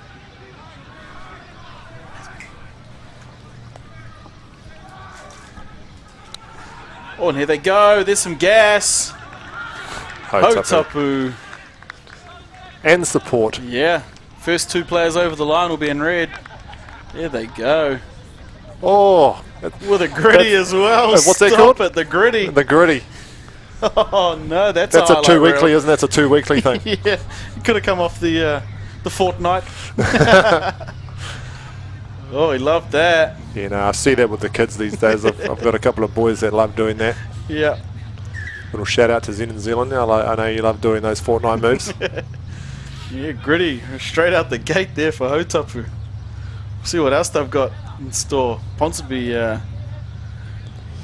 Ponsonby might have just might have been just like how that last game went, where they came through. They might kick into gear here, but Hautapu, a good team. They might just put some more pressure on. Yeah, great start. Great show of pace down that right sideline as well. After moving the ball in their own half. It's a 50-metre strike in the end there. Just looking for a wobbly to get out there. And just as you wait for 1, 2 come out. You love that. Nudge. Yeah, ref showing a good bit of toe. Put it on a dime for the winger to catch too. Here we go, Hautapu with the kickoff. Nice nudge. Just get it down in that area. Put pressure on them. Yeah, they'll take it in Try their and own run out of the red zone. Yeah, in their own 22 here, Ponsonby. Ooh, footwork. Good pressure. Over the ball. Ooh, wasn't on the ball. Straight off the right. Oh. Good tackle. Yeah, solid contact from the and little... potentially, ooh, could have had the ball there. Oh, need to make those tackles. Oh, there's 2, 3. He's beaten 3 and he's made a million that's meters. Lovely offload.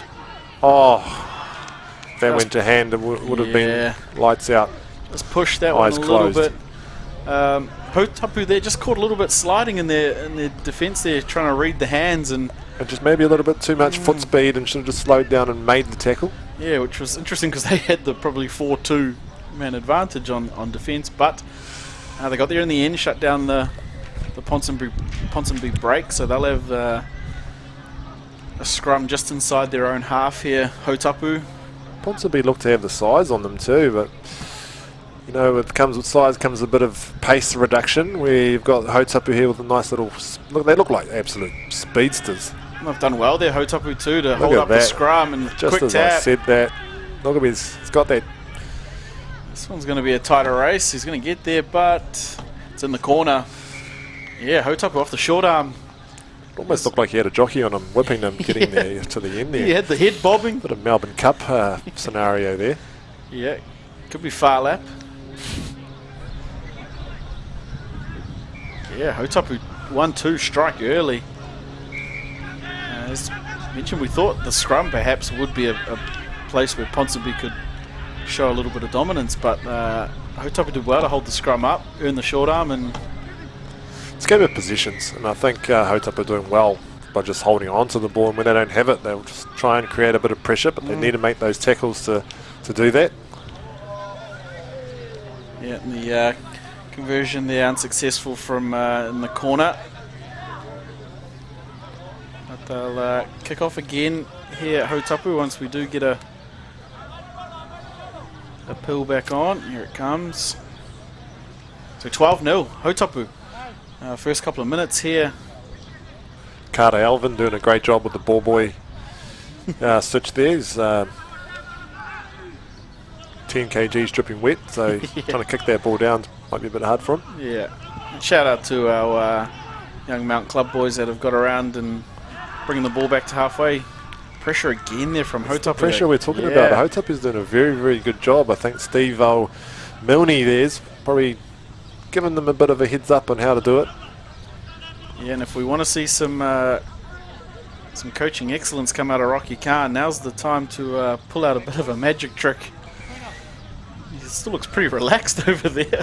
Has he got his Crocs on? They look like boots as he laced them up. They're still on. You don't know where it starts and finishes. Yeah. He might get one off and throw it shortly. He might paint a number on his jersey and run out. And here come Hotapu attacking scrum. Oh, Shorty was probably forward there. Advantage of a potentially forward or knock on. Could they run it out here? One on one. He's going to go. He's going to need to get rid of him, and he does. And the second. There's the offload. Another one. Would be a good idea just to hold that up. There are a couple of Hotapu players hanging out in the back line for Ponsonby. They've got the spread now. Good pass in front, running.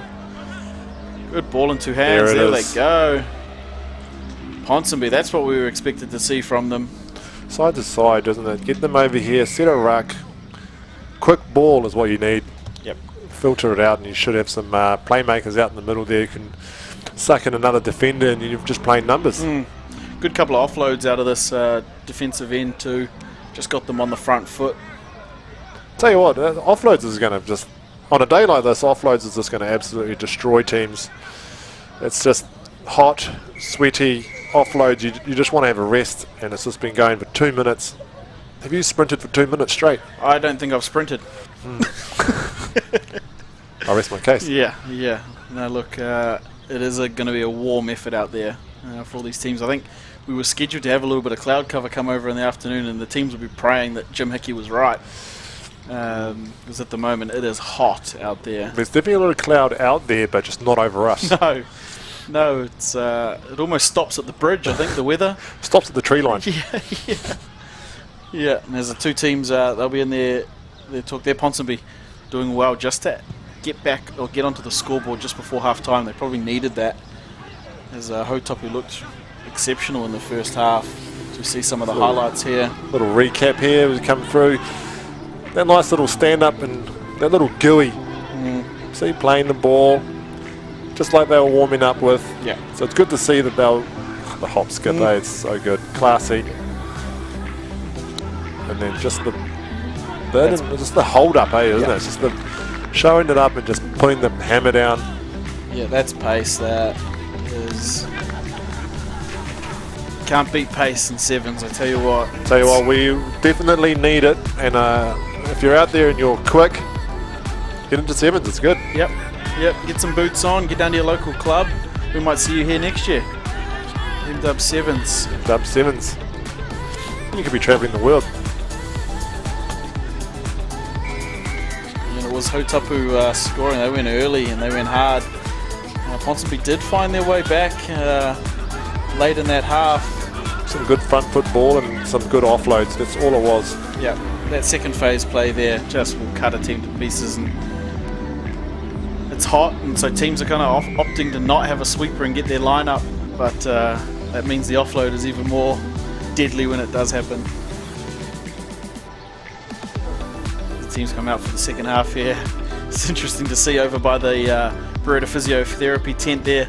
All the boys in the pool.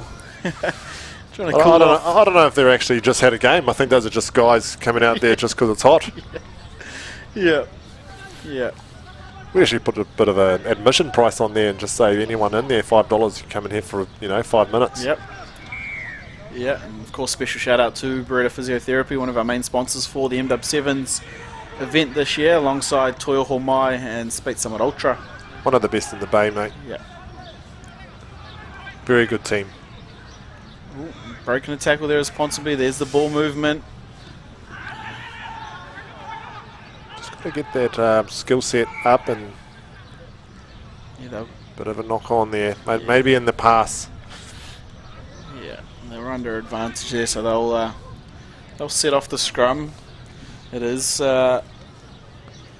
Only a 5-pointer behind, so converted try will get Ponsonby in front. Yeah, it's Hotapu up 12-7. I think our scoreboard probably the wrong way around at the moment.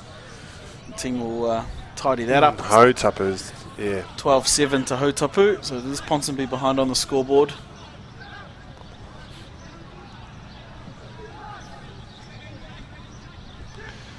And it's Ponsonby with the ball here. Scrum there, Oh, not no. putting it in. You put it straight in behind his leg, mate. Yeah. Trying to get a cheeky one out there. And they're 4 under on pressure 2, now. 3 on 2. Ooh. Just held the ball up for too long. Really attack and draw in another player. Some more there, so Ponsonby could take this away.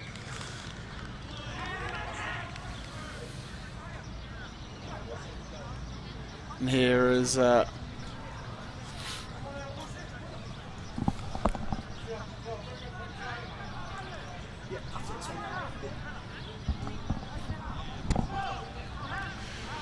We sit down for a scrum in this grueling. It's about 2 degrees, isn't it? yeah, I definitely saw it at 61, so, and it probably has climbed since then. So Celsius too. yep, yeah, all of that.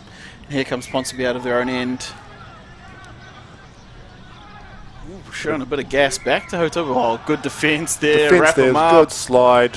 Need to make that tackle. Oh, The pressure's yes. on. Ooh. Oh, they've done well, Ponsonby. Well Ponsonby enough. got the numbers up here.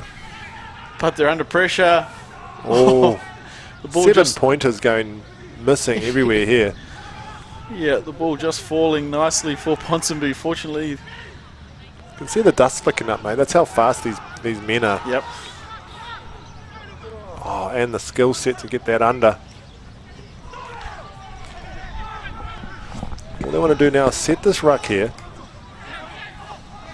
Get it out wide where there's a 3 on 2. That's all you need to do. It's a 3 on 2. Draw a pass. There it is there. Now it's just required pace, isn't it? Offloads have been good to get them to this point here. Here we go. Ponsonby pushing. They're trying to get that equaliser. Need to congratulate Hotapu's defence here. Duff- Beautiful. Duff scrambled well. They'll give away the penalty, unfortunate. Hands on the ground first. I don't know if that's what I saw, but no one was there. Sort of advantage, wasn't it? Yeah, they'll get another go at it here. Ponsonby with the spread. They've got numbers here. One to beat. That is great It's done well defence for a big man on a little man. Little man comes out, trumps, and good pressure. Oh, another good tackle. This defensive work Yes, from look at Hotapu has that. been solid. That deserves a good pucky Yeah, and they're a off. turn around. And he's not 10. It's not going to...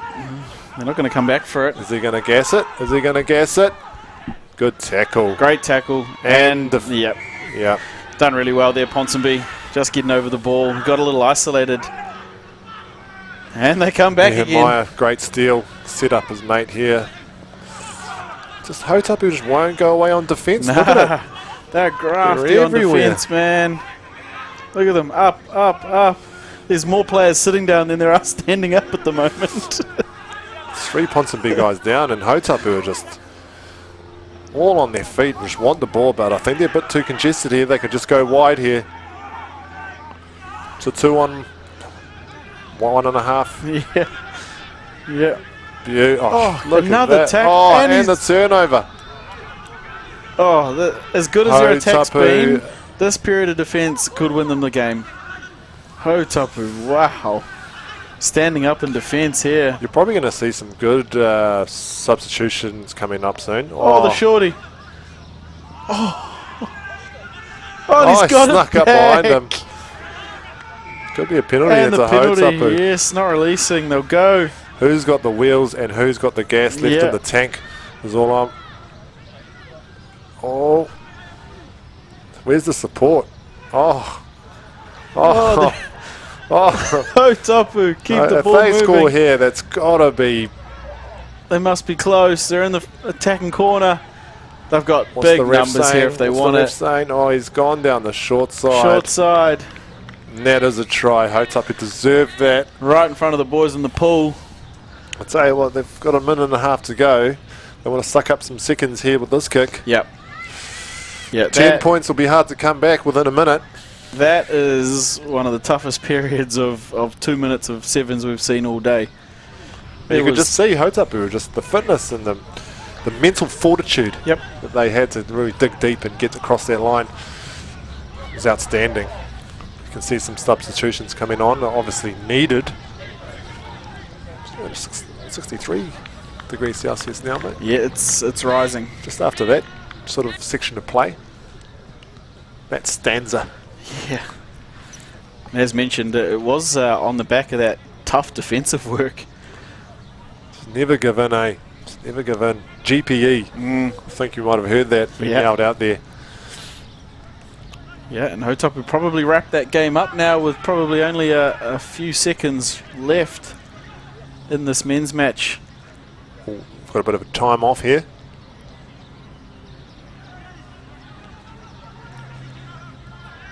And here we go. I'm sure they'll get it down the other end of the field. No, they're going to try and get it back. Sending it out to the biggest person on they've got it. Oh, it Toots. It is Toots as well. This has been an impressive showing. Tight here. The old dog's still going.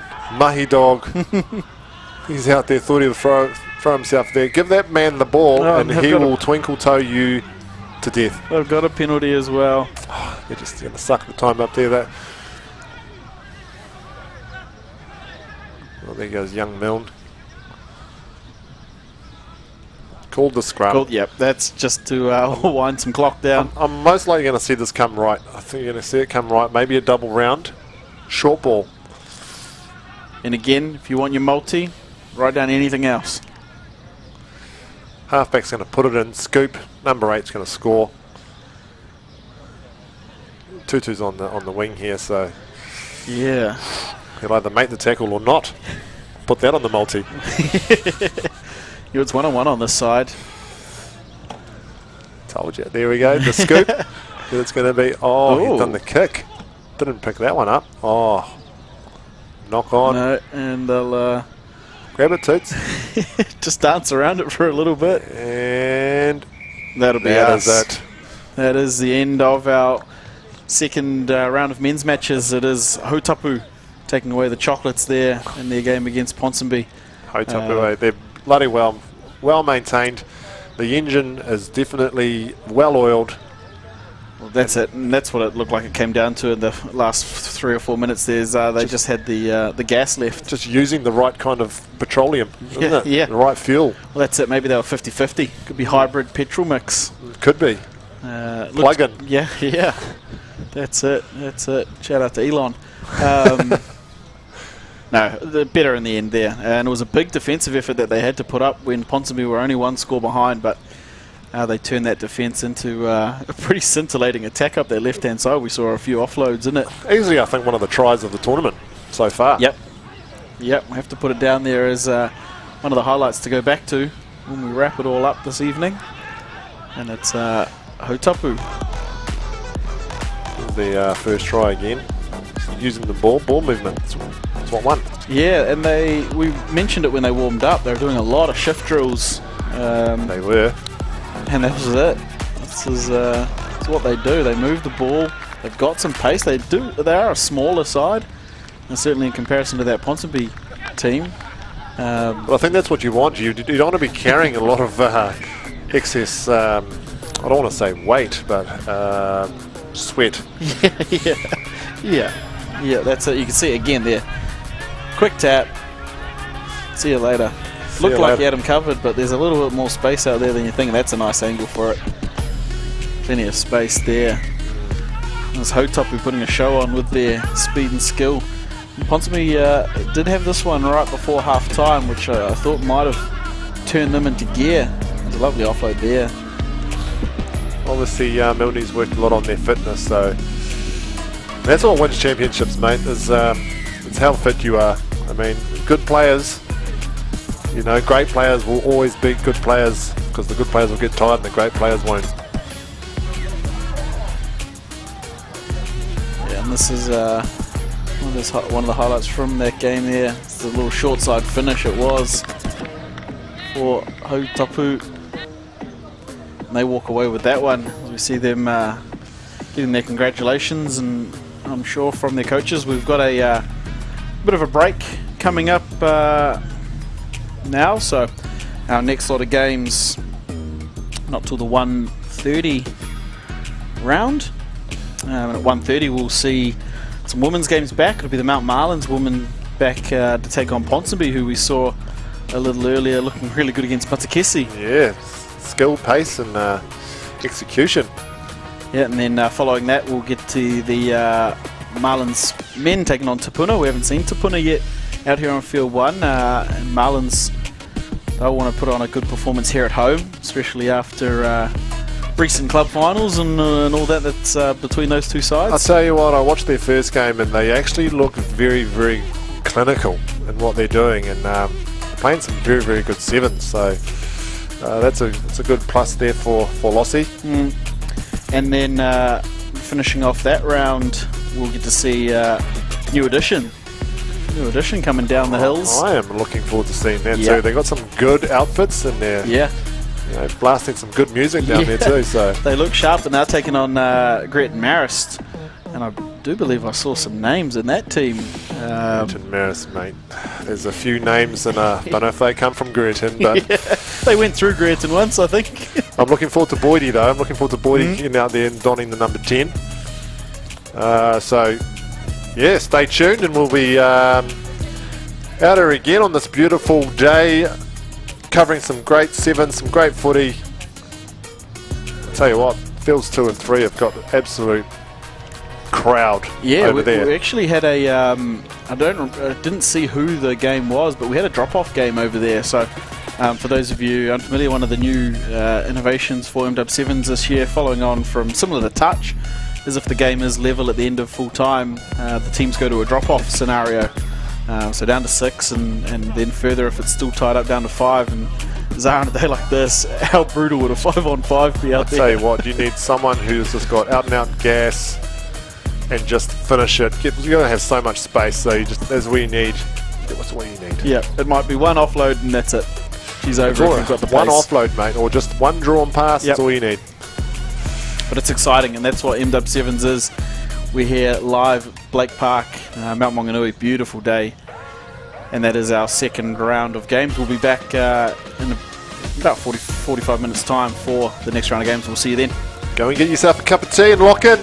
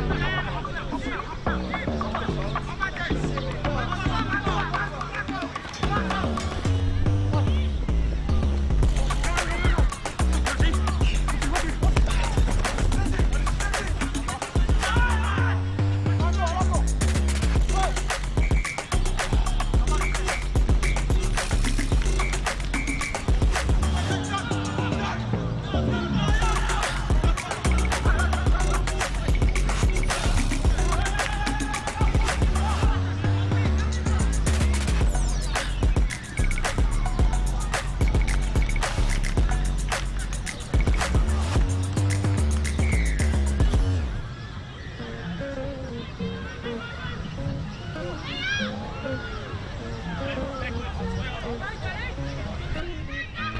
been on the road, I've been doing shows. Now we in the state, remember sleeping on the floor. Still at the gas station when the times cold. In the kitchen, hostage trying to flip it out the stove. Rockin' fake J's, praying that nobody know. Watch him take my dog away, it was way too hard to stay composed. Fight to see the light of day, all the blood on my clothes. I was tired every day, green light, it's time to go. I don't wanna live life fast, just die too young. Die too young. 100 miles per hour, might crash, cause a good die young. Push it to the limit, I can't go no more. Red light, no way, I'm coming back home. Long dirt road, all on my own. I'ma be the greatest, write my name in the stone. Write my name in the stone. Yeah, I'm coming back home. Yeah, I'm coming back home. Write my name in the stone. Cause I'm coming back home. Cause I'm coming back home. Right back where I left because I know my people needed me. Diamond in the rough, I don't know what it is they see in me. Go down as a legend in my city cause we beat the streets. Trying to spread the wealth around the block, no I can't keep from me. Told me I should leave. I see the bigger picture and it's way bigger than me. Can't be living like a king, but my people need to eat. If I got it, then you got it, we gon' get back on our feet. And I hit it on me. I don't wanna live life fast, you die too young. You die too young. 100 miles per hour, my crash, cause good die young. And then here I come. Push it to the limit, I can't go no more. Red light, no way, I'm coming back home. Long dirt road, all on my own. I'ma be the greatest, write my name in the stone. Write my name in the stone. Yeah, I'm coming back home. Yeah, I'm coming back home. Write my name in the stone. Cause I'm coming back home. Yeah, I'm coming back home. I'm coming back home. I'm coming back home. I'm coming back home. I'm coming back home. I'm coming back home. Push it to the limit, I can't go no more.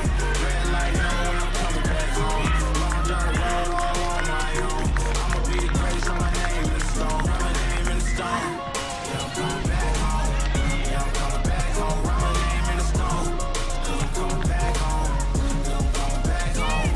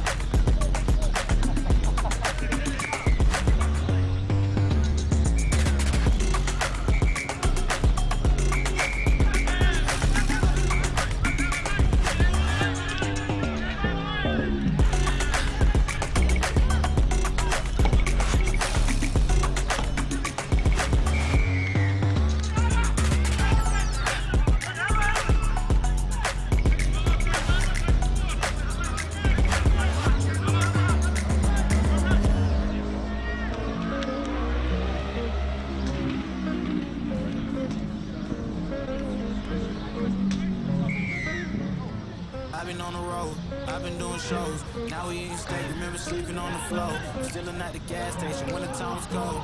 In the kitchen, hostile trying to flip it out the stove. Rocking fake J's, praying that nobody know. Watch him take my dog away, it was way too hard to stay composed. Fight to see the light of day, all this blood on my clothes. I was tired every day, green light, it's time to go. I don't wanna live life fast or die too young. Die too young. 100 miles per hour, I might crash, cause a good die young. Yeah, good die young. Pushing to the limit, I can't go no more. Red light, nowhere, I'm coming.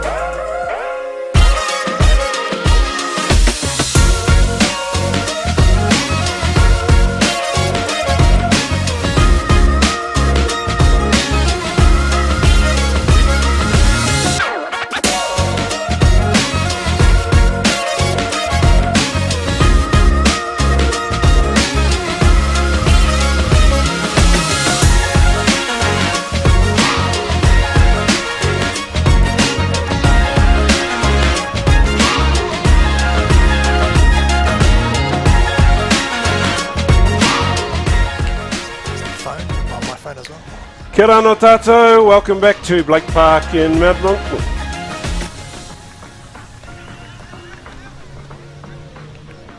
Welcome back to Blake Park, Mount Maunganui for the afternoon sessions of our Toyo mai te pukenga MW7s. Sitting with me in the commentary position, I'm Pat Ray, Sam Mays, General Director. Welcome, Sam. Kia ora everybody, welcome back. Hope everyone had a good lunch break. If you managed to get out there, get some fresh air. Everyone who is watching on the live stream, welcome back. It's been a beautiful day so far. The wind is steady and the footy is hot and fast. And we're underway in this round match between Ponsonby and Mount Maunganui Marlins Wahine. Great take there. Great take there from Rebecca Debris. Marlins in possession. That's a McGee. McGee with a show and go. Good defence there. Out. Good defence there from the Ponsonby Wahine. The Ponies, I believe. Gosh, there's hundreds and hundreds of All Blacks come out of that club over the years. Back in the day, they used to fill the Auckland NPC side with players. Great club. Excellent Sevens team, and the women's team are the returning champs. See if they can go back to back. Nice taking the line out there. Going wide early, and we've got a slight knock on there. Luisa Tubailangi there, unfortunate she spilled the ball forward. Has had a very good couple of games so far. In the early game with Matakisi, scored a couple of good tries in that match, so she's one to look out for.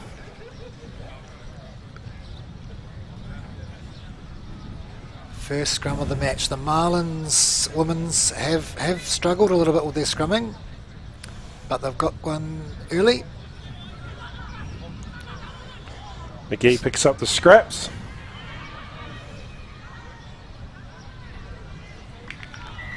Oh, nice turnover there. Number 8. Millie Idemir, and a dish to the outside. It's number 16. Sorry, number 11. Number 11, Sylvia Brunt. Oh, sorry, Dejan Brown. Sorry, folks, we've got numbers allocated to different players. Excellent try down the left-hand corner. Proud parent moment today, mate. Young Heath Ray with the whistle in his hand. Beauty. And that's a great kick conversion. Points scored. 7. Ponsonby, Marlins 0. And how long has your boy had the whistle in his hands? Oh, he took it up relatively young. Year 9, I think. He started refereeing under 11s, under 12s. Then went back and played. Couple of good seasons at Tauranga Boys College.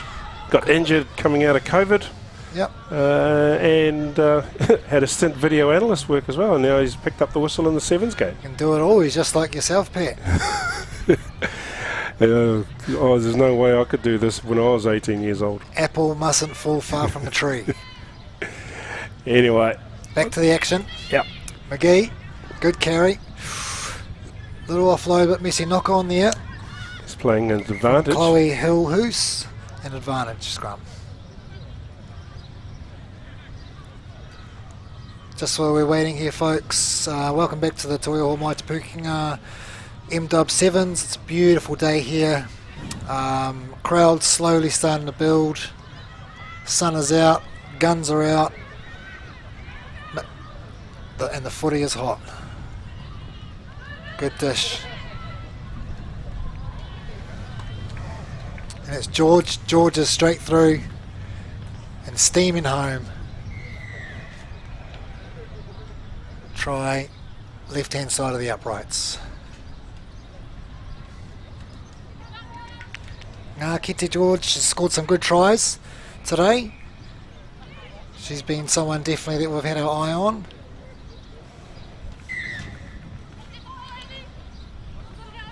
Conversion successful. 14-0. Ponsonby.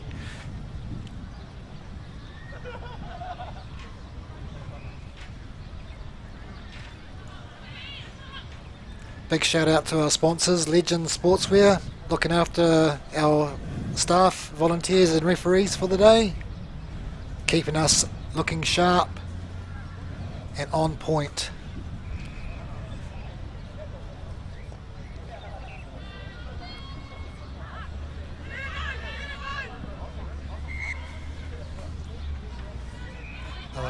Another error there from Ponsonby off the kickoff, gives Mount Sports another chance. Maybe a set play. Have you found the size 4 ball? We have actually had some good feedback, I believe. Yep. We haven't had any bad reviews as yet. I know the Ponsonby girls have really enjoyed it, and the Silverdale ladies have enjoyed it. Nice. And obviously the fact that referees 10 still got 5 women's balls. And here's some wheels here. High tackle there. Referee Heathrow 8.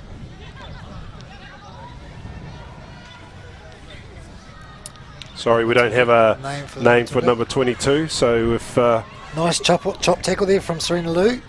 So if anybody in the live there we stream. go. Alia McCarthy, Here we go. number 22.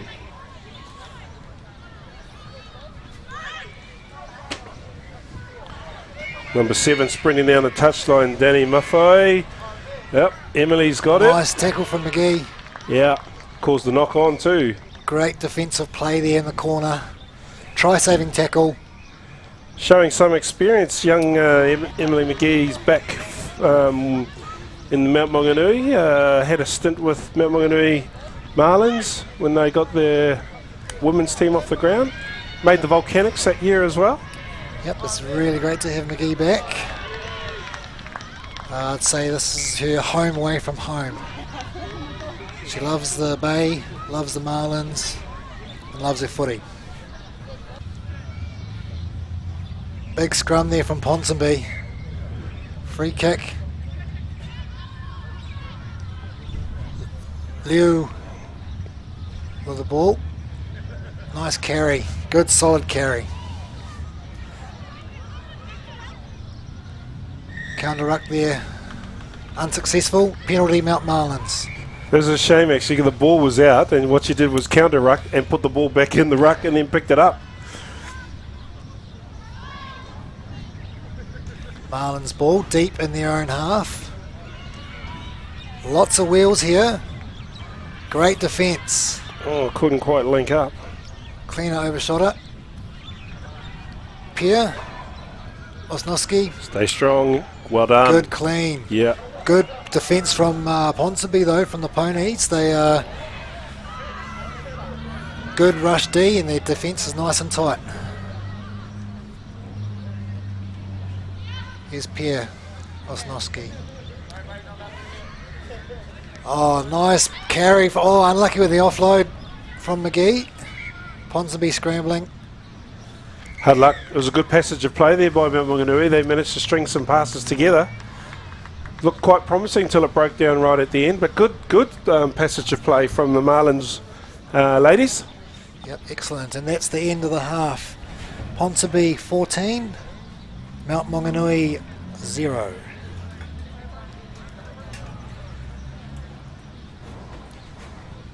I believe Ponsonby have had two wins earlier on in the day, and our Marlins ladies have had a couple of 2 losses. So Marlins will be looking to get something back out of today, and Ponsonby will be looking to finish strong.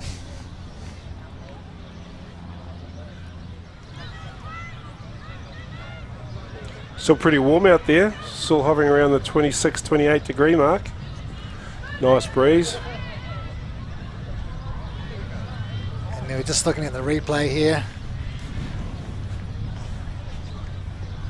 Great try on the edge. That first try by Lewisa Tubailangi.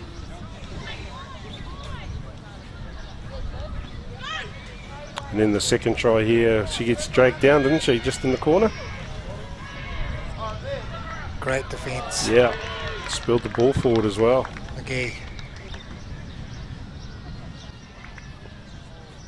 It's okay. half time.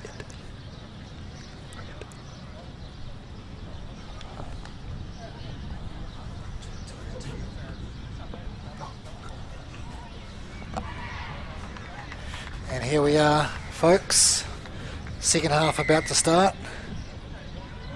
The crowd are looking hard. The sun hats are on. The sunscreen is lathered up. Sunscreen umbrellas are the two most important items of the day for the spectators.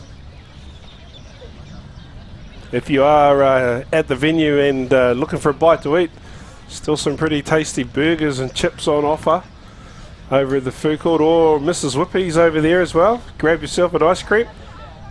Perfect day for it. And here we are, underway. Deep kick. Beautiful by Tuivailagi. Good great. little off-road there. Great offload.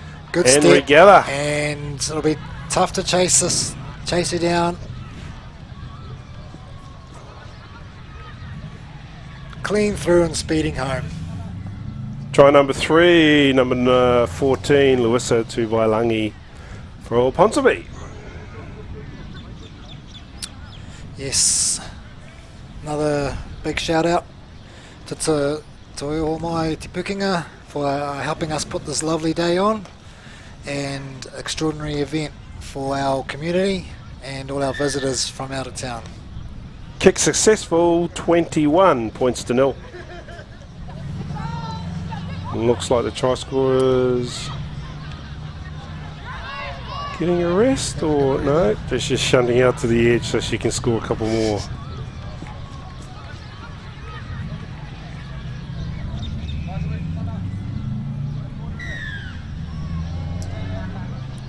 Retake here from Ponsonby.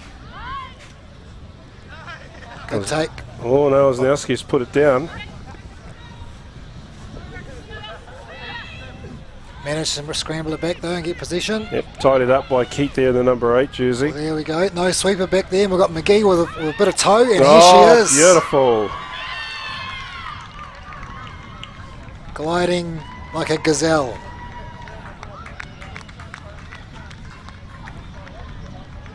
Nice strides. And that puts Mount Maunganui on the scoreboard with a kick to come. That was just pure pace and delivery of the ball. The ball's always going to win. Yep, did you remember the good work done out here by Tandy Keat to tidy up the spilled catch from Pierre Wisniewski. Yep. And they got the ball to the edge, little chip through. And McGee was good enough to pounce on the loose ball and sprint 70 odd metres for a try. Now we just need a ball for the kickoff. Yep, we should have.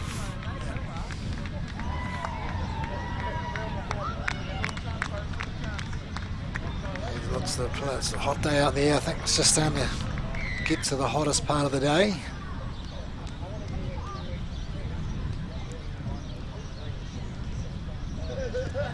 Nice crossfield kick, easy take.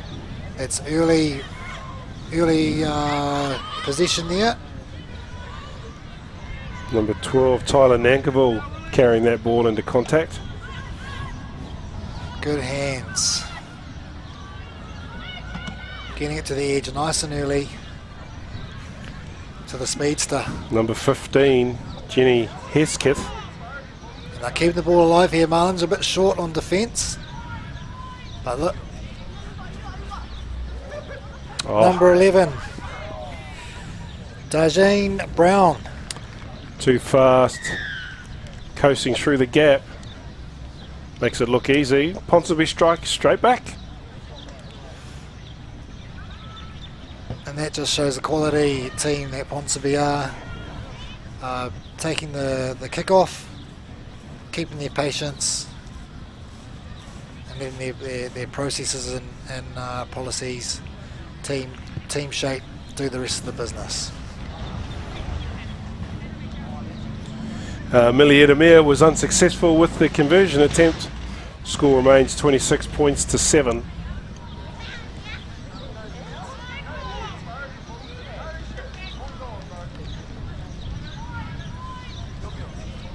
can see on the replay here, try scorer just coasted through the gap, made it look so easy.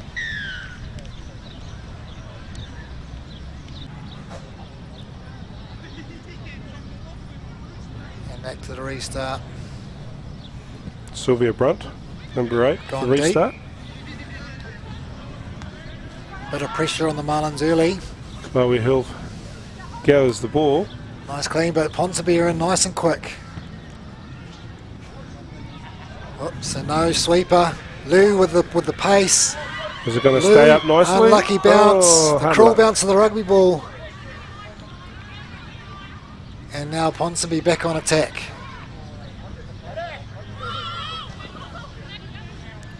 This is Marfoy with the offload. Nankiville. Yeah, Penalty. she needed to stay up to be able to be entitled to keep playing with that. And Marfoy striding through for a nice easy try. Close to the sticks. Ponsonby out to a very, very good lead. It's going to be very tough for the Marlins to come back from here.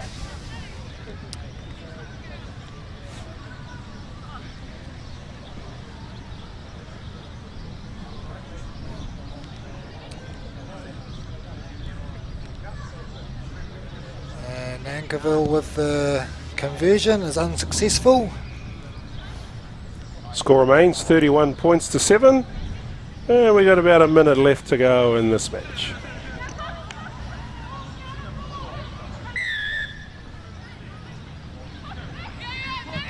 How's my young fella doing? He's doing very good. He's doing very good. He's up with the play. He's letting it flow as well, from my expert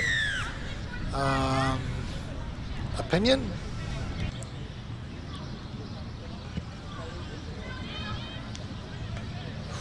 And that is a good kick. Not quite a 50-22. So important in sevens to be taking the ball on the full, not let it bounce, and get that possession in your hands as soon as possible. Now we've got the set piece play. First line out of the day. Great take. Excellent line out there from the Marlins. McGee. Good hands. Excellent hands. Oh, it's driving across field. Step inside. Look for the offload. Phoenix punting order. High tackle there. Oh, she didn't tap the ball properly. It never came free from the hands. And that's game. Final score. Ponsonby 31. Marlins 7. Yeah, Ponsonby deserved winners there. They scored some very well constructed tries. With the Marlins their one opportunity really, and they capitalised on it. Yep. Ponsonby, very good team. I think they don't want to jinx them, but would be the crowd favourites in the women's competition. We'll be featuring in the pointy end of the day later on this afternoon.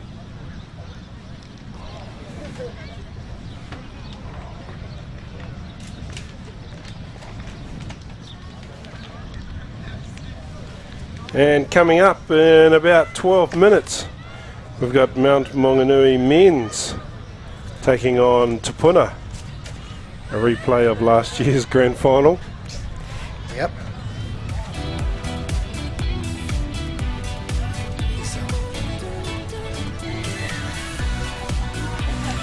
Okay, folks, we're just going to take a quick break. Thank you very much. I hope you've enjoyed the first game.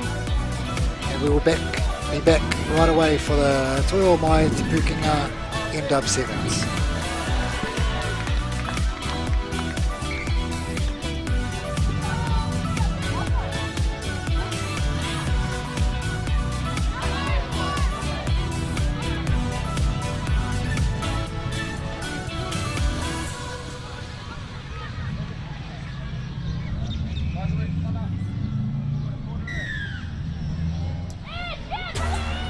Can't help but is 'cause they know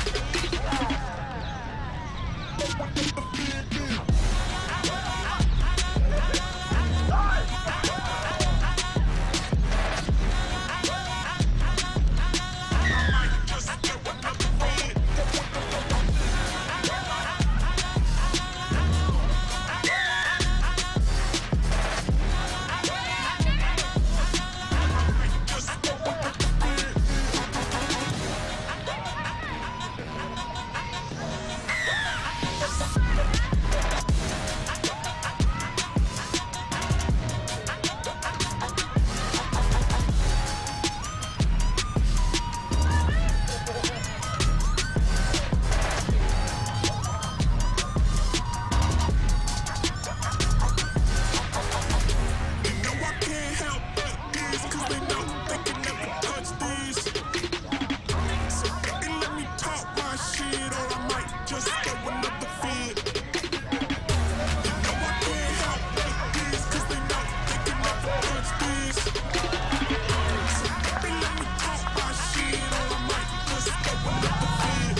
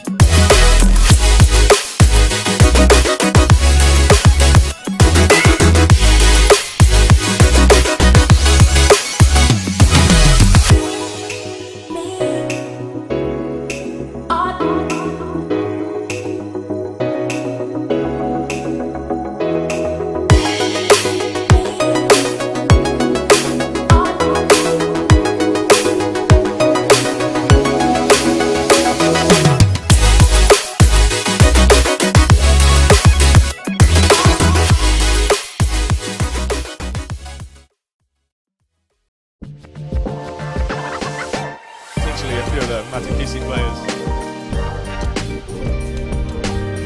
Another good offload and too much speed. Feed.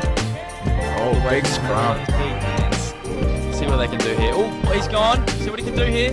Oh, The UFC soon as every ex-rugby player seems to be doing. So what a pass.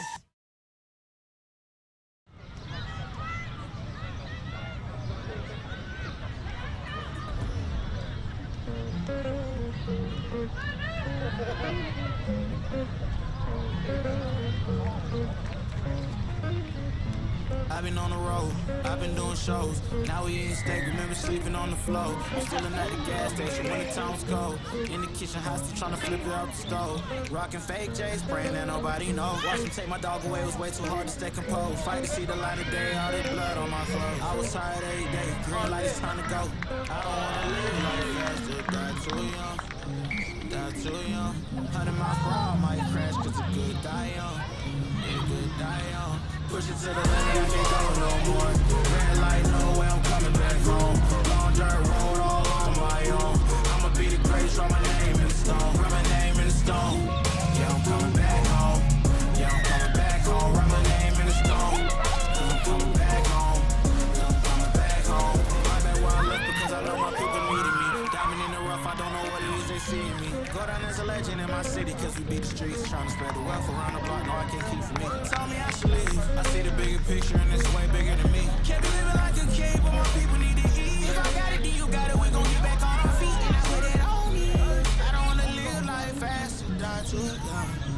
Die too young. 100 miles per hour, might crash, it's good, die young. But here I come. Push it to the limit, I can't go no more. Red light, nowhere, I'm coming back home. Long dirt road, all on my own. I'ma be the greatest, write my name in the stone. Write my name in the stone. Yeah, I'm coming back home. Yeah, I'm coming back home. Write my name in the stone. Cause I'm coming back home. Yeah, I'm coming back home. I'm coming back home. I'm coming back home. I'm coming back home. I'm coming back home. I'm coming back home. Yeah, I'm coming back. Push it to the limit, I can't go no more. Red light, nowhere, I'm coming back home. Long dirt road, all on my own. I'ma be the greatest, write my name in the stone. Write my name in the stone. Yeah, I'm coming back home. Yeah, I'm coming back home. Write my name in the stone. Cause I'm coming back home. Yeah, I'm coming back home.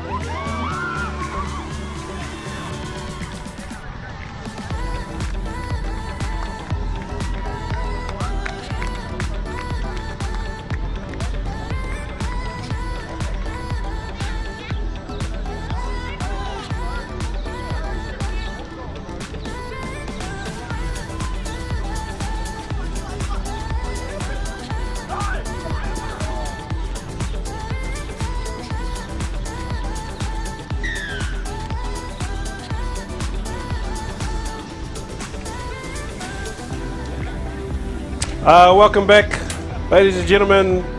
We're at Blake Park in the sunny Mount Maunganui for the next match of the Toyo Mai Te Pukenga MW7s. It's a Premier Men's Pool A match. It's a critical match as well between Mount Maunganui and Te Puna. 3 teams in this pool, all on 2 wins. Matakesi, Mount Maunganui and Te Puna. So I would say the winner of this match will finish pretty much towards the top of the pool, and it will make the semis. Yep, that's right, and as I mentioned earlier on, is a replay of this year's Baywide Premier Men's final, which went down to the wire. And we're expecting some good, expansive footy from both teams, and plenty of tries. Hello, let's introduce your teams to you today, and start off with the visiting team. Te Puna, Ryan Henstock, number 7, Te Ahi Toma, number 12, Sharman Johnson, number 5, number 2, Mitch Holton, number 8, Quade Tapsell, Bailey Cotton wears the number 11 jersey, Kite George, number 14, number 9 jersey, Caleb Davis, number 3 is Leeson Huiarangi, Sosetini Tolia is the number 13 jersey, the Te Puna stalwart Greg Stevenson, number 1, Isaiah Faulkner, number 10. And with Mount Maunganui men's Marlins, great men's Marlins team, we've got number 1 Jake McKean, 2 Bruce Kainka Peterson, 3 Daichi Kono, 4 Joseph Asu, 5 Caleb Muir, 6 Blake Ashford, 7 Rion Paul, 8 Ben Phelps, 9 Finlay Davenport, 10 Mael Gaira from France, 11 Cam Gerlich, 12 Hankley Siosi, 13 Warwick Lynn, and 14 young Fletcher Carpenter, all coached by Carlos Price and manager Fraser Robinson. And it looks like Te Puna's got the kick. Te Ahi Toma. Referee for today's match is North Harbour's number 1 referee, Scott McKenzie. And as Pat mentioned before, it's the crucial game. Winner of this would go through for the top with Matakisi, it looks like, to go through to those cup semi-finals. And here we are, underway. Tuma with the kick-off. Great take. Going backwards there.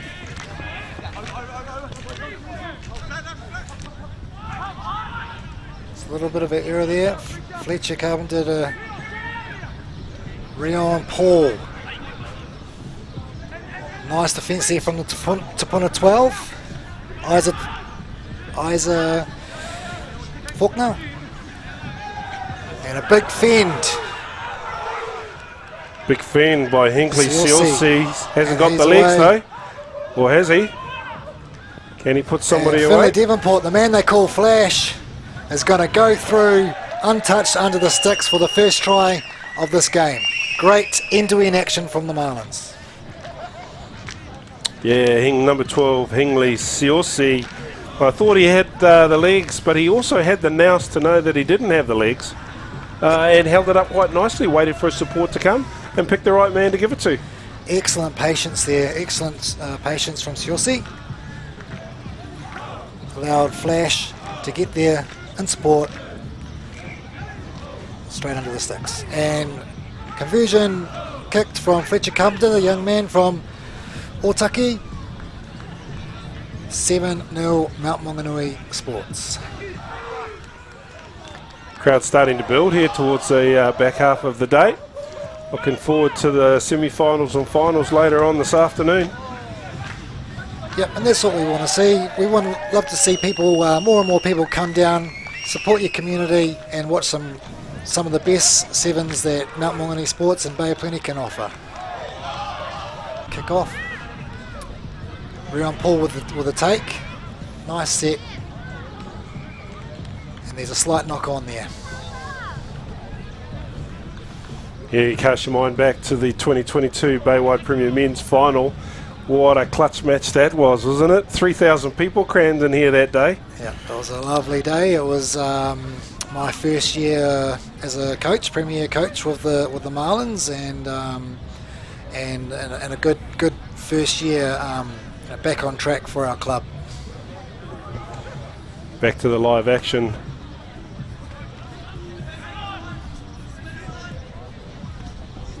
Nice tackle there from Blake Ashford. Good steady ruck from Tupuna. Remember, a few of their stars are playing for the Bullet team.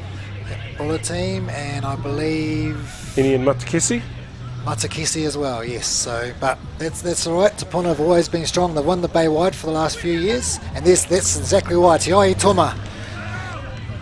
His 30-year-old legs not quite as good as when he was 20.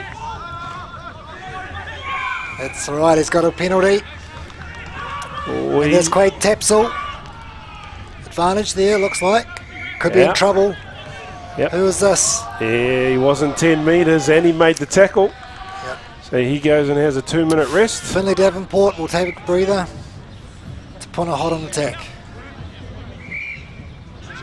Great opportunity for Tupuna.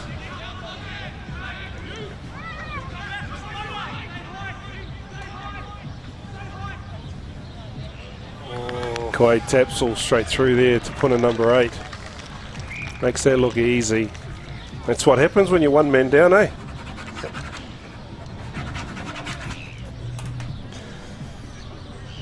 It's such an easy job filling in a team sheet, you'd think. Yep. Sorry team, we've had a few different numbers next to the names. Anyway, Te Aihi Toma's converted their try. And she's all tied up, as you would expect, these two teams. Yeah, Mount Maunganui definitely punished for the yellow card there, and Tupuna taking a great opportunity to put points on the board.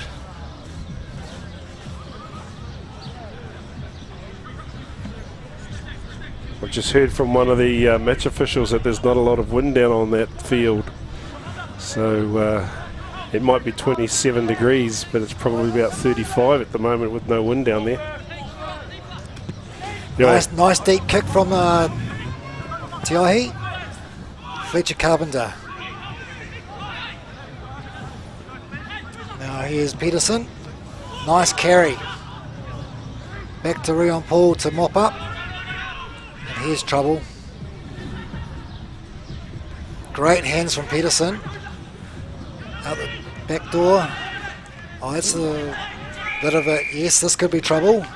Tackle without the ball. No, just the warning, just the penalty. Cam Gurlich. Fletcher Carpenter. Here's Bruce Kanika Peterson. Believe he's come from Wellington region. I think his offload or his off the ground offload needs too much wheat bits. Great. Oh, beautiful hands there. Trouble for Tapuna, and here is the lightning man, Fletcher Carpenter. Has he got the wheels? He is pushing. Oh, great step. Great step. And the home crowd, certainly in behind the Marlins this afternoon. Fletcher Carpenter. Did you call him the Flash? Is that his nickname? Well, that's actually, he should be the Flash. Flash is actually our number 9.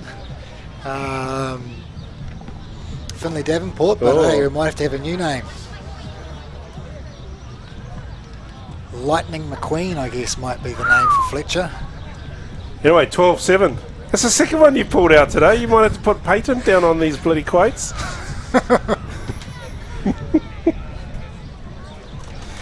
Oh, at least we can have some fun here in the commentary position. Exactly, and that's what it's all about. And that's what our MW7s tournament is all about, having fun and playing the best expansive footy that you can see. Local club action, and I'm just speechless with all this, with what we can see.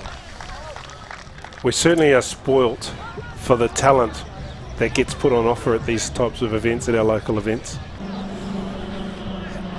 Especially with that small tournament that's going on over the hill. Yeah. Good to see the MW7s is still packing in the action. I heard a whisper that our 2 New Zealand teams won their first matches this morning. Well done. Excellent. Anyway, let's see what Tapuna can put together. The master Here he is again, Tiahi Toma. Has he got the legs to go all the way? It looks like he will. We've got Blake Ashford chasing. Oh, just cut down short. They need patience here, Tapuna. Oh, great tackle from Carpenter, but had the announce to set up, get back on his feet, and touchdown under the try. Ngākete George. The master, Tiahi Toma. Just put a little shimmy in a step. The Red Sea parted. He trots off through the middle. Just a little 60-metre sprint to the try line. He gets 58 metres of the way. Yep. Well done for a young fella. Closer to 40 than most of us. A little general. And that's half-time, folks, and we're all locked up.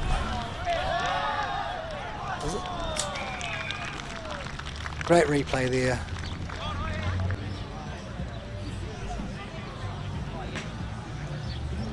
It's tight anyway. It's a close game.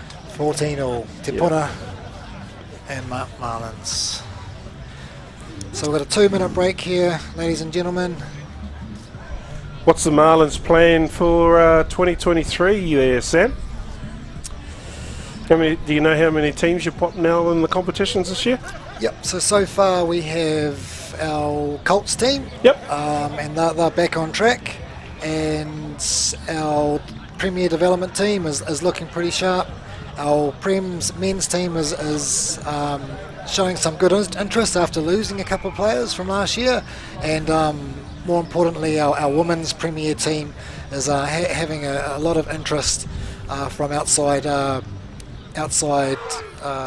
team members. So there is some chat. We could be getting a few Scottish ladies that have looking to pop over for a season or a year in New Zealand. So we'd definitely be loving to see them. And if they're watching, we're looking forward to having you. Yep. Come and experience a bit of Kiwi rugby culture and code. learn a haka or a waiata or two. Yep. Nice, nice. And again, sunny Mount Maunganui, Tauranga, Rotorua, Whakatane, they're not bad places to be living in the world.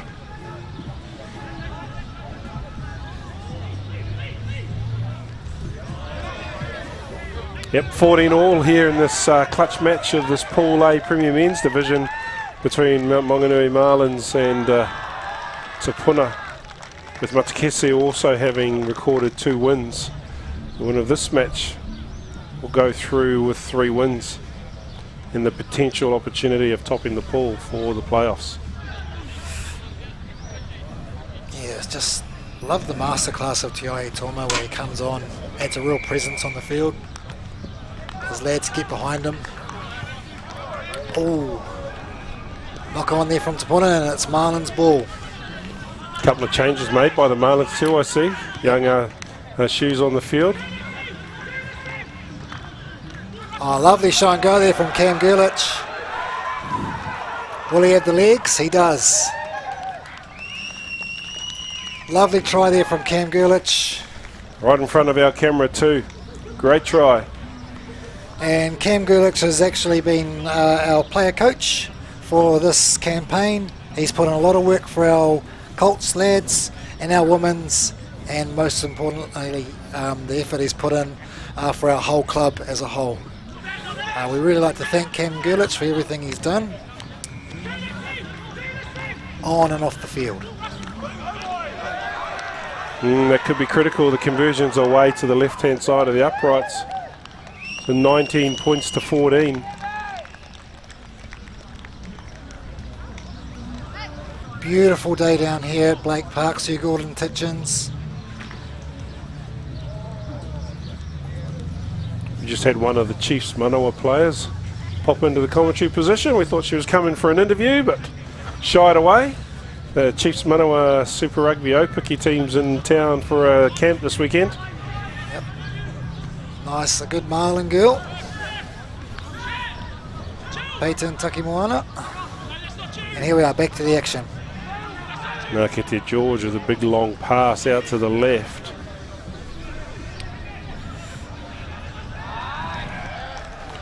Leeson Huiarangi unfortunately bundled into touch.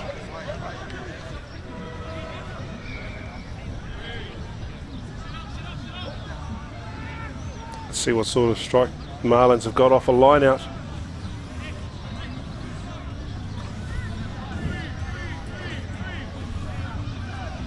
A little bit scrappy.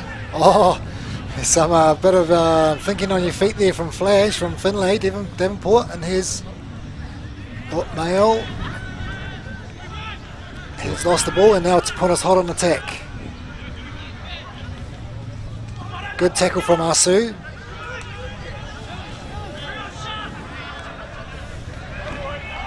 Oh, too fast. 11, Bailey Cotton. Bailey Cotton, he's a very quick boy. He's an athlete, a sprinter. It's a sport, and he's giving sevens a crack. And you can see why he's giving sevens a crack, because he's got a bit of gas. And Bailey Cotton wearing the number 11 jersey touches down for Te Puna. She's all tied up, 19 all with a kick to come. Very good try. Clean break on the outside and with a very easy conversion for Tiahi Toma.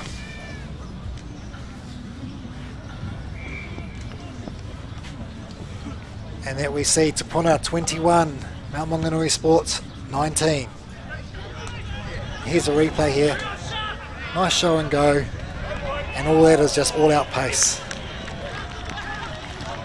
Too fast on the outside. No sweeper.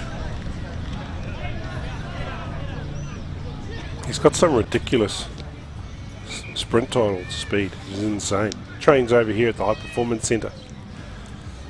Definitely a good pickup for the Te Puna club.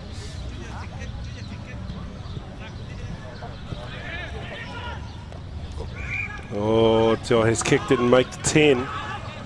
Unusual error there from Tiahi. We've got Mail, Gelta with the ball, Asu, Cam Gerlich. And here's Bruce. with the big don't argue, Bruce Koika Peterson. Beauty. We've heard that he's from up north. Good Taniwha lad. 24-21 now. This game's topsy-turvy. And just like that, Marlon, Mount Maunganui Sports are back in front.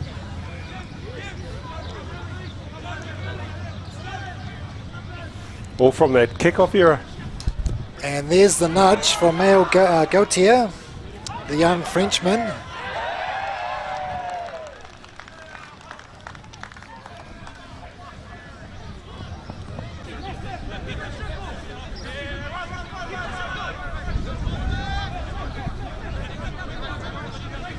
Very important try. Must have got the conversion. Yep, conversion was made. Oh, that's 50-50, mate. Play on from that. Oh, Tupuna under a little bit of pressure here. Oh, caught a knock on. Yeah. I would hazard a guess that Tupuna crowd thought he might have been taken in the air. That's what it sounded like, Pat. And that's what it kind of looked like.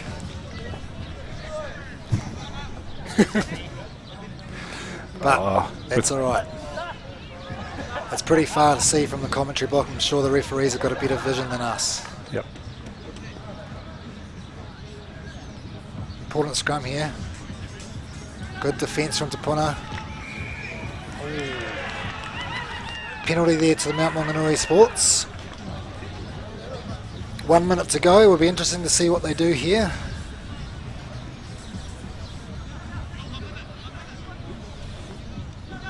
Heard the call, 1 minute to go. Asu.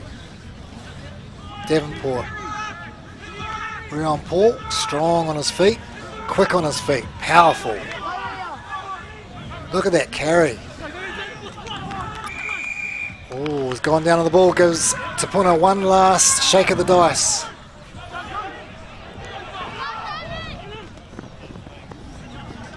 Great pickup from Toma. And here we go. And easy on the ball is Joseph Asui.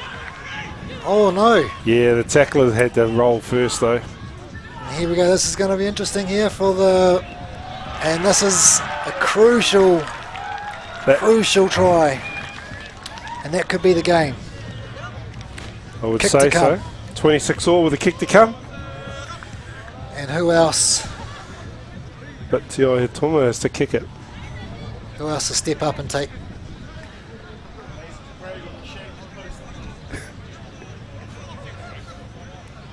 You go back to that decision to penalise the Mount support player who was connected to the ball carrier when he went to ground and stayed down. Yep. Joseph Asui was okay, but it was the tackler that didn't roll away. And here it is, Tiahi Toma.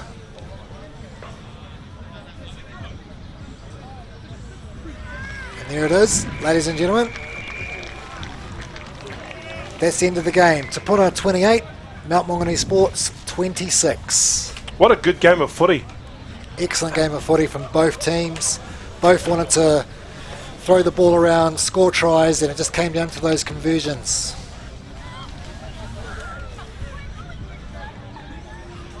Can't wait for Premier Rugby to kick off, if that's what we've got to look forward to. Excellent to see some good, strong Bay of Plenty clubs going at it. And it looks like Tupuna will go through into the Cup semi-finals. Top of the table. Can you tell me about the format of the semis? So we've got two pools of 6, but in those pools there's like two mini pools of 3, and the top 2 go through, and it's just based off purely points. Right. And as you know, there is no draws, so it's quite easy to get the standings, and yeah, so far it's been a pretty good success for us. But there you have it, lovely day down here at Blake Park. Te Oi Ho Mai And Te Pukenga Mount Maunganui MW7s, definitely putting it on. Local Gecko Productions.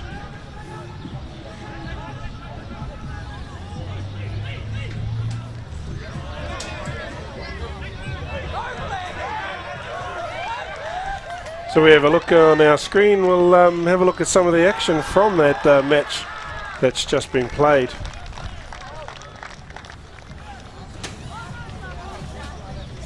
Some really good tries in that game, end-to-end action. And here it is, Tiahi Toma, not quite in the legs. Great support. And unfortunately, Fitch came to clip him around the ankles, but wasn't held and he was able to score. Arkiti George, number 14, scoring that try. Here's And Cam Gurlich. this is a result of his kick not going 10. Mount came back, they had the tap, and they also, costly to end up making the mistake after the win, after the try. Just goes to show how important it is if a player does seem to make a break and the defensive scramble. They don't chase back. They need to chase them back, keep them, push them to that sideline, make those conversions tough. Yeah. And that was the difference at the end of the day. And here's our speedster, Bailey Cotton, touching down.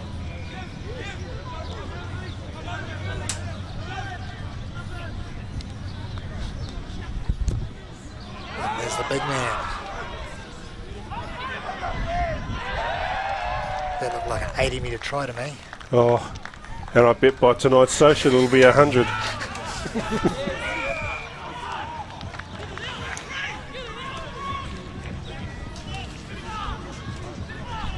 And then to Puna again. This was the clutch try to tie it all up.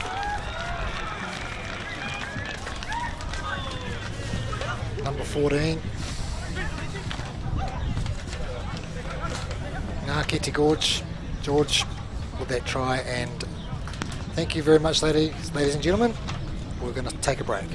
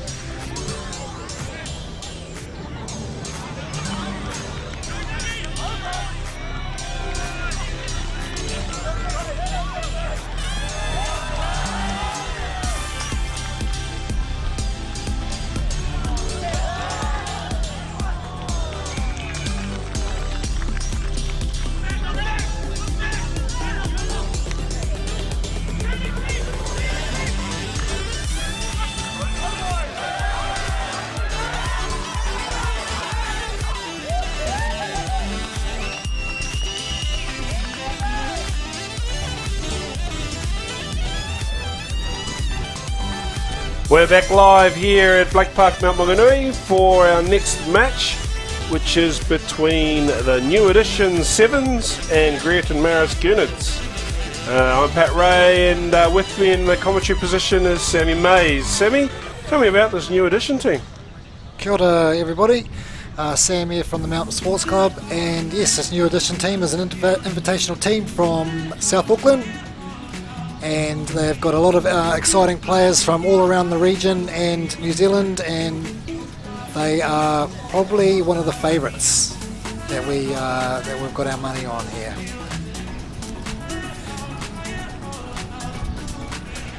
They are currently top of the table, Pool B.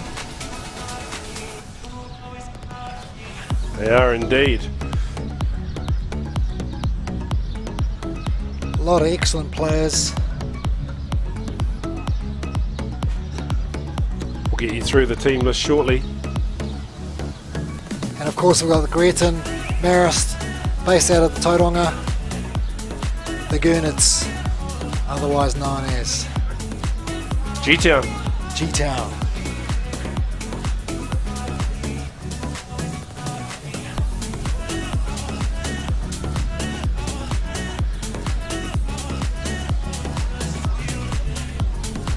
Just about to get going. Underway, number 9, Freedom Vaha Kolo. And that's a good kick out.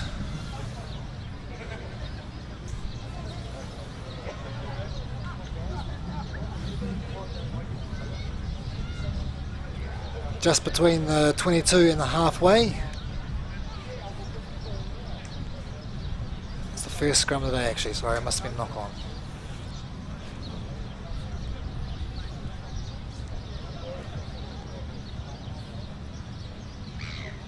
New Edition ball. Oh, it's a lovely line there and great defence from Greerton, number 14. Simon Peter Tolia for New Edition. Good carry. Good counter arc. Unlucky for Greerton. Penalty there, hands on the ground, trying to jackal. Number 3 for New Edition. Cornell Bromwich.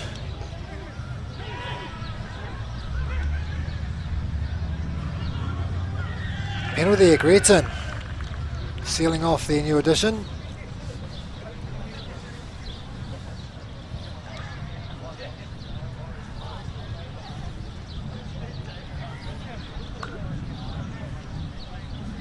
It's great to see the likes of these invitational teams join the MW7s competitions. Our brand is to try and get the best club 7s that we can get in New Zealand, and hopefully one day we'll be able to expand to get a few of these international teams along too. That's Ruben with the ball. Nice big dummy there. Phoenix Hinapo Nufa. Good ball.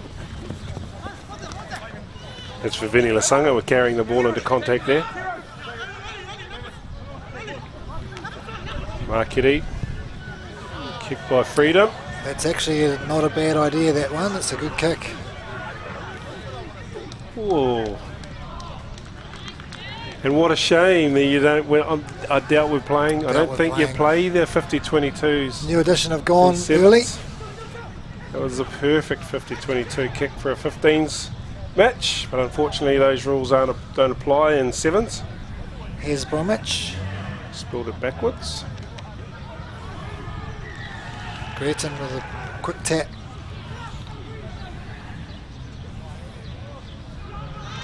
Nice chop tackle there. New Edition forward. Greerton still in possession. Numbers on the outside. Oh, good dummy. Vivini Lasanga is a quality player, is Vivini, and he touches down under the crossbar just like that. Good patch of play there by Greerton Marist, playing to their strengths. Kept the ball in hand. Yep. very hard defending for many passages of play, especially this time of the day, and especially against the quality of players that you're up against.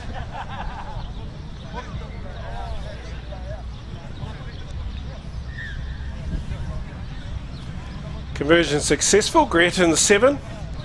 New addition yet to get off the mark. And it's critical now if Greaton want to stay in this match is that they kick it off and regather possession. Just puts the opposition under a little bit more pressure. I wonder whether or not there'll ever come a time where they change that rule because of the fact that teams are so skilled at attacking the kick and winning it. Yeah.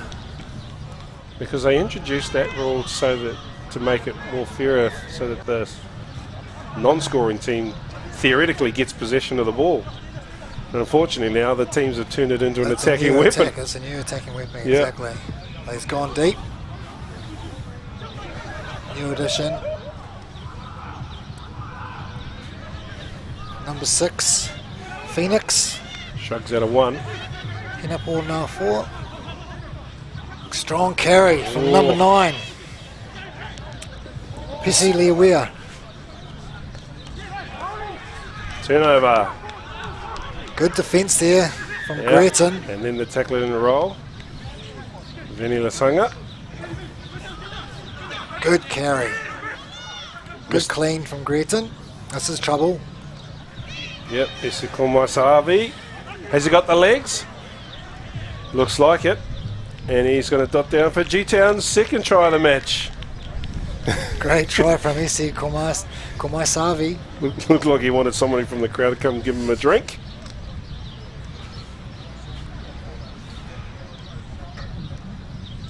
Isi has been around the club circuit here in the Bay of Plenty. Had a little stint at the Marlins last year, and I believe he went down to Wellington, and now has found himself back with the Gurnards. Great step. You talk about that tackle before where he hit chest on. They're going to have to adjust their tackle technique for the new 15s competition because the tackle height's been lowered now. So the bottom of the sternum now is your tackle height. First man into a tackle, first woman into a tackle has to hit below the sternum.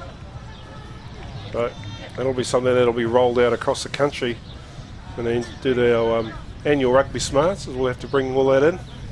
And that's conversion successful from Greaton, 14-0. Greaton off to a flyer.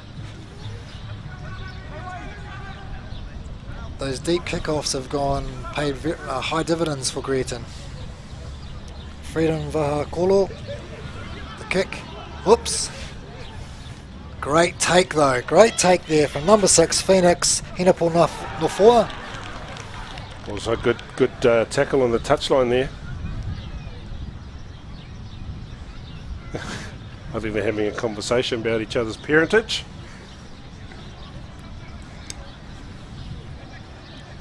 Last 10 seconds of the first half. Greaton ball.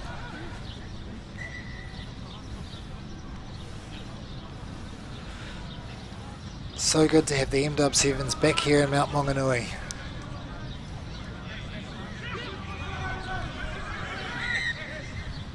Free kick here. A horrible throw. I don't know what he was thinking. You know, can the new addition put some points on the board before half time? Going for a set play. Interesting.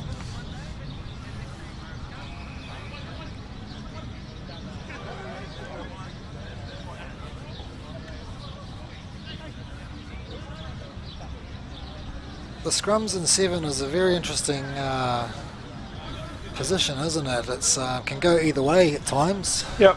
And some of the savvy teams have learnt to turn it into an attacking weapon. The referees have been instructed though to take no rubbish. Hence the reason we've got a free kick coming out of that one. Like the 15s game, no one's coming here to watch scrum resets. Yep.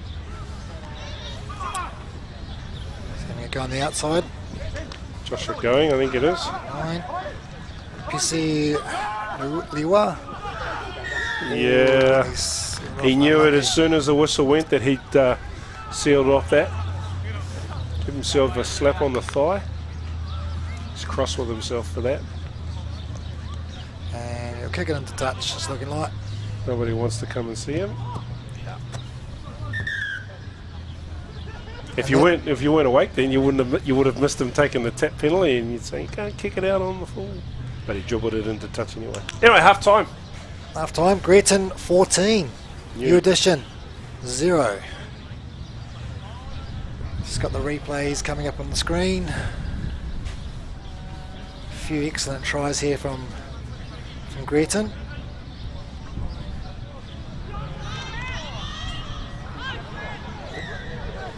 First was from a quick tap, about 10 metres out to Essie. Nice little set, hold up to the defence. For Vinny Lasanga, easy. Too easy, stroll through under the post. And here we are again. Lasanga carries the ball into contact. And then Essie, Cormai Savai, sorry. Little show and go.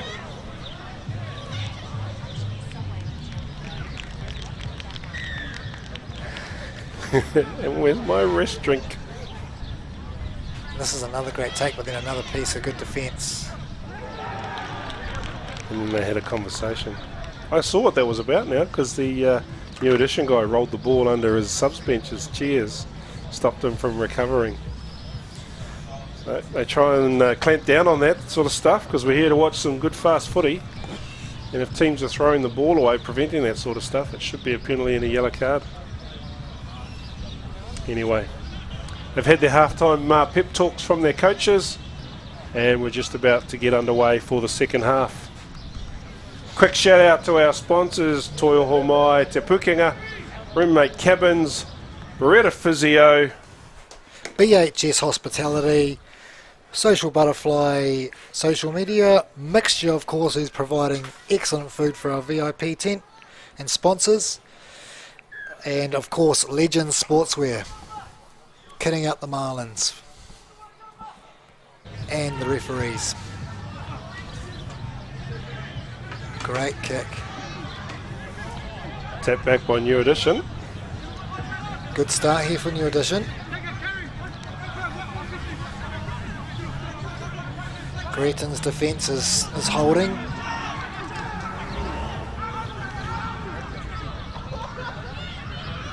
Here's our number 4.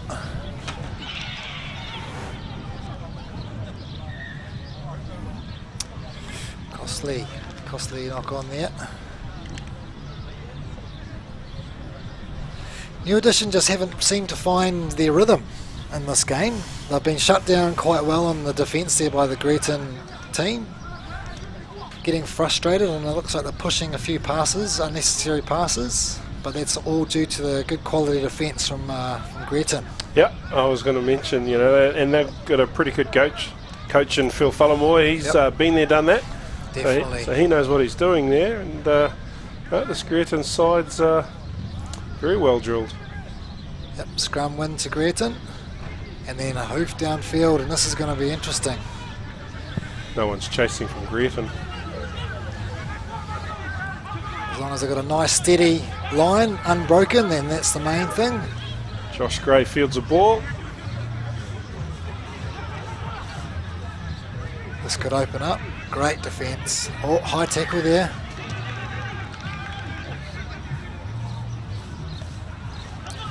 New Edition, need a score first. And there we go. Bit of direction.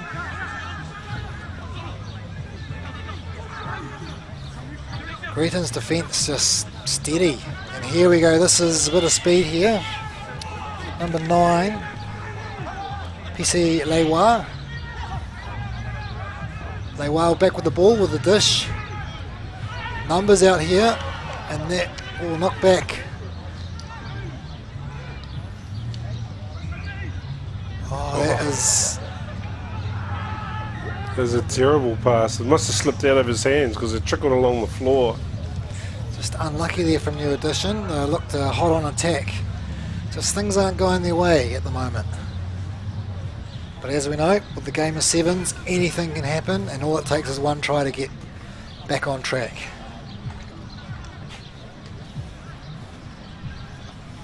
Greaton have done well to hold on to the scoreline where it's at the moment. 3 minutes into the second half, they've managed not to concede a point. Ooh, interesting that. Greaton ball deep in their half, and this is a lovely break there. Number 7. Let's sing it. I know. Number 2. Number 2. Sorry, number 2, Rico Symes, vice captain. I believe Rico has come from the South Island. Sub, he says. New addition to the Greaton team for this tournament. Excellent young player, up and coming player.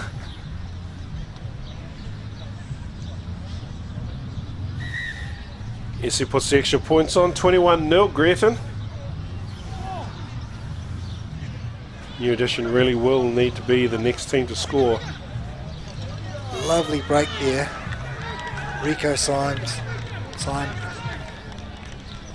the pace to burn. Straight under the sticks, right where you want it. New addition unbeaten in the stage 2 with 2 wins. They sit top of this pool. Followed by Hautapu, Bulla Bay and Greaton are 4th at the moment. So both these teams will go to 3 games and 2 wins apiece. That'll be interesting if the result stays the same. Yep. Yeah, that will be interesting. Are you trying to do the math? Yep, and I'm not going to bother right now. But that's a great offload, but also great defence to match from Greaton. Gee, they've been good on defence, the Greaton team. Scrambling. Yep, unfortunately the tackler got trapped in that and couldn't get out. Lovely line there. Joshua Gray.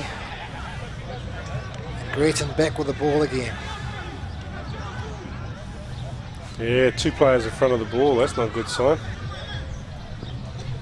Is that Blake Marketing there, number 8? Great carry. Great turnover, but unfortunately he was on the ground when he picked it up. We don't have a number 15 on our team list for new addition, so I can't tell you who that is, unfortunately. Greaton's defence just seems to be just frustrating new addition. Just those little 1%ers are getting thrown. A few colourful language. Oh, it's such a fine line whether or not you're picking the ball up with straight arms or picking the ball up with bent arms. And if you give the picture away that your arms are bent and it looks like your elbows are on the deck, you're going to be penalised. It's all about the picture you're painting for the ref, isn't it? Yeah.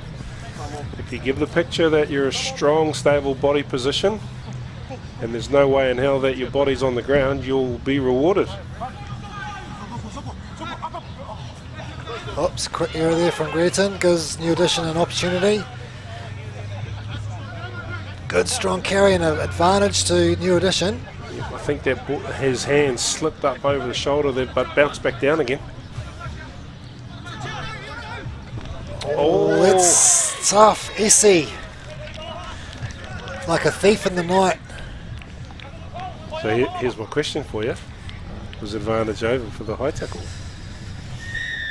This for Essie Koimai Savai. Snatches an intercept try. It doesn't matter to him whether the advantages were over or not. They played to the whistle.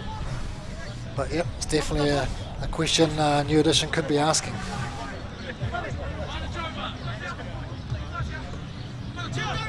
You read it in the newspaper tomorrow, mate. The tries on the board. When we're having our fish and chips at Pilot Bay. Pilot Bay with a beautiful sunset. Watching a cruise ship leave. Yeah. Those of you watching from outside the region, it's just one of those things you do when you live in the bay. You grab yourself fish and chips on the beach with your loved one, and you watch a cruise ship sail off into the sunset.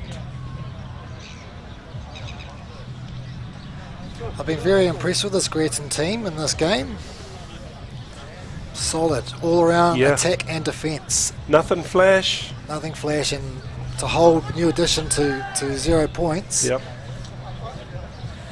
He's overcooked that. And back we go.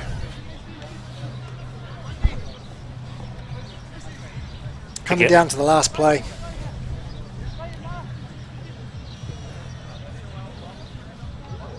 I'd say Gretton were aiming to get that game over with that kick, but New Edition will have one last play to sort of make amends and get some consolation points.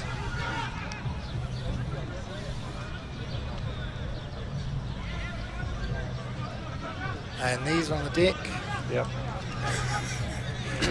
He's given some assistance to get out from the wrong side of the breakdown. This is a good break. Gretton just don't give up though. And we got a knock on. And that, ladies and gentlemen, is game. Full time. Gretton win that match 26 points to zip. And that will send them, I think, probably to the top of that pool. Just have a quick look on the game day app. Yep. Still looking. It's going to be very interesting, these standings. Both those teams will finish with 8. I believe there potentially could be another game. Right. How many games will they play? So they'll play 3 games. So if Hautapu get up, with whoever they're playing, they could be top of the table as well. They'll finish top of the table, and then it could potentially end up with some points decision. Yeah. So we'll be able to keep you posted on that, folks at home. We'll leave that to your people in the tournament HQ to calculate all those for us. Anyway, we're towards the back end of round robin matches on field 1. Coming up at 3 o'clock, we start with some of the semi-finals matches. So at the moment, we've got one of the Colts semi-finals at 3. Then we have one of the women's semi-finals at 3:30, and both men's cup semi-finals at 4 and 4:30. Before the finals matches, all live streamed here on Blake Park number 1 from 5 o'clock. With Local Gecko Productions and Roommate Cabins providing the goods. Very, very thankful for their support for this tournament at the Mount Mullins MW7s, bringing community club rugby to everyone worldwide on the live streaming service.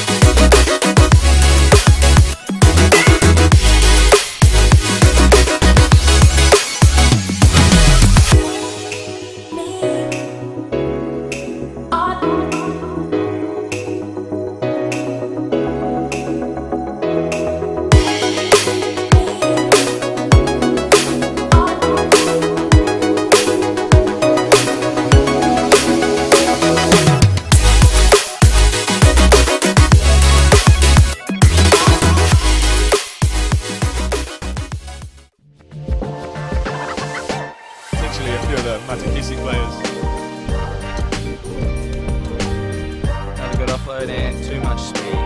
Feed. Oh, big scrum. Big hands. See what they can do here. Oh, he's gone. See what he can do here. Oh. The UFC soon as every ex-rugby player seems to be doing. So watch the smash and pass.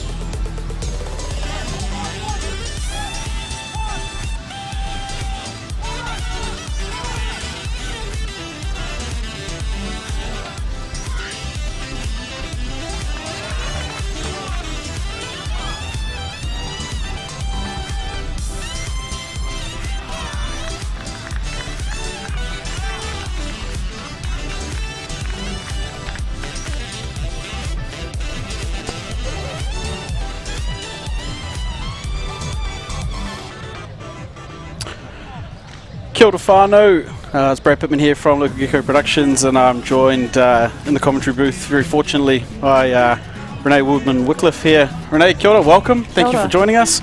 Obviously newly Woodman-Wycliffe, congratulations on adding another superstar last name to the title. Had to add the Woodman in there, eh? Yeah.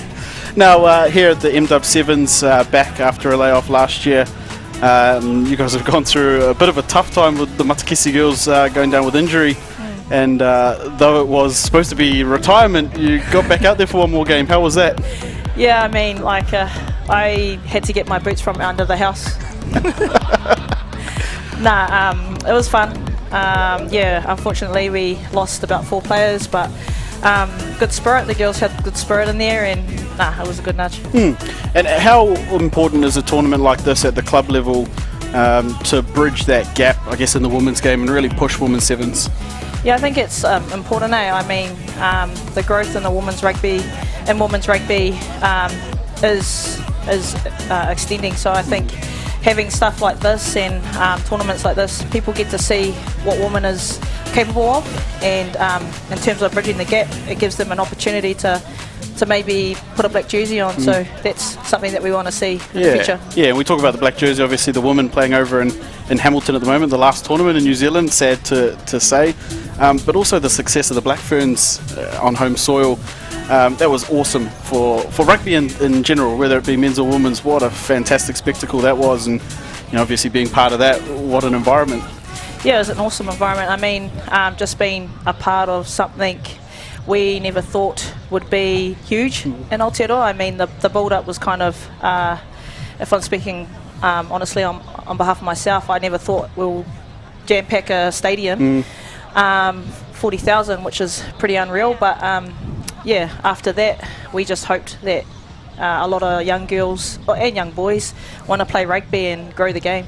Well, that's it, and the sky becomes the limit then, once you get to what you thought was unachievable, where the dreams go now. And so the growth in rugby in general, I mean, already such a big sport in New Zealand, but for women's rugby to take off like that, and wow, what a tournament it was. So I'm sure you'll be heading over to Hamilton to watch the Sevens girls tomorrow. Yeah, that's exciting. Unfortunately, it's on the same time as MW7s, but yeah, I'll head over tomorrow and support the girls and the boys, and I'm pretty sure they got up today, so yeah, supporting them 100. Awesome. Well, thank you so much for coming and joining us. Send some cheers over the hill when you go over tomorrow morning. Thank you again. It's Renee Woodman-Wycliffe. Cheers.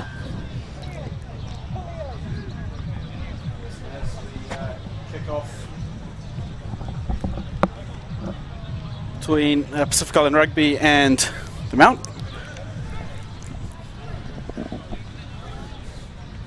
We're back here live at Blake Park, Mount Maunganui. It's a Colts game. Out here it is the Mount Marlins Colts in the yellow and green, and Pacific Island Rugby Colts. They're out there in the white, red and blue. I'm joined back in commentary by the man himself, Pat Ray. Kia ora, welcome back. Thanks, Brad. Well, we've got the first of the semi-finals for the Colts semi. 1 versus 4 out of that pool. Pacific Island finished top of the table with 3 wins. Yeah, I love seeing this this Colts division. I was wandering around field 2 and 3 a little earlier in the day, and man, they play quick. It's a fast game, despite the temperature out there, and those boys play with some pace. Yeah, they haven't quite figured out yet that it's 38 degrees out there and they need to conserve their energy. Yeah, they play the 2 minutes ahead of them and that's it, and they go for gold, which is awesome to see. And this is the Pacific Island side on attack here. Just holding the ball up. Here they go in the attacking zone.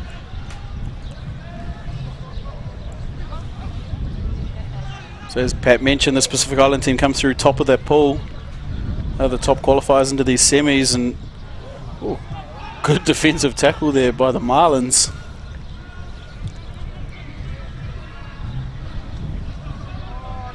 Good bit of footwork, gets on the outside. That's lovely finish there by Pacific Island Rugby boys. First advantage, Pat, to was it Joe Sarnelli there for the Pacific Island Rugby Colts. It was a good try set up, and if we get an opportunity to have a look at the replay, you'll see Pacific Islands take the ball into contact, and that player is brought down quite heavily close to the try line, and you thought for a minute that the ball was going to be turned over, and then suddenly a support player comes in from Pacific Island, a big strong boy. I missed his number, but he secured possession, and that's how they managed to get that try. Yeah, I think the Mountain lads probably thought they'd done enough in that defensive effort to perhaps slow everything down, win the ball back, but you're right, that quick recycle, yeah, it's worked well. Good little bit of footwork in the line there too by the try scorer. So first advantage there to Pacific Island Rugby. They find themselves up 7-0 after the conversion went over, and here's Mount trying to work out of their own end. They will have come through 4th in their pool, so the challenge is in front of them. Yeah, they had a slow start right back at the 9 o'clock game. It was delayed by some technical difficulties, and they had to loiter around for a good 10 minutes or so. So that probably threw them a bit, the young fellas. Not quite prepared, not experienced enough to adapt. Yeah, it's fortunate learnings. Take the good out of those situations, something for them to learn. They've got through to the semi-finals here, so they'll be wanting to improve and keep improving. It's the aim of the whole Colts tournament, is create those development pathways. Pacific Islands Rugby tried the old little sly throw to the front. Unfortunately, the chap at the front of the line wandered across the 5 metre line. The ball didn't go 5 metres. Yeah. You're trying to go the sneaky shorty. Yeah. We're so excited to have Colts Rugby back in Bay of Plenty after it's been gone for a number of years. But it just creates an opportunity now for our Year 12, Year 13 school leavers who aren't quite ready to play senior rugby. They're now able to play a grade of rugby that suits them. Yeah. So we've got 8 teams in our competition this year playing Colts Rugby. Fantastic. Up from 4 from last year. So no, we're pretty excited. And there's a number of boys running around out here now from Mount Maunganui who played for Mount Maunganui's second 15 last year. Yep. So really excited that there are opportunities now for our young fellas to come through. And, Yeah, and good to have them playing, I guess, with and against their peers or their similar age group and experience. Create some leaders at this level. But we're not chucking them in the deep end, forcing them to go and play senior rugby with men. Yep.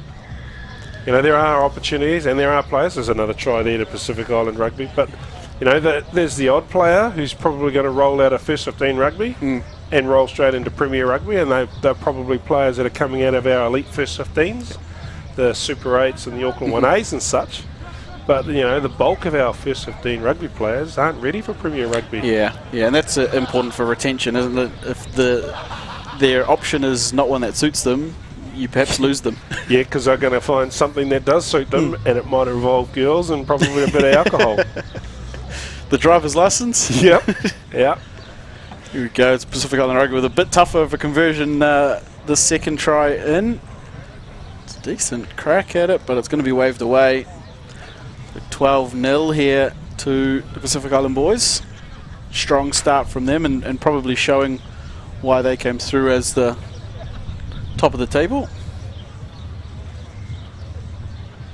Yeah, Pacific Islands Rugby's always been strong, and we hosted a charity football match, 3 charity matches just before Christmas for the I Am Hope with Mike charity, and the opposition that day were all Pacific Island Rugby teams. We had under 18 girls, under 18 boys, Premier Women, Premier Men. It was a great day.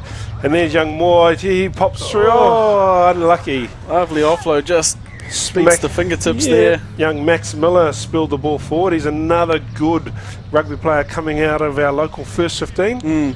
And he'll roll into a Colts team this year, Max Miller. Good young player. Yeah, this Pacific Island Rugby just gone from strength to strength in New Zealand. It's awesome to see. We covered a event down in Wellington for the Wellington Samoa 50th anniversary, and again their opposition was Pacific Island Rugby, and same thing from I think 14s right up to senior men's. Yep. Fantastic to see. And there's plenty of work for them here in the Bay of Plenty if they want to come and live here. Yeah, absolutely, and what a place to live. It's a beautiful day down here at Blake Park. Coming to you live from the MW7s, of course. This is a Colts match, the semi-final. Yeah, Mount Colts with the ball. They're taking on Pacific Island Rugby Colts, and Pacific Island with the advantage at the moment. They're up 2 tries, and here's a enterprising little kick in behind. There's a foot race here. He's going to get it. He's going to score. Yes, and referee Cameron Russell awards the try. Adam Young, I think by the looks of that, on the wing for the Mount. Great little kick. Smart little kick in behind. Yep, I think it was it Max Miller that put the kick across? Yeah, it's great enterprising play there by the Mount. Try something different. Through the hands wasn't working, so yeah, smart heads-up play. 12-5, Pacific Island over Mount Maunganui. There's the kick. Oh, it's good. He's bent it round. Oh, we love that. What a view we got here, Pat, of that. Right behind. So as we head to the halftime break, Pacific Island Rugby 12 leading Mount Maunganui Sports 7. Yeah. Late fight back in that half there by the Mount boys. Pacific Islands with the run of the first 5 or so minutes. We can't count anybody out here. It's 7s rugby, so it's only 7 minutes a half and everything to play for. Yep, and cutthroat too, because the winner goes through the final, and the winners, well, they're heading home to get ready for the social. Yeah, yep. That's it. So the team here, they'll want to get back on the live stream again. Get their names, get their names on it. Yeah, get their names read out again. But good match here at the moment. Pacific Islands Rugby certainly with the run of the half, but not a lot separating the 2 sides on the scoreboard. And as you can see from the replay, their try was as a result of that big clean out. And then their second try, a little bit of dancing there. And ball's recycled. And then the hole just opens up and he finds his way through. Yeah, a little unfortunate Mount there. That didn't look like Pacific Island Rugby had much of a plan, but the shooter from Mount actually pulled a hole in their defence. Yeah. Yep, that's one of the dangers of shooting out of the defensive line. Anyway, there it is. Max Miller saw that he couldn't get the ball out wide, puts the kick through. Young Adam Young pounces on the loose ball, bit of a juggle. Survived the tackle and scores in the corner. Great finish that. And obviously the successful conversion puts it at 12-7 as we head to the second half of this semi-final. And if you're in and around Tauranga or the Mount, get on down here to Blake Park. I believe the things down in the Mount, the Ironman and bits have finished up now, so get on down here to Blake Park. We've got playoffs pretty much the rest of the way through the afternoon, culminating of course in the finals that will bring you a little bit later. But get down here, it's an awesome event. And right here at the home of Sevens, Blake Park, step, Pacific Island Rugby. Oh, good tackle, good defensive work there. The clear out strong. Whoa, what a shame. Yeah, they were lining up, the Pacific Island boys. Young Joseph Arsu there with the ball. He's had heavy workload today, fronting for the Colts team and the Premier Men's team. Yeah, there's a few guys here doing a little bit of double duty. Yeah, they're young, they can cope.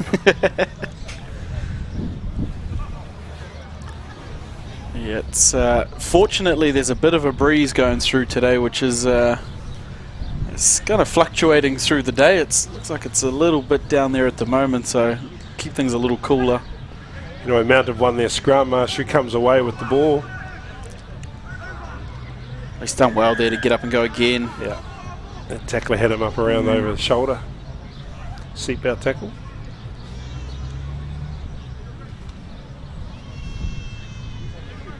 Great haircut there, Caleb Cobb's fielding. Yeah, that or lack of, but yep, it's a spectacle. Marshu with a show and go. There's a crack, good little offload out the back. Oh. Two knock-ons there. You love to have an event like this at this level, but still encourages the guys to throw the ball around. Keep the ball moving.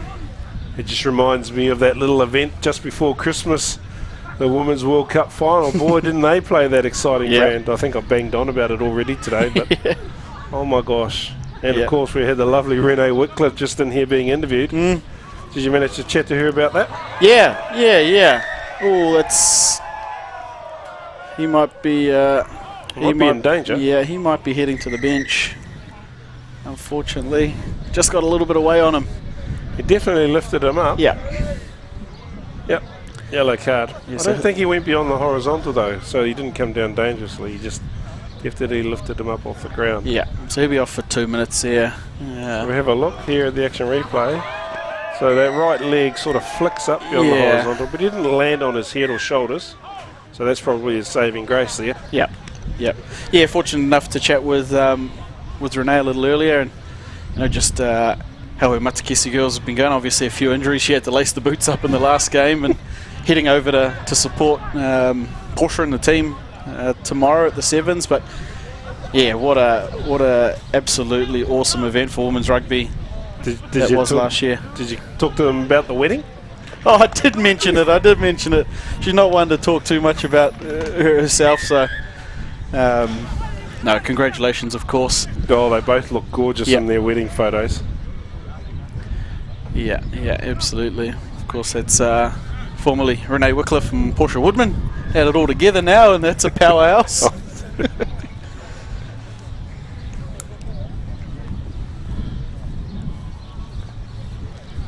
Anyway, Pacific Island have scored by the looks. We've been gas-bagging away. No one's been commentating. Yeah, got a little numbers play up the left-hand side here. It was, big number 5.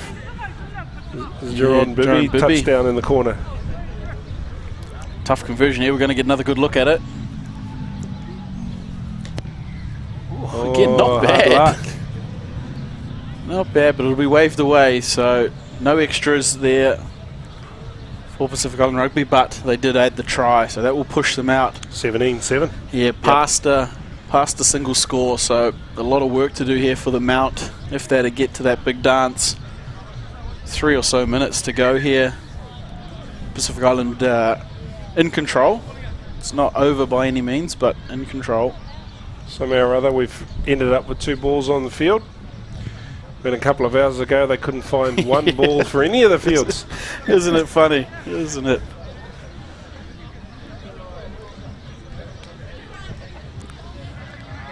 Oh, and that's a cardinal sin not kicking that 10. Yeah, that's not what you want to do when you are up a player and ahead on the scoreboard. Just get the ball to the other end. Out, here they come.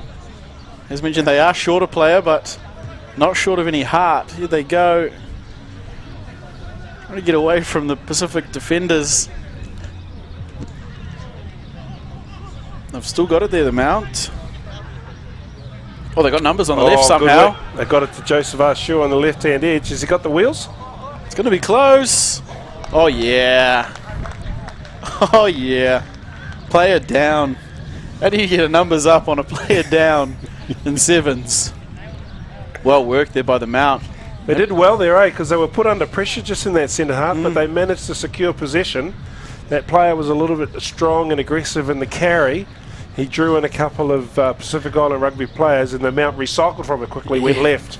Yeah, I think a little fortunate. One of the Mount players there went in to try and kick the ball instead of pick it up, and it did just fall to them. So you make your own luck out here, and they get themselves back within 1 score now. It's 17-12. Ricocheted quite nicely into his hands. We'll just see. They are back to 7 as well, the Mount. So the card has been served. They got out of jail with that one then, didn't they? Yeah. Now they just need to finish it off. Let's see what Pacific Island Rugby can do. Yeah, unfortunately, the Mount local Mount crowd heartbroken at the death in the last game. Let's see if their Colts can do it back. They'll have an opportunity here to knock on.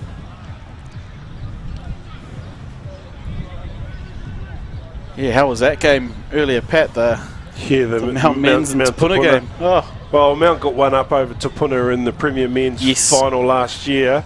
So I suppose tit for tat with a try at the death to win the sevens final round robin match, and that was crucial too because both those teams are sitting on 2 wins. Yeah. And here is Mount with the feet. Big push from Pacific Island Rugby. They get it out, Mount. It's 1-for-1s here. The footwork. Oh. They're going to try and hold it up. Now they get it out.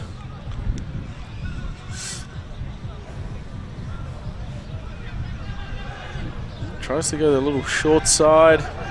It's isolated, and they've got it back. Pacific Island Rugby. Footwork.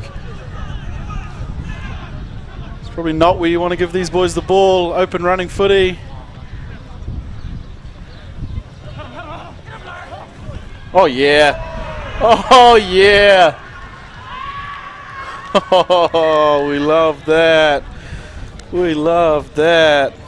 I think that'll be the ball game. Big Percy Tongotongarua. Yeah. He did well. I thought, oh, they've given it to the big fella on the edge, and is he going to have the wheels? Oh, you love that. Nothing like a big, tight forward running down the left-hand edge. Swatting players off like flies. Yeah, absolutely. Yeah, Tongotongarua there for Pacific Island Rugby. That'll probably seal it up. Look at that. Bit of pace too by the big fella. And more Aitihi coming across to try and make that cover tackle. Just unfortunately, he's arrived a bit late on the game. Will be the conversion here for Pacific Island Rugby. Another good strike. That's going to be good. Yep. Great kick. It's Robert Kalawasa there for Pacific Island Rugby, and that's time. That is the ball game. Mount trying to push and almost caused a late upset there, but it is Pacific Island Rugby running away with it in the end. It's our Colts semi-final, 24-12. So they go through to the final. Yeah, we'll see them a little later in the big dance. Yep, which, the Colts final, which is the winner of the 2 semis, the other semi being played on the other field at the moment. We'll be kicking off live and exclusive here on Local Gecko Productions live stream at 5 o'clock on Field 1. Yeah, so a little bit later these guys will get a bit of a rest now. Probably jump over in those cold pools over there at the Beretta Physiotherapy tent. I put my hands in them just before. They're not very cold anymore because they've been in the sun all day. About 21 degrees, that water. Yeah. Any reprieve at the moment is a good one. Yeah. Anyway, coming up next, we've got one of the women's semi-finals. We'll get you those two teams in a minute. See if the app can help us out with that. And for all of you following along at home, if you don't know what's happening in the tournament, check out the Game Day app. If you jump onto the Instagram accounts there of MW7s or Facebook, they've got the codes for you to get into that Game Day app. It shows you all the results from the weekend that have been played so far, which hopefully will set us up to see who's playing Yep. what. Yep, I can see now that the two women's semi-finals, the match coming up at 3:30 on field 1 that you'll see on the live stream, will be Ponsonby taking on Silverdale. Silverdale Silver, awesome. And I'll just confirm whether or not the second semi-final is Rangatawa and Matakesi. So it won't be Matakesi. Unfortunately, those watching at home, Matakesi have pulled out of the remainder of the tournament. They've gone below the number of players left on their registration. As mentioned, they did have to pull Renee in for a game, but they lost another couple of players there. So unfortunately for them, because it is a star-studded team here at the MW7s, we won't see the Matakesi women again, and I believe it's the other Silverdale team is going to play. Is going to take that spot, Silverdale Dale. Yep. Well, it's good that Silverdale brought two teams down. Absolutely. Because they're using the whole of the day as so they've got a Colts team, a Premier Men's and Premier Women's. So fantastic for Silverdale, and a great initiative from that club to send their 3 teams down here in preparation and have a bit of a camp. It'd be good for them. Yeah, and that's a shout out to any of our other provinces and clubs and those watching along on the live stream. We'll be back next year. Come and join us. Get down here, up here, wherever it is you are. There's nothing beats the Mount. Make it a camp. Bring your whole club down. The beach is close. The sun's always out. Never rains here. And there won't be much else happening at the time because there won't be that little tournament that's happening over at the Kaimai Ranges right now. Yeah, I heard there's a small set of fixtures going on over at Gallagher there. At FMG Stadium. Yeah. So, no, it'll be all sevens right here at the home of sevens. For any of our clubs that are out there, if you're thinking, I want to play in that, get your club involved. Get a shout out to the organising team here at MW7s. Sam Rodders and the team, and get across. You know, it's open to clubs to yell out. And I tell you what would be really cool to have here next year is an under-21 women's grade. Yep. You know, a lot of these girls playing in the Premier Women's are all pretty young, but if there's an opportunity for your club to put together an under-19s or an under-21s girls grade to play alongside the Colts grade, Blake Park's got 2 more rugby fields, so we can have 5 fields running here if we want. We'll probably have to have a bit of a battle with cricket though. But we can always roster the Mount Maunganui Cricket Club to have an away game this weekend so that the top 2 fields are available. Yep. No, absolutely. The more the merrier, and we're everything about this tournament is about growth and development, and that starts with creating those new divisions, new opportunities. Like you say, if we can get multiple women's grades along here, fantastic. And the good thing about sevens is you might not have your full 25-person squad ready for the winter season. You can bring 15 down. If you've got that many, sweet. And you all fit in a minivan. Yeah. It's one minivan and not one big buzz. Yep. One big bus. And of course, there's Main Beach here as well. And there's a couple of bars and nightclubs that'll probably enjoy having you around. No, it's a wonderful place to be. Most of the tourists have kind of gone home after their Christmas, New Year's holiday, so it is a nice place to be in late January here at the Mount. Get on down here. Yeah, we see the crowd is steadily continue to build over the day. We do have some cloud cover in, which to the reprieve of the many players, they'll be very happy to see. But it's awesome. Okay, we'll have our women's semi-final coming to you shortly. That'll be at about 3:30, so we'll see you in about 5 minutes' time. Enjoy some of the highlights and video from around the ground.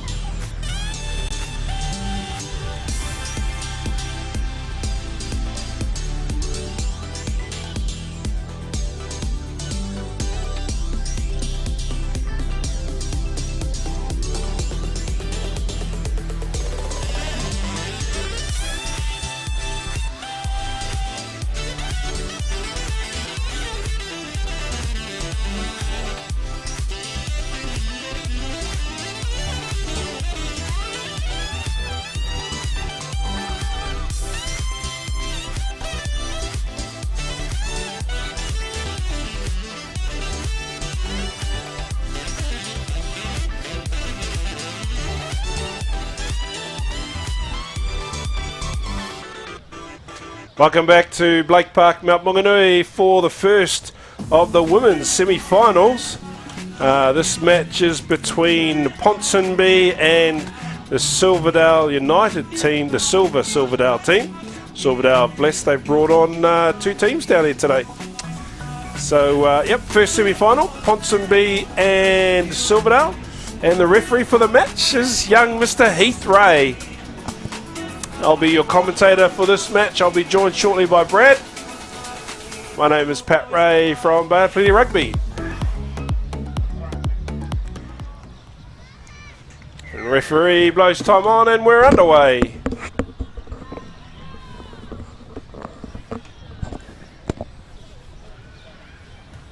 Yeah, kia ora Pat, back here for our women's semi-final. Oh, quick start, Ponsonby. Yeah, the number 8, Millie. Oh! What a tackle there. Oh, we don't have a 12 on the team sheet, unfortunately, but Ponsonby do get in the corner. Luisa Tubailangi, she's been a standout player all day, and she touches down for the first try of the match. Yeah, she'll be, must be there or thereabouts at top try scorer, I dare say, for the afternoon in the women's grade. Probably the one of the leading try scorers, full stop. She's been electric on the wing for Ponsonby. You get to know their names when you keep having to say them over and over again. Yeah, you can stop looking at numbers of those you see a lot. And she's been down in that try zone a few times. The kick's not going to make it there. Tough extras to add from the corner, but Ponsonby, fast start, up 5-0. Yeah.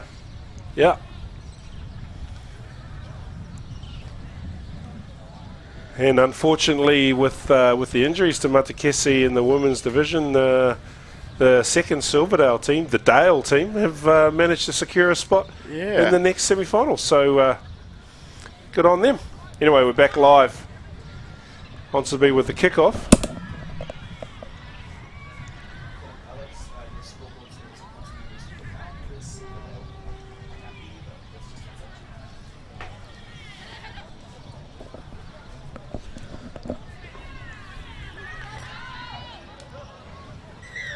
Yep, tackle was high.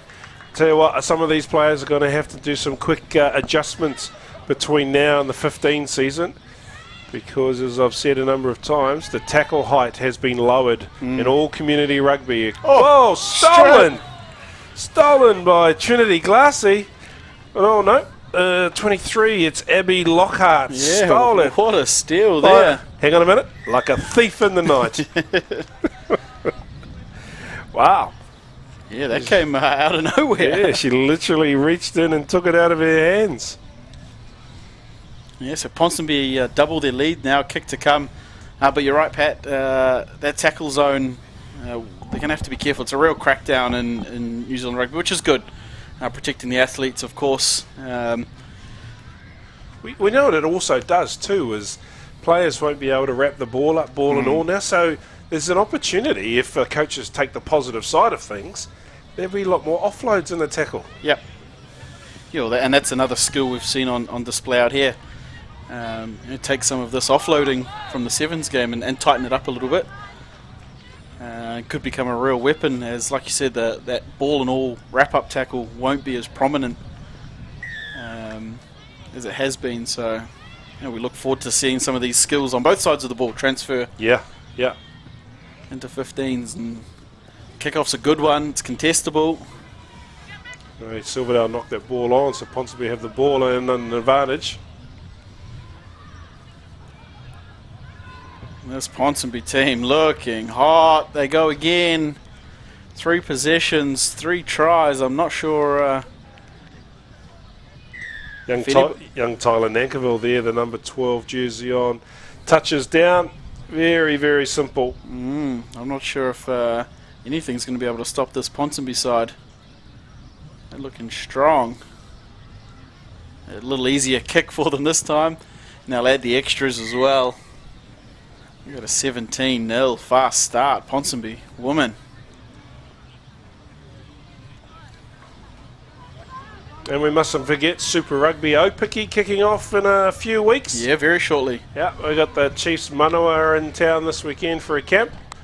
And we had one of the players floating around before, young Peyton Takimoana. It was good to see them in town. Unfortunately, they're supposed to have their camp up on field 4 and 5, but there's a cricket game going on. Of course.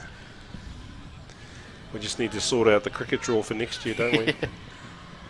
Yep. Kick didn't go 10 metres, so referee Ray takes it back. Free kick on the halfway line. Young Mr. Ray, 17 years old. Yeah, good to see him out there. He's off to medical school at Auckland University this year. A couple of proud parents indeed. Yeah, I bet. And rightly so we wish him all the best in his studies, of course, and whatever he continues to do with the whistle. I think the Auckland rugby referees have lined him up. Yeah, lined him up. Not sure how much time he's going to have. He's going to be studying a lot. Anyway, back to the game. Ponsonby, it's the break. Little pop over the top to the number 7. She's got gas and she's going to do it. Touches down. I think that's Mount Maunganui player filling in a Silverdale jersey, young Emily McGee from Canada. Good to have her back. Yeah, it's exciting. We have a few international talents on display across the weekend. Either those that are here to further their rugby experience or those just visiting. Yeah, we're pretty lucky here. There's a rugby academy inside running Mike Rogers' businesses.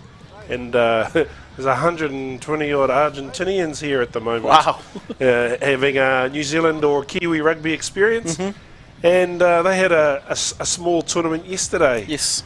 And one of the finals involved one of the Argentinian teams, and suddenly all the shirts were off for the supporters on the sidelines, singing and dancing like they were at a football match. It was a fantastic experience. Anyway, back to the rugby.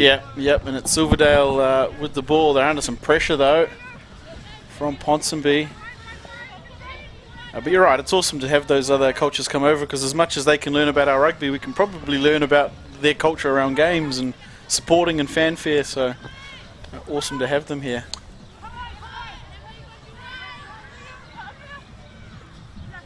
And Silverdale keep the ball just inside their own half here. Again, still under some pressure, but they win a penalty. Yeah, that Ponsonby fringe player was just loitering a tad offside. Yeah, and here they go. Little show.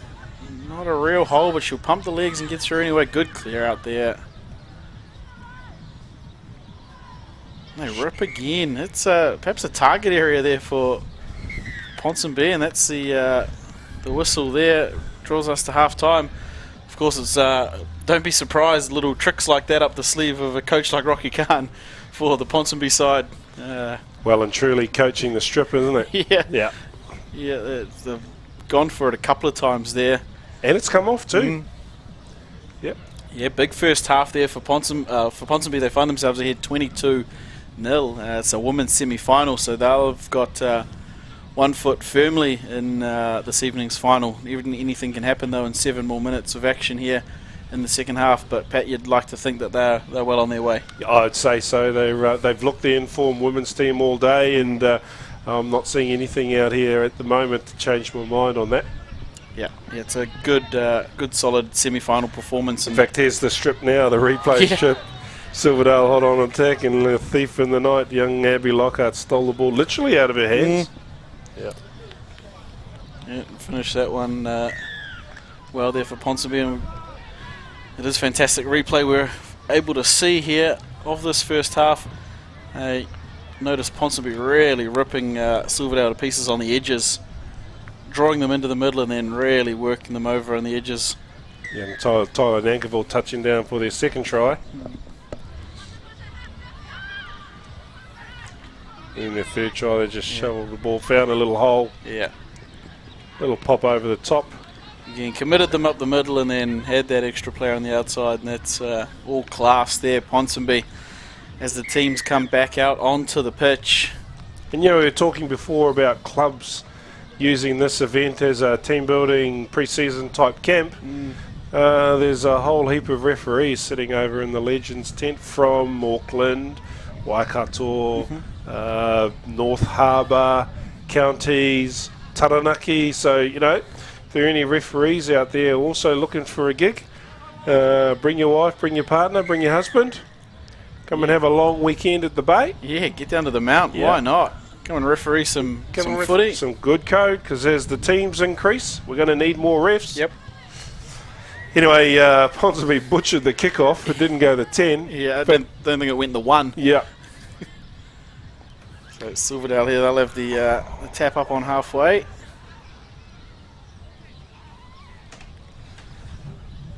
Yeah, tough one here. I think it's both Silverdale women's teams caught having to play at the same time. Yeah. So they've pulled in a number of Mount players to just prop up the numbers. Yeah, and here comes Ponsonby again, attacking up the middle of the field. They'll win the penalty there. Rolling. They take it quick. There's yards there. And a fend. She'll go in. Strong there. It was Dana Nankerville. It's a very famous rugby name, Nankerville. I wonder if they're related. Yeah, potentially. Both found themselves onto the score sheet regardless. Yeah. Here's the kick. Look to convert our own try. Yeah. We got a Kim Nankerville. Kim lives in Katikati. He's helping with the Katikati Prem teams. It's his boy in the Chiefs. Oh, right. Yep. The young Nankerville man up there. And of course there's 2 Nankervilles running around in this Ponsonby team. Got to be nieces or nephews from somewhere. Yeah. Anyway, Kim, if you're listening, text me, let me know. And if you're not, if you know him, text him, get him on here. We're giving him a shout out.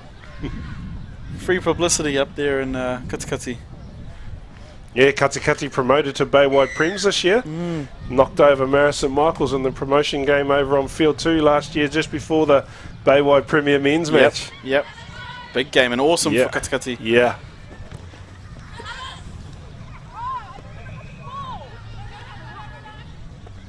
Done well there. Oh, went for the intercept. Yeah, going for it.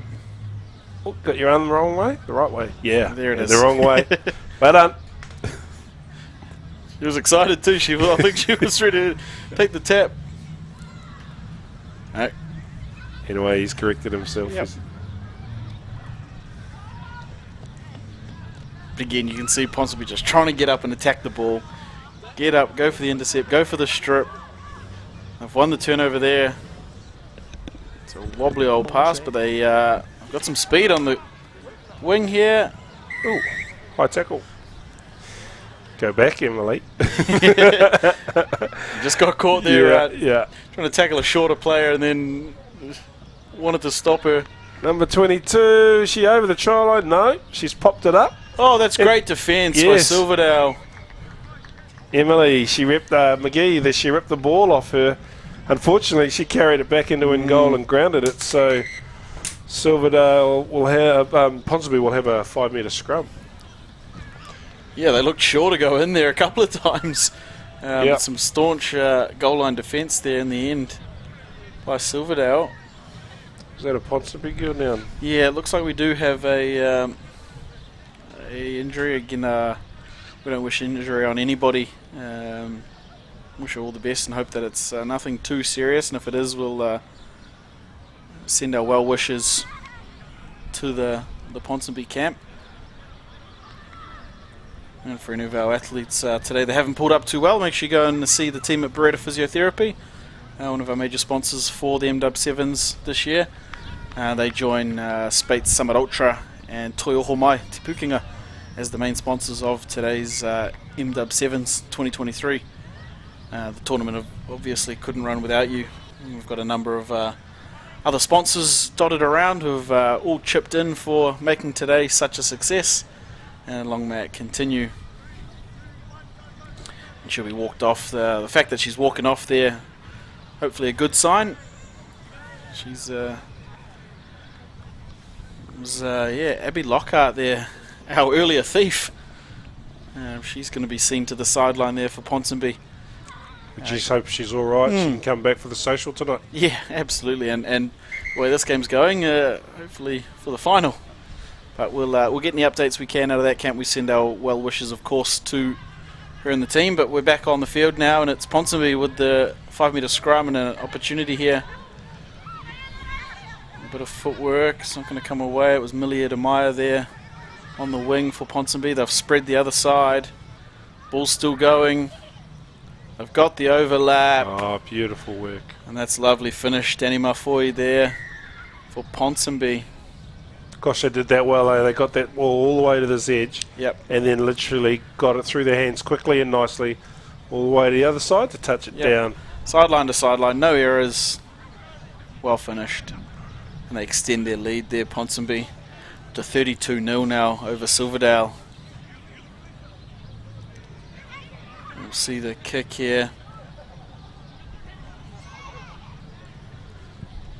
Millie Edemaya. Close, but not quite. You won't add the extras there. But the lead is insurmountable now. Silverdale, they'll be looking forward to the ice baths and the rest of their evening. Ponsonby, ice baths? I think it's a warm sauna now, isn't it? Yeah. Unless they've been dumping bags of ice in it. Might be lukewarm brown water over there by now. But then, of course, Ponsonby eyeing up the women's final, which we will be bringing you live later this evening. Of course, all of today's live stream and footage brought to you by Local Gecko Productions, with special thanks to Roommate Cabins. Pat, how nice is it to be up here in the cabins? Yep. Very happy to be sitting in the cabin and not running around the middle or on the edges with a flag. Yeah. Speaking of running, Ponsonby run another one in there off the penalty, and they'll push another score ahead here, and probably be looking to just set up a couple of little plans and ideas for tonight's final. But you're right, it's been a hot day out there. Fortunately, we've got a little bit of cloud cover come through, which might just cool things down a little bit for our players out there. We don't want that cloud cover to turn into what the weather forecast is saying. No. Which is supposed to be a late storm. We don't want that. No, I'm sure it'll hold off. It can rain as hard as it wants at 7 o'clock. Yep. And as we count down, it must be the final minutes or so in this women's semi-final. It's Ponsonby to take the kick-off. They've just pushed their lead even further ahead, and they'll try and win the ball back going short. It's a lovely kick, but great take there. Silverdale, I want to recycle the ball. They've got a good backline set up here. It's not tidy ball, unfortunate for them, but they make do.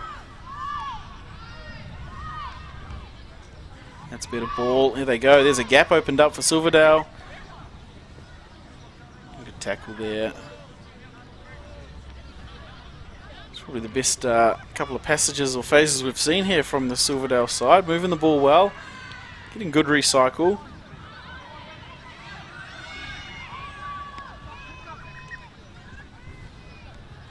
Yeah, stringing a few phases together here, the Silverdale side. Oh, unfortunate there. She didn't have anyone in her way. No, they were just building up quite nicely, the Silverdale side. I can just see this.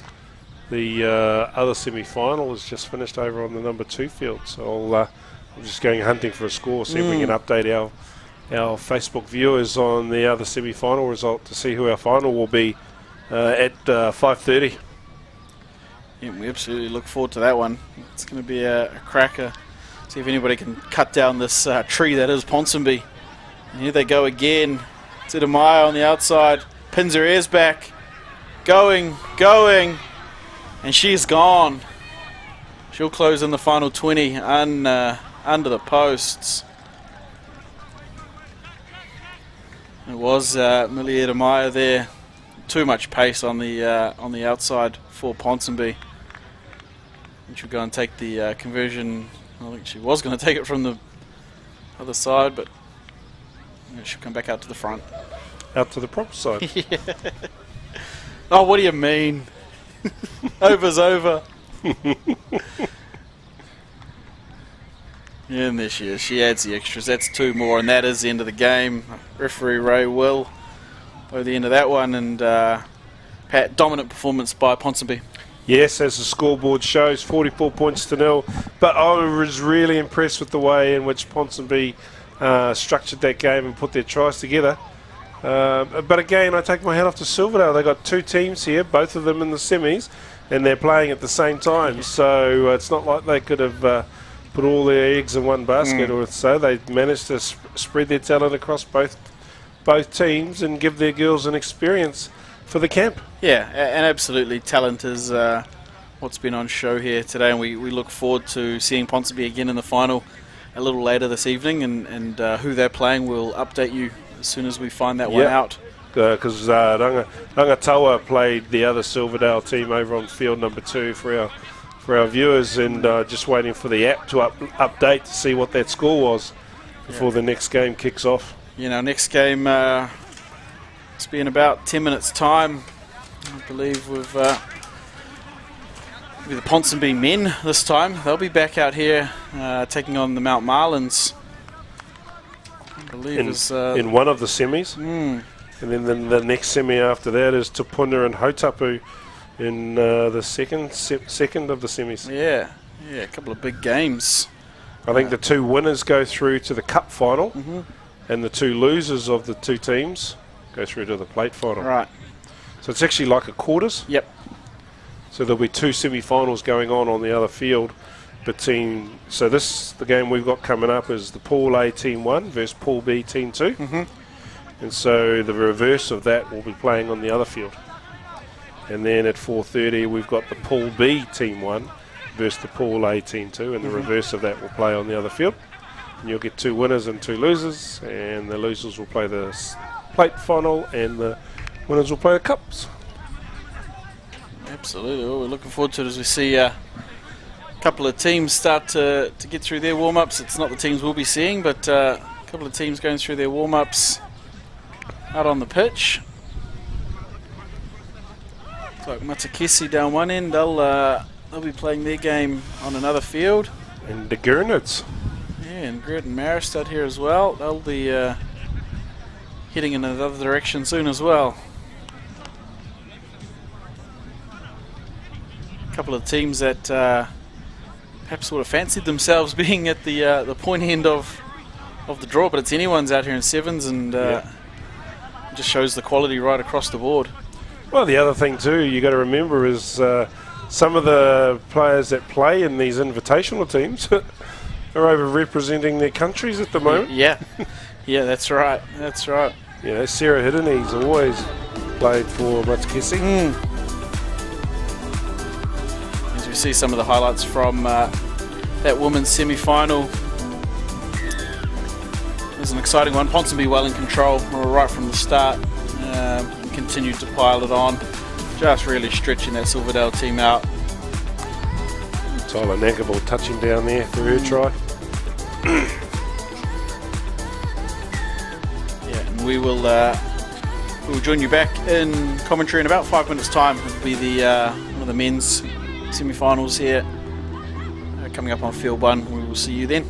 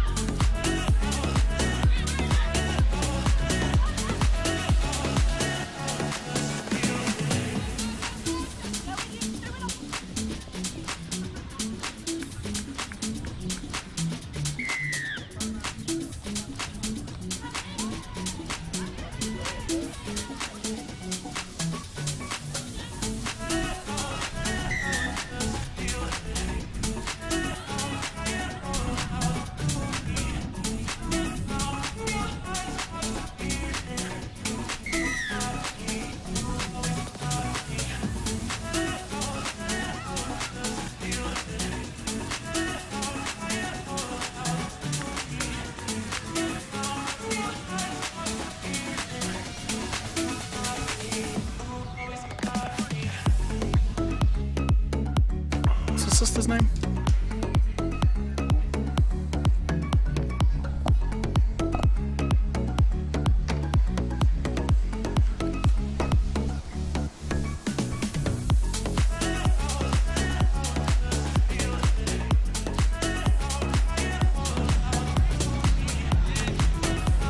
We're back now live here at Blake Park, Mount Maunganui on the Capturingthelocalspirit field for the first of our Premier Men's Cup semi-finals. We have the Greaton Marist Gurnards taking on Matakisi.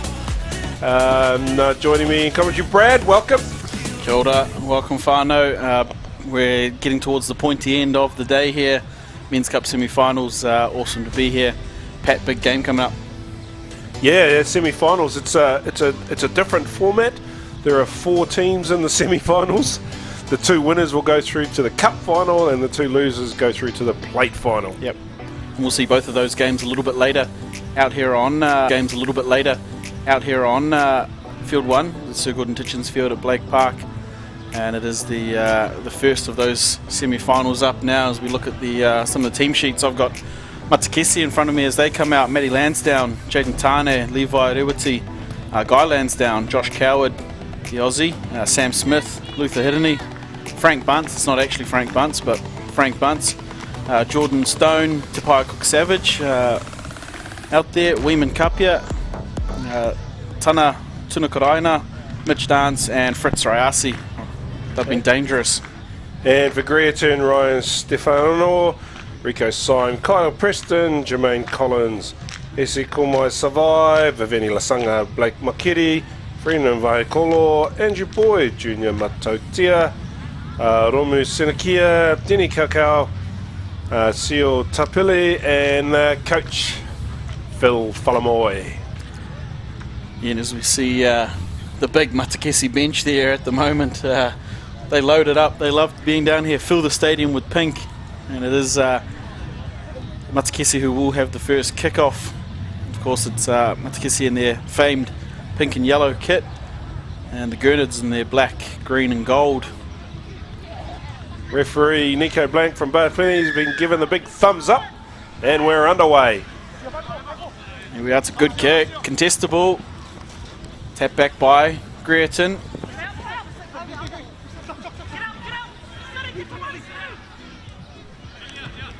Good first contest by both teams there. Show, and he's going to try and hit the hole.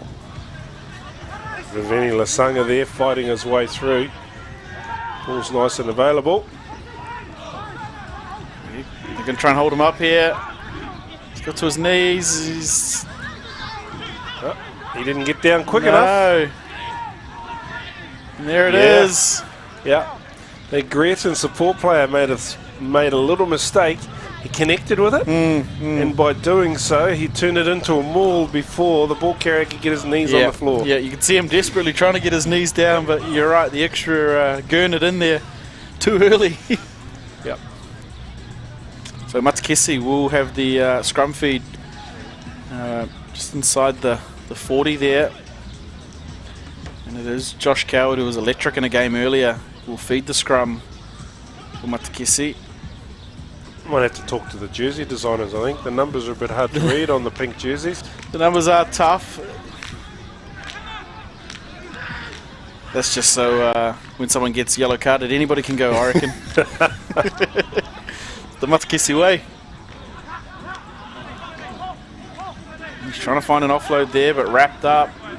He will get to ground just outside the 22. Here we go, big swing. Oh, inside ball, double ins. That's lovely. Sevens footy. Tana Tunakaraina on the end of it. Wowee. Thought they were going to try and hit Wayman out here on the wing, but the double ins. It's a good little interchange of passing that opened that hole up. Yeah, early lead there to Matakesi, 5-0 with the kick to come right out in front.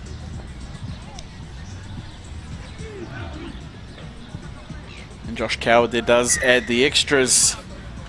Early advantage, Matakesi 7-0. Men's Cup semi-final. And as the veteran does, takes his time getting back to halfway. see the replay there.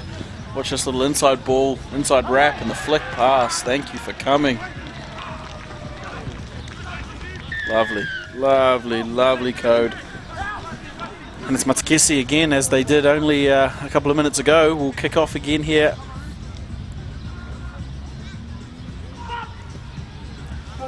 Perfect kick. Another Look at that. good one. Oh, and they win the contest as well. That is the try scorer. Yeah.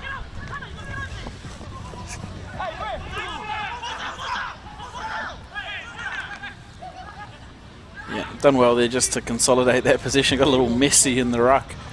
Matakesi. There they go. Footwork, shorty.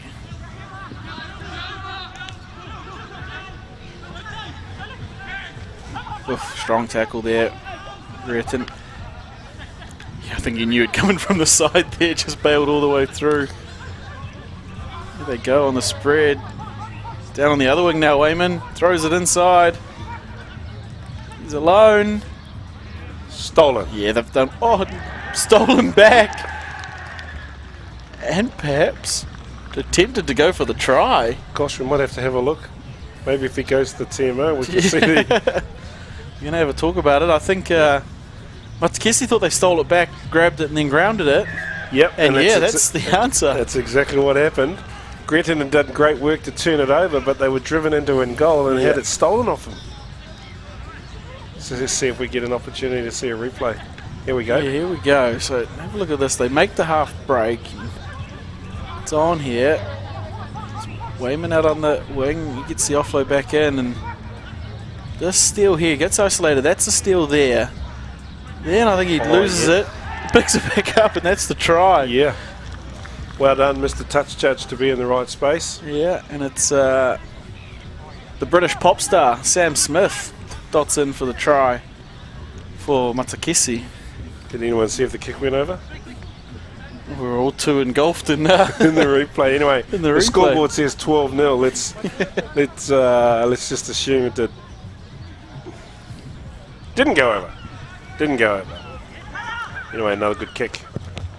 Yeah, so 12-0 there. First try converted, second one not. And Matakesi drive over well. No, not well enough. Yeah, he's got to stay on his feet if he needed to do that. So, Brereton, perhaps with the first use of the ball. Matakesi not playing with a sweeper. Dangerous with the offloads that have been happening, but unfortunate there, Brereton. Yeah, I've seen a few teams opting to go without the sweeper. I guess trying to condense the line, the defensive line, as much as possible. Can be risky though. Yeah, absolutely.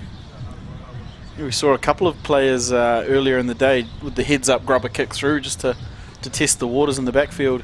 Yeah, and then have it roll end over end and pop into their hands and score. Yeah, we think of it was the Mount Colts. Put that little move on. Yep. Young Max Miller did a cross kick. There's Matakesi with the scrum feed just inside halfway. It's not tidy. They'll get a short arm. Yeah, I think the Brereton prop kicked the ball forward and kicked it out. Yeah. There's no love lost in a 7 scrum. Nobody really rules fly out the kitchen window. 7 scrums, but anyway, we're away now, and you can see again they're just eyeing up the kick potentially. Both teams without a sweeper. Oh, and stolen in the tackle. No. Not allowed to steal it when you're on the ground doing that. Yeah. Got it too late. Worth a crack though, Nigel. Oh. Again, not a lot lost from it, but here they go. Just trying to pull players back into the middle of the field. It's not tidy, it's knocked on, in fact. That's risky. And not needed too, I think. You know. No, they had Brereton sliding. They just keep the ball in hands for a phase or two there, but the scoreboard and the semi-finals and the eyes light up, and they are still ahead on the scoreboard though. Matakesi, it's Brereton with the scrum feed. About 25, almost 30 metres out from their own goal line. Time up on the scoreboard too, so Probably the last play of this first half. Yeah, could be our last play. Greaton really need to pull the trigger on something here. Need to be the next team to score. And there's the kick. The pace is on. That's a good tidy up. And at a fractured line. Yep, nobody else from Greaton chased the kick. Again, not untidy. Unfortunately there for Matakesi. And that will bring the first half to a close. Both benches coming on hot. It's 12-0 to Matakesi. That second try, of course, extending that lead. And Pat, solid start for the Matakesi boys. Yeah. Greaton haven't had much opportunity. Literally, I think the last play of the game was their first crack with the ball, and to their credit, Matakesi kept them out. Good to see them try the kick. Yeah, a couple of other things they're starting to play with, but their third or fourth game of the day. Tough. Yeah, it's tough. A little bit tougher than that little tournament over the other side of the Kaimai where they play 2 today and 2 tomorrow, or 3 today and 3 tomorrow. Yeah, these teams out here looking to ramp up at 4 or 5 games. Yeah. Out in the heat here, we are on Sir Gordon Titchens Field, Field 1 at Blake Park in the sunny Mount Maunganui. At the MW7s 2023. It's our Men's Cup semi-finals. We see some of the replay highlights. That was a lovely try. Their first one, Matakesi. Slammed down there in the end by Tana Tunakaraina. And then their second try where they took to the edge. Yeah, had their ball stolen off them. Yeah, this was an interesting little one. The offload inside. Good steal here defensively, but pushed back. I think it was Vini Lasanga there for Greaton. Just couldn't keep the ball. Because he lost the ball, he didn't ground it. Yep, and it was Sam Smith there for Matakesi jumping on that one. So they've got they got one hand on that finals berth, but big half here, and these first couple of minutes are really going to dictate, I think, who wins this game. If Greaton can come out firing like the Matakesi did to start, they're every opportunity. But if not, it's going to be a tough one for them to win.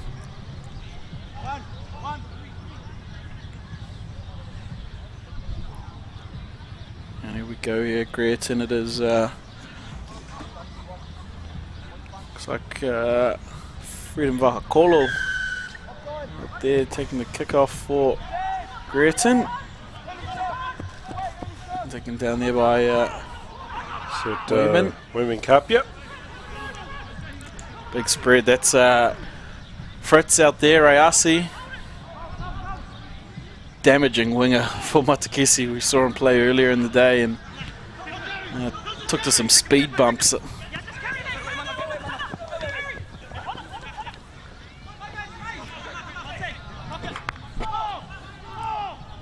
Big spread I was on here for Matakesi. Just hold it up, try and get the extras. He'll go himself. Good tackle there, and he's over it, and he'll win it. Excellent defensive work there by Greaton. Textbook. The ball carrier tried to reposition himself to just shield the ball. Oh, and perhaps not 10. Yeah. Not 10, I think. Oh, no. No, that's okay. That's okay, because he's kicked it. It's allowed to bounce, it's just not allowed to knock it on. Nothing wrong with the kick. Yeah. That's what happens. An odd-looking one. Matakesi was still yelling about it, but they didn't get into their into defence. And as mentioned, if Greaton could come out strong early, they'll put themselves back in the books here. And it's conversion. Yeah, he got the call from the assistant referee on the far side that they weren't 10 metres. Yeah, and he's made the conversion. So Matakesi made pay for a bit of ill discipline early in the second half. It was Isi Komasawai there going in for Greaton. And just like that, we've got a ball game back on our hands. Our score will get updated properly. It's 12-7 now to Matakesi.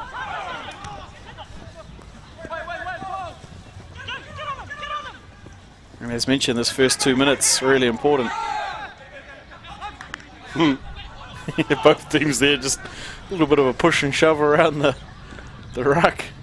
The Greaton number 8 went to steal the ball, but he put his hands on the ground and didn't bother picking up the ball. Yeah, he knew he was in the wrong then. Yeah.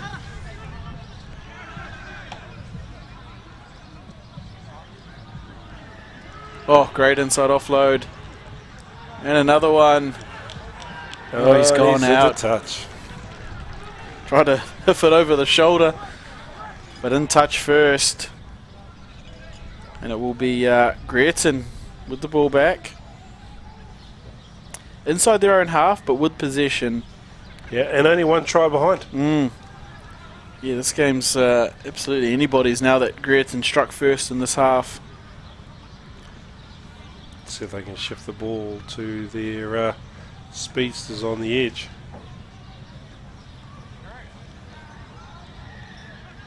Yep, I've got the line out clean. Here they go. The spread's on.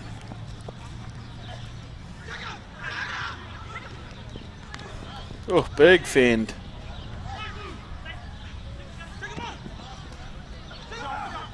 One-on-one battle here. He beats the first defender. He's got the second trailing. Great inside pass. The chase. Yeah, too fast there. In the end, it was Kyle Preston dotting down for Greerton, and just like that, they've answered 1-2 back.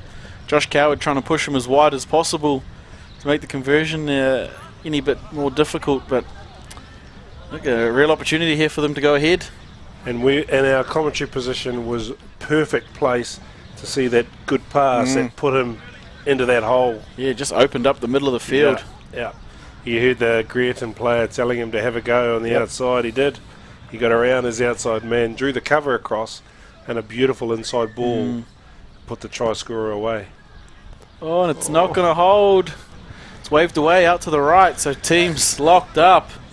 He's all tied 12 up. all. We haven't had a draw on field one today. I was going to say, I don't want to say it too early, but I would love to see a bit of drop off here in the men's semi-final. Isn't it ironic? You can see in the replay, there it is. Beautiful game. He just put him in a hole. Set sail for the try line. The cover tried to come across. He's not quite quick enough. Too much field to play with. Yeah, I think all Josh Coward really was doing there was trying to get him as far away from the post, and look, it's worked. Yeah. He's, oh no, he's tried the Richie Moanga and it didn't work. And he's kicked the ball away as well. Matsukesi maybe asking for an extra 10 metres or 2 minutes on the bench there. Yeah, and that's probably an appropriate question to ask. Right, here they go, Matsukesi on halfway. Eyes up for the kick. Yeah. Greerton have savvied up though, they had cover a bit. Yeah. Tackle's a bit high. This game's going to get, could get a little bit chippy here for the last few minutes. And I'm here for it. Offside. Yeah. Has he got the gas? Found somebody? Oh.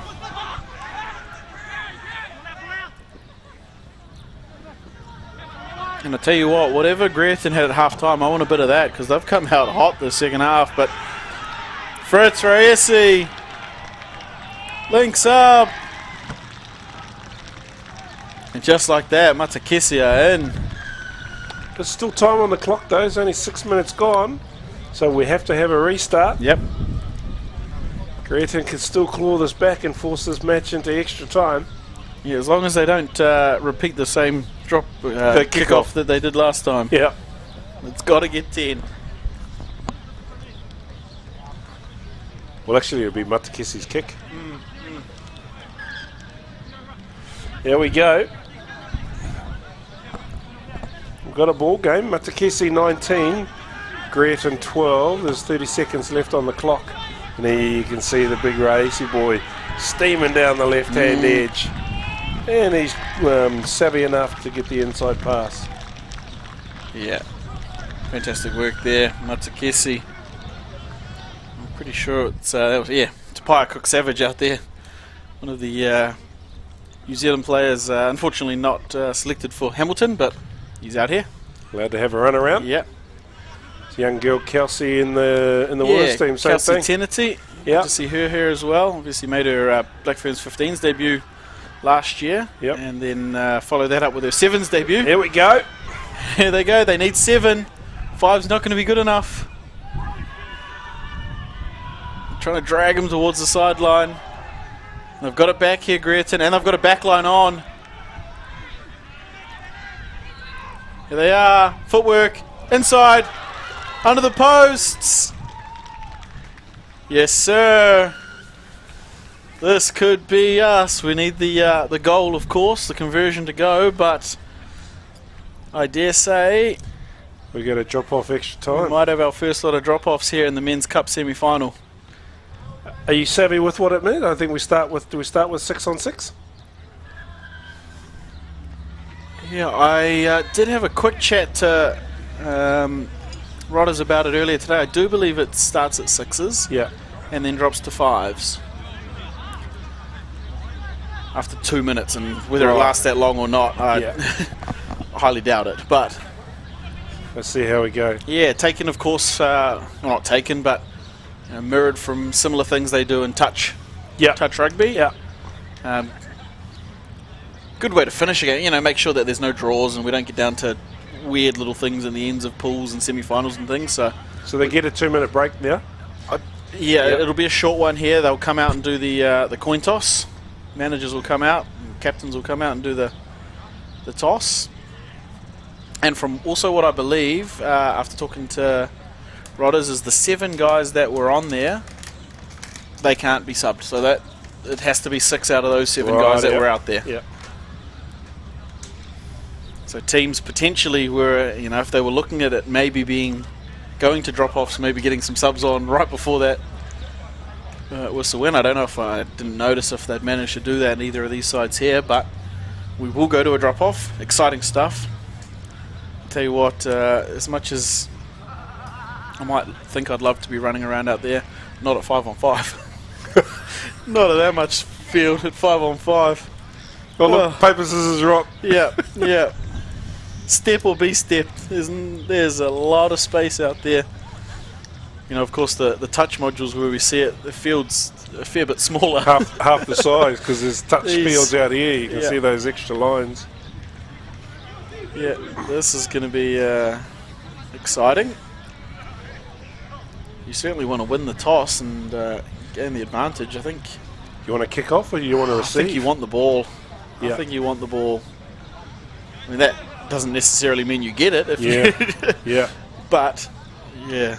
Well, Matakesi, I think, won, and they elected to play towards... Yeah, there is a little bit of breeze out there, so that will help as well. Running into the wind on dead legs is going to be tough, so I think you're right. They're running, I guess, this field. There's no towards the bar. Usually towards the bar is the more favourable end. Anyway, we've got 6 on 6. Yeah, so it is 6s. 1, 2, 3, 4, 5, 6, 7. 1, 2, 3. We'll try and get a count. No, Yes, 7. So 7 on 7 for the first minute, and then the next stoppage at 6 on 6, unless of course there's a try, because it's golden point extra time. Yeah, so we'll see here. It is the first play. Matakesi with the ball, and they've gone long. Probably a smart one there, Gred, and try and pin them down. Yeah. While they've still got a full defensive line.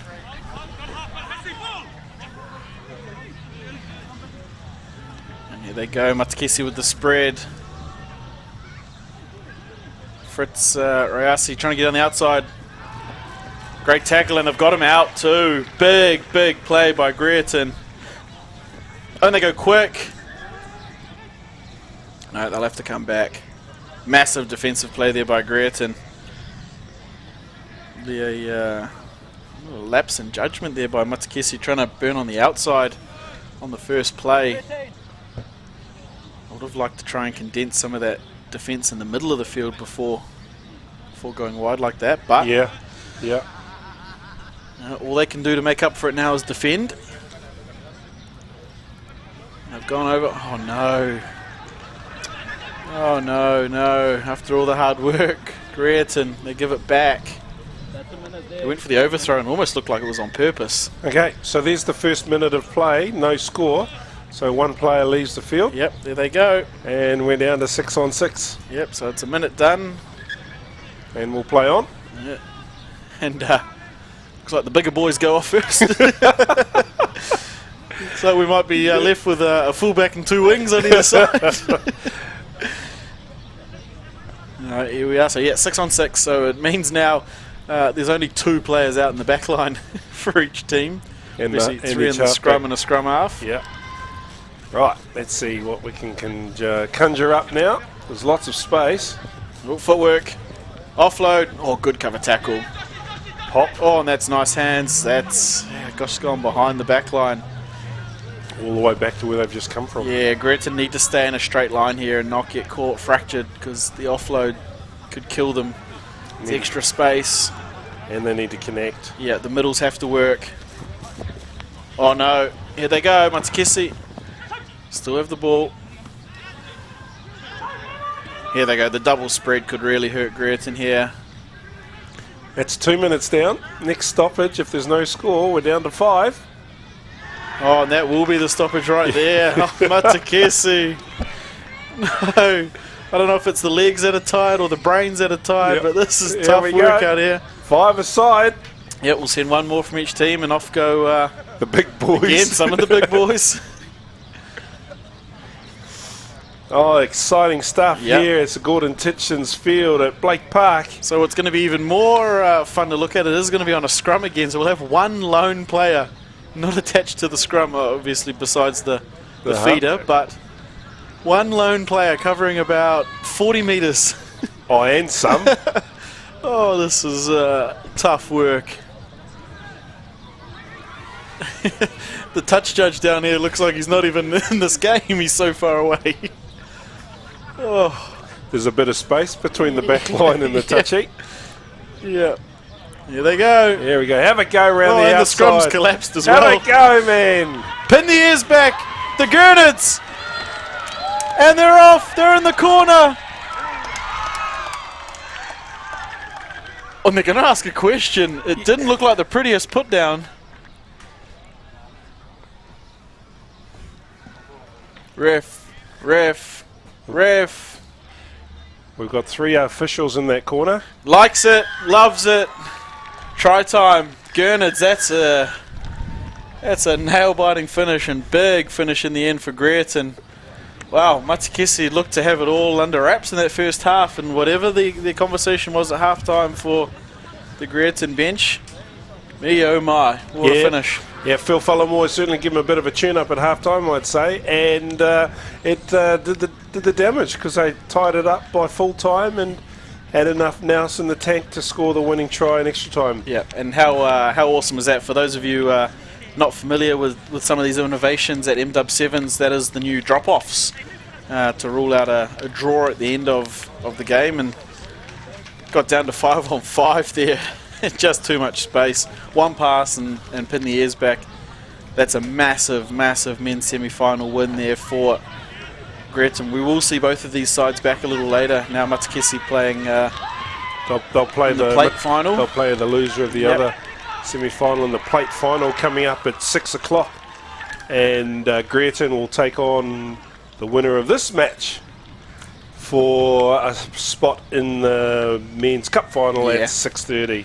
Yeah, so we'll be bringing you the men's cup semi-final in just a couple of minutes. These teams will be ready to rip in here. Obviously that game going for a bit of extended time, so the next 2 teams will be set up and ready to rock very shortly. One of the benefits, of course, of the tournament organisers having kick-off every 30 minutes is there is a bit of time in between each match, just in case we do go to extra time or there's a bit of injury stop, and it doesn't push the timetable out as much. So as we get ready for the next game, we'll have Tupuna taking on Hautapu in the next semi-final, I think.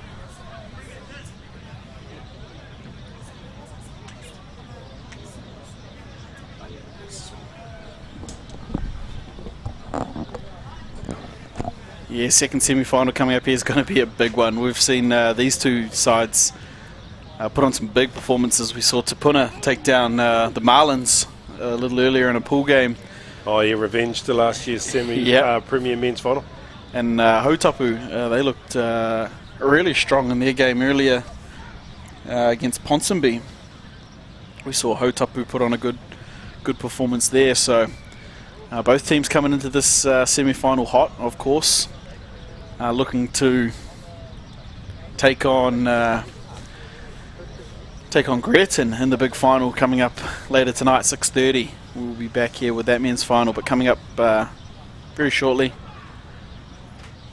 We'll just wait for the Matakisi boys to finish up on the field, take their long walk back to the corner.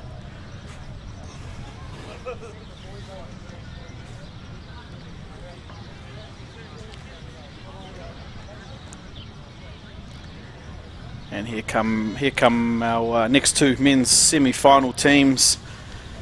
Pat, it's Hautapu in the red and Te Puna in the black and blue. Hautapu, Ryan Henstock, Te Ahetoma, Te Puna, Ryan Henstock, Te Ahetoma, Sharman Johnson, Mitch Holton, Quade Tapsell, Bailey Cotton, Ngākite George, Caleb Davis, Lesson Huirangi, Sosetini Taulua, Greg Stevenson and Isaiah Faulkner. Yeah, and lining up for Hautapu, BJ Lima, Sheldon Himana Pairara, Dan Palacio, Malo Letudo, Elijah Corbett, Amos Fa'aola, India Sautuiata, Pasia Tuifua, Pelosi Taupo, Ricky Milne, Paul Stanley, Palacio Samuela, Fuli Fa'afuina, William Hunt, and they're coached by Steve Milne. A few of the Samoan boys lining up here for Hautapu. And they've been out here training a little earlier in the week with the Samoan side. Samoan team, yep. Yeah. I just happened to be sitting here watching Samoa play New Zealand in a warm-up match, and if I recall correctly, that was the final replay from Cape Town. Yes. Yep. We hope. We hope certainly one of those teams makes it again tomorrow. Yep. I mean, we'd love to see our Pacific brothers there again with us. But yeah, a couple of those their squad players out here for Hautapu. Referee Scott McKenzie, North Harbour's #1 referee, signals time on. And here's Te Puna with first use of the football. They're under a bit of pressure there. Hautapu getting up fast. Oh, good leg drive there though. Hold the ball up and the offload. That's Te Ahetoma, the legend, the man himself. Yeah. Doing some good work there. And here they come. Bailey Cotton on the edge. Oof, strong tackle there.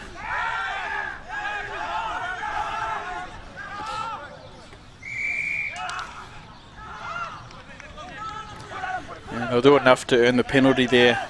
Te Puna. You can hear them loud, the Hautapu boys, in their communication. They've got a sweeper.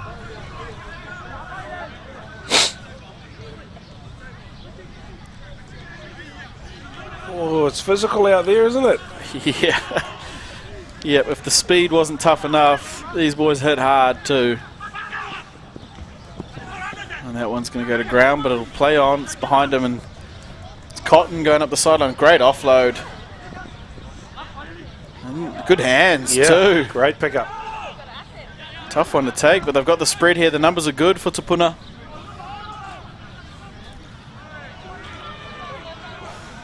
Great tackle. Someone needs to tell Te that he's not 19 anymore. God, he's playing like he's 19 years old. Yep. And there's another half break for Te Puna.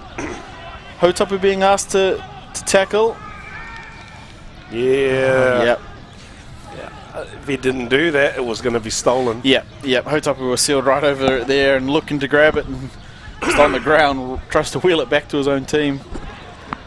One thing I did mention about the Hautapu side in their game against Ponsonby, they weathered and scrambled in their defence well, and then can counter-attack from distance. So they can be dangerous from anywhere. Just when you think that they're on the rack, it's all on again. And here they come back up towards halfway. Hautapu will have the line out. When you talk about weathering the storm and scrambling, that comes from heart and culture. You know, teams that fight for everything. Yep. That's the stuff that you really can't coach. It has to come from within. And here we go, big spread. Footwork. Oh, that's gas. Gas on gas. Cotton's not an easy beat, but he will be beaten to the corner there by William Hunt for Hautapu. Wow, Bailey Cotton is not slow at all. And that's a great strike there. As mentioned, Hautapu, weather a bit, defend up, get there out, and can just strike from distance. That's come off the line out there. Yeah, I think if you have a look at the replay, you'll see that he gets Bailey turned in a little bit. Turns Bailey in just a touch. Yeah. And by then, once the hips were turned in, you can be all the speed you want. But and the kick! Oh, it's just going to fall off to the left. Good stab at it there by Palacio Samuelu. But just five the lead now, but you're right, as we saw that replay there, you just see the shoulders and hips glancing as if he's not going to give the pass, and as soon as you do that, it's almost a full 180 before you can start sprinting. So good recognition of that too by the link for Hautapu. To turn the hips in. Just saw him. And it's Hautapu here with the kickoff. They went deep on their first one. They go short here. And it's on the money. Oh, it's beautiful. He's still going there. It's fully whaina there for Hautapu. Balls come out for them. Oh, the grubber, no sweeper. All he's got to do is pick it up.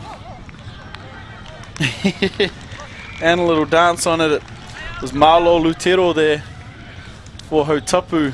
That's the danger there of not having that sweeper. And didn't he do that well though? Made that look really easy.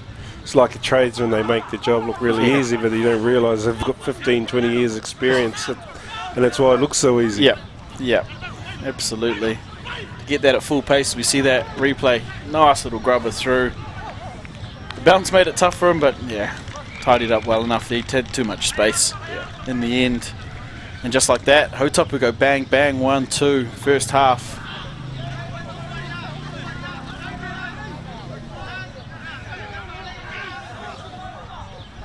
Again, it was another wayward conversion, tough one again out on that corner.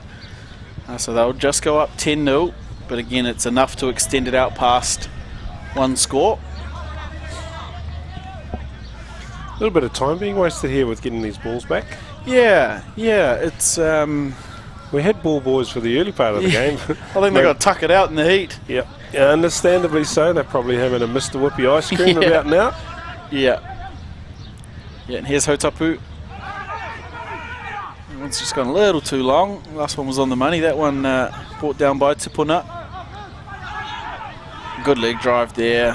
Tough work, Tipuna. Oh no. It's a good little counter-ruck ploy, to cause the halfback to drop the ball. Yep, let him pick it up, then put a shove on. Yep, knock it out of his hands. Very smart play, whether he did it on purpose or not. No, it doesn't matter. Yeah, they got the result. Yeah, I think probably just caught picking it up and then trying to decide what to do rather than having a plan before he got there. And that comes from pressure, that comes from being behind on the scoreboard and trying to catch up. And maybe a little bit of oxygen debt to the brain. Oh, hang on, no, wait, that's me. Here's Hautapu. Oh, footwork. Dancing. Not going to catch him there. Just like that, Hautapu. I think maybe fortunate for the scoreboard that the kicks have been out from the sidelines. This one's going to be a little easier.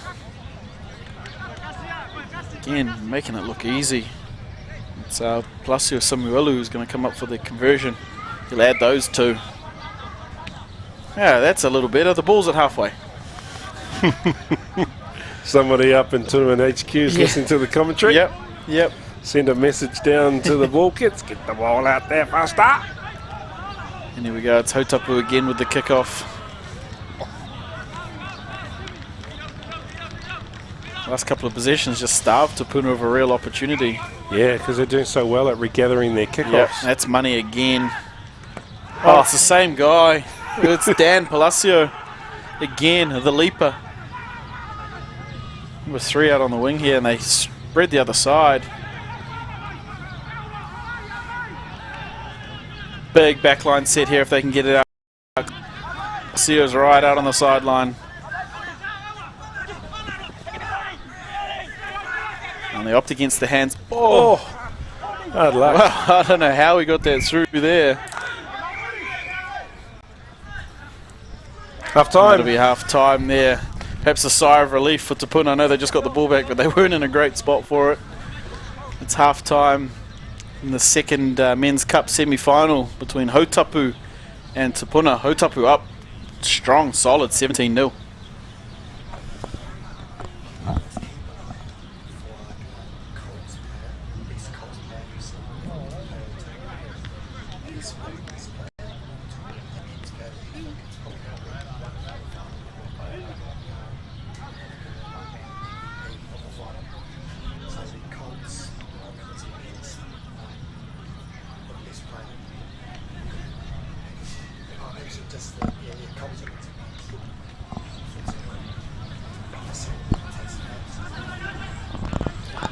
As we see some of the highlights here from this men's second semi-final. That's a lovely show of speed there. William Hunt for Hautapu. Dots in the corner. That was their first try. As mentioned earlier, Bailey Cotton, no slouch, but just turned him in. And then they really put pressure on Hautapu. They get at the ruck, they get up in the line. That's a solid bit of work there for their second. That was Malu Lutero there. And, not far from half-time. They crossed in for their third.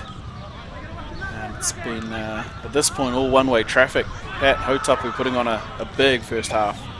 Yeah, and a sevens display too, I might add. That was just a simple halfback draw and a skip to offset the defenders and coasted 20-30 metres for an easy dot down. Yeah, so very similar to what we said in the last semi-final. Te Puna have to strike early and they have to be on the ball for this whole second half if they're to have any shot at reining this Hautapu side in. You perhaps think that Te Puna may have played their big game in that match against the Mount. Yeah, possibly. Mind you, it's 7 minutes. It's still a lot of time to go. Yep. Anything that one side can do in 7, the other side can do, and we hope that it goes that way. Because boy, we just had a drop off thanks to a draw in the last game, and I'd love to see more of that. I think he's overcooked this kickoff. Yeah, just got it off the toe a bit and then rolled on, so they'll walk it all the way back. Not the way you wanted to start a half where you're trailing. No, not at all. You wanted to that have gone to hand. Yeah. And you're scoring under the posts. Anyway, Hautapu are very smart. They've gone for a scrum. Yep. That'll take an extra 15 to 30 seconds off the clock. Yep. Knowing they're ahead, and the other thing we know about this Hautapu side, a lot of pace in the back line, so an added bit of space perhaps on the fringes for them. And you notice too that because then they don't have genuine big players out there, they're avoiding contact. Yep. Keep the ball moving. Yeah. Use the space. Interesting set here, one behind, one either side. Could have a double swing. Done enough to disrupt it there, Te Puna. Yep. And there's the grubber again. Oh, that's money. And he strides in too. Get the high knees pumping. Oh, that's gorgeous. That was absolutely beautiful. Yep. And he throws it up at the end too. Hautapu, we love it. Wow, we just the two things we didn't want to see happen for Te Puna. A cheap turnover and a try conceded. Yep. Here they go, they'll add the extras here as well. That'll put them up 24. It's going to be tough to come back from that now. Yep, 24-0 here over Te Puna. It's our men's second semi-final. Hautapu putting on a clinic.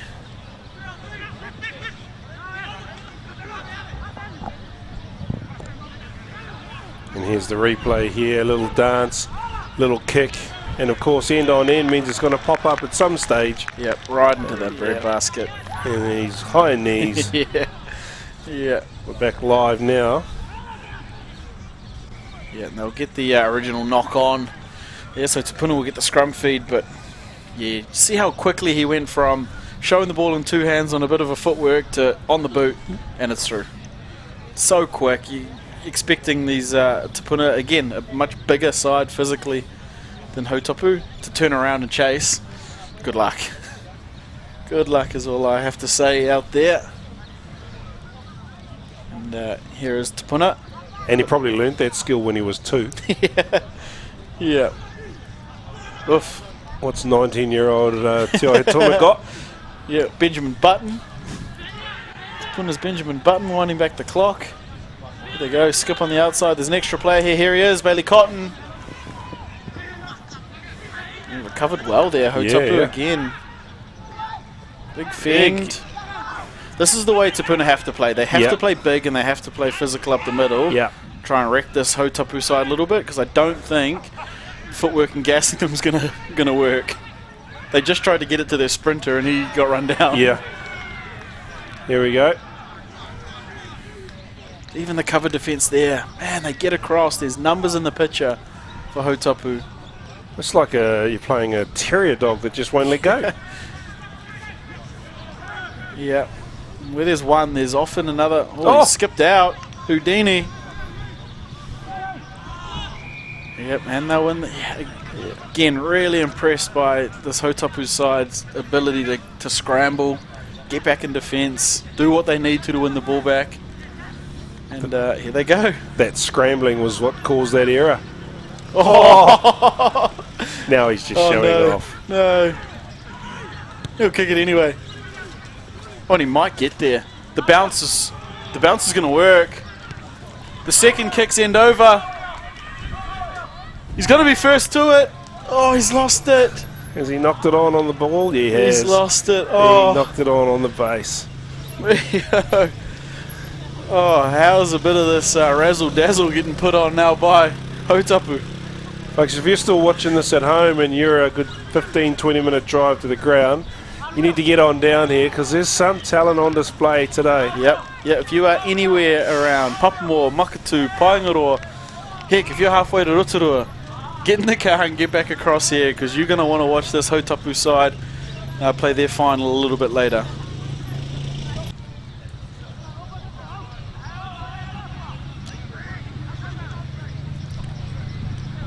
So Tupuna again going to be forced to work out of their own end. Tough spot to be in here against a Hautapu side full of confidence. Here we go. Come back into the numbers.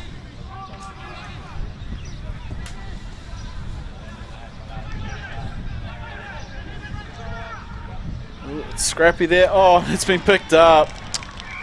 Oh, hard luck there. Yeah, it's India Sol Tuihata there jumping on it for Hautapu, and quickly kicked up over the post as well, so they'll add the full 7. 29-0 with a minute or so left. I see young Greg Stevenson, Tupuna number 1, out there. He's a stalwart of the club. Transitioning very nicely, I might add, into a very high-quality sports administrator. So he's currently on the senior club working group at the moment, and it's really good to have a current player sitting on the sports administration side of things. Yeah, good clubs only get built from players continuing to feed into the game. So here he is propping up a team. We're probably down a couple of injuries while he's out there. And good on him for propping it up too. Absolutely. I might add. Absolutely. No one better to do it. Here they go. Tupuna bustling up the middle. Again, this is what I perhaps wanted to see a little more of from them earlier in the game than this. But they're fighting with a terrier though, eh? They just won't let the bone go. Not 10. They'll continue to chip their way forward. Maybe they can finish with a consolation try. Look, they can't get back. Yeah, unfortunately this one's result is well in the books, but a nice finish for Tupuna here. Got the 3-on-2 if they can use it. Oh, footwork. Oh, again, as good as the attack has been from Hautapu, I can't speak enough about how good their defence is, considering they're such an electric attacking team, and that one will pull the end to our game here. No no drop-offs to be had in this match. It's 31-0.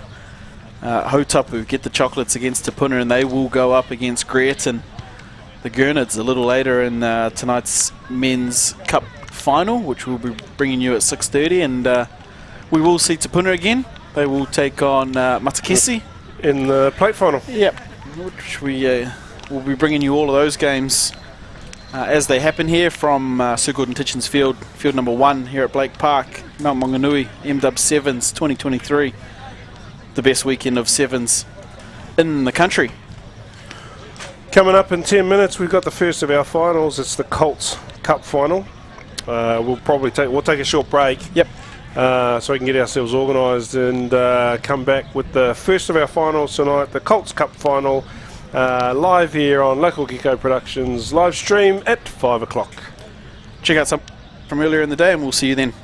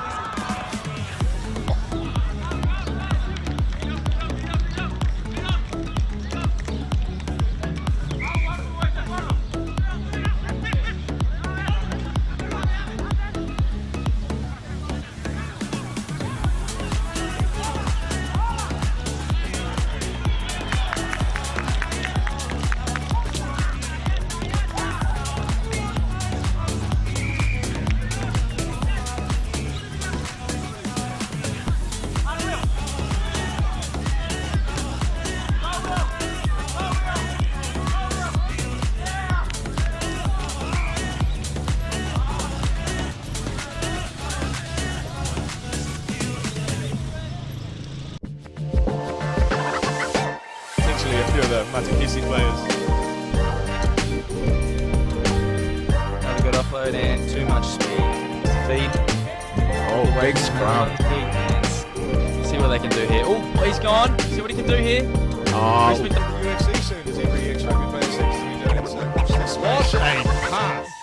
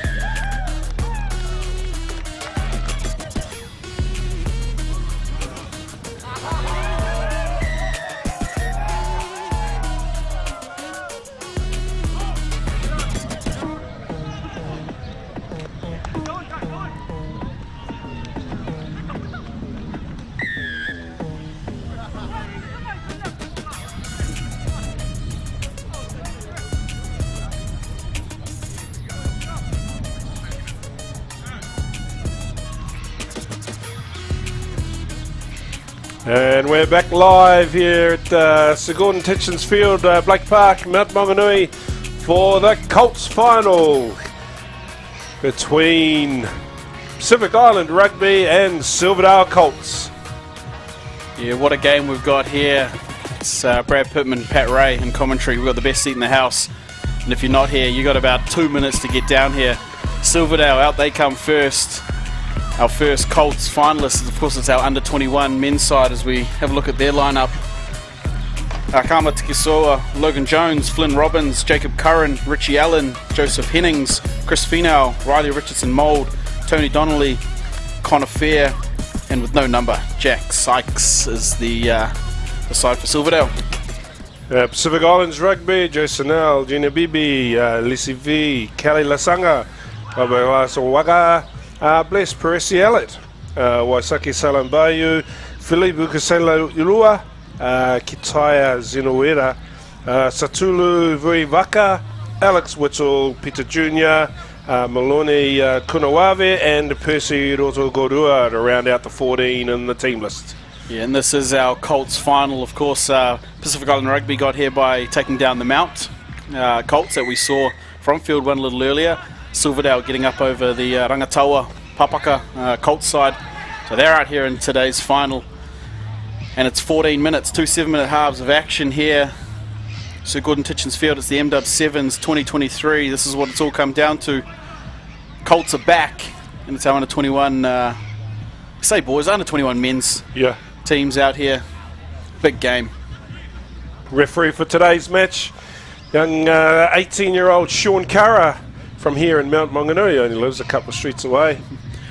Good home appointment. No, he's obviously done well all day here to earn the big raps on today's final, so good on him. Like a lot of these boys here, he started his refereeing career at Ames Games about 5 years ago, and as a 13-year-old got appointed to the final. Wow. Tipping out a couple of 16 and 17-year-olds for that gig, so he's good feeding ground for referees as Ames Games. Young Lauren Jenner, the referee from New Zealand who refereed at the Rugby World Cup, she's also had her grounding refereeing at Ames Games, so Ames Games might uncover the superstars of rugby. We're also finding it's a talent pool for match officials as well. Yeah, and speaking of the match officials, special shout out to Legend Sportswear, kitting out our match officials and some of the teams, but certainly our match officials for this weekend. Legend Sportswear, one of the sponsors, alongside a whole host of others which we'll get to through the call.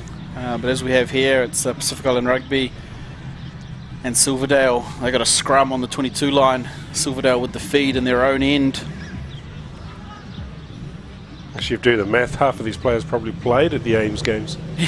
Yeah, and here they are. It's for those joining us at home, Silverdale in the red, Pacific Island Rugby in the white, red and blue.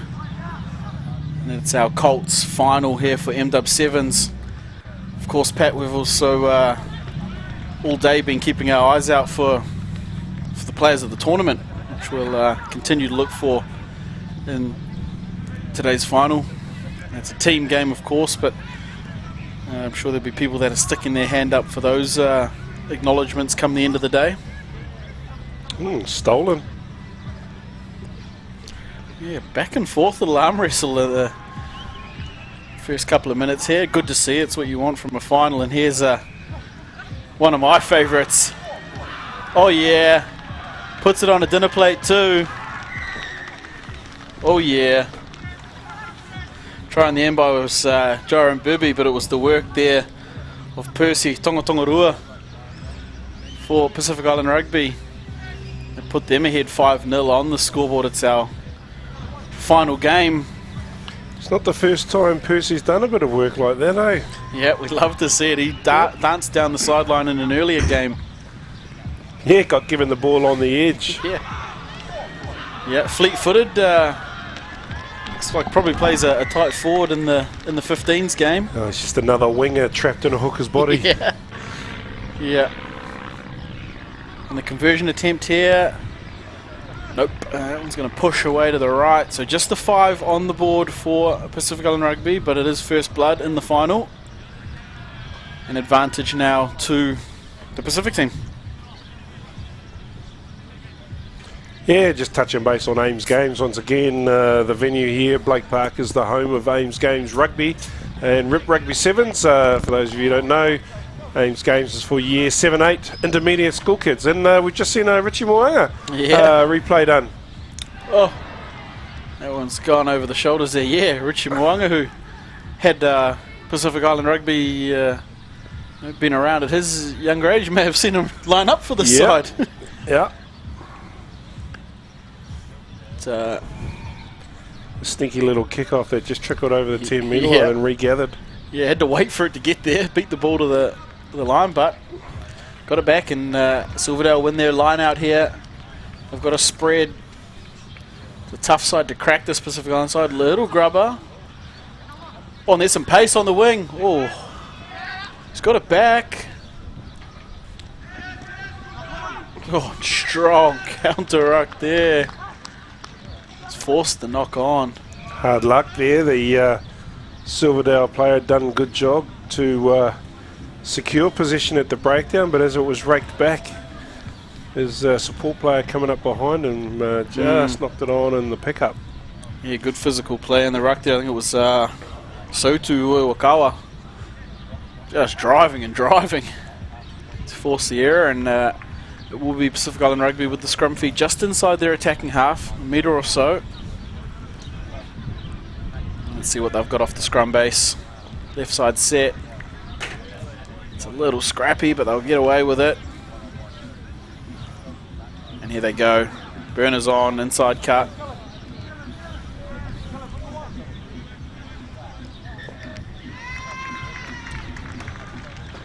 And what's a call there? It's a little knock on in the ruck there. Yeah, it will be a scrum.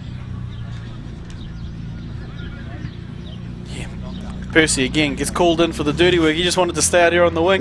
Like I said, he's a winger trapped in a hooker's body. Yeah, he's going to run in the 50 metres for the scrum. He wants to run in 50 metres to the try line. Here we go, Silverdale just inside their own half with the scrum feed. A little messy to start this final.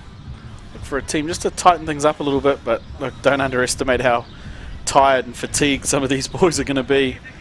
I know they're young fellas and we'll say they run all day, but it's been a hot day out here at Blake Park.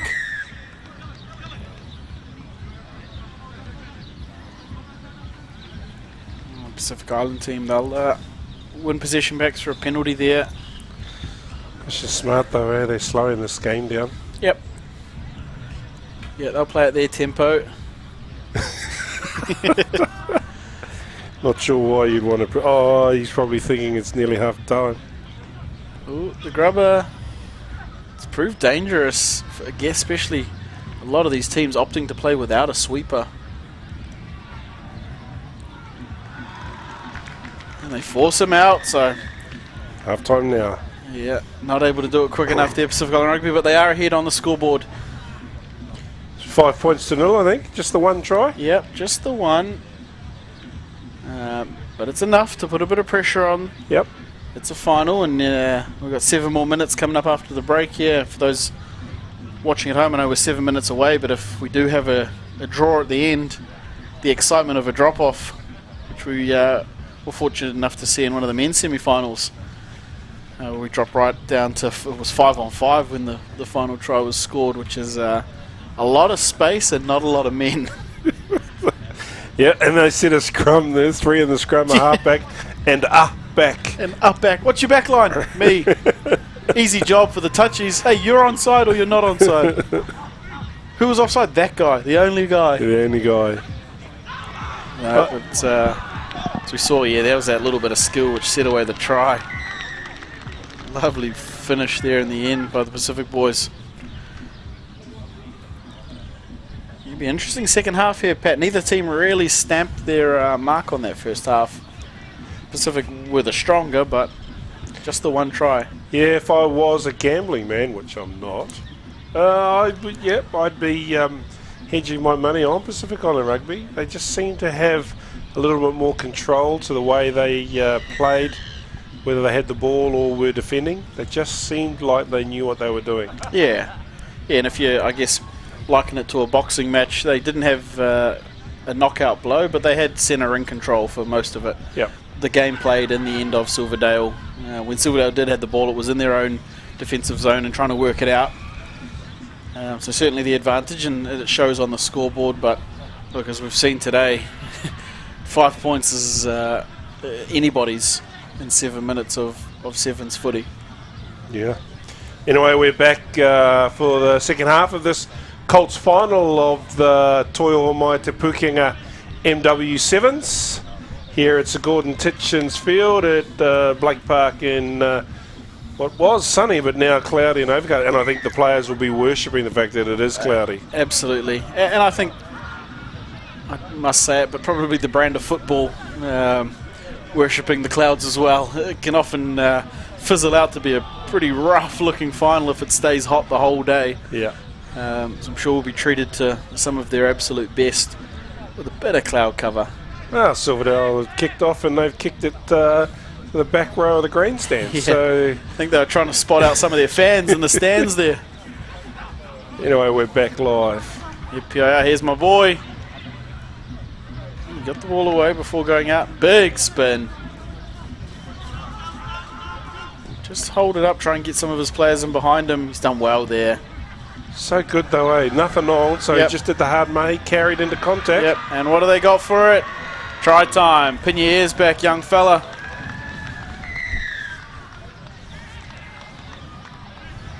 That's money. I think there's a little Kelly Lasanga there, number 22 Yeah. for Pacific Island Rugby. Yeah, there's Lasanga there with the headgear on. I wonder if he's a relative of young Gideon.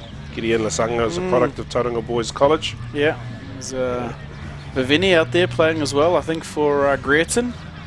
They're all brothers Sanga. or cousins somewhere Yeah. along the line, aren't they? And here we go. Conversion. That's good.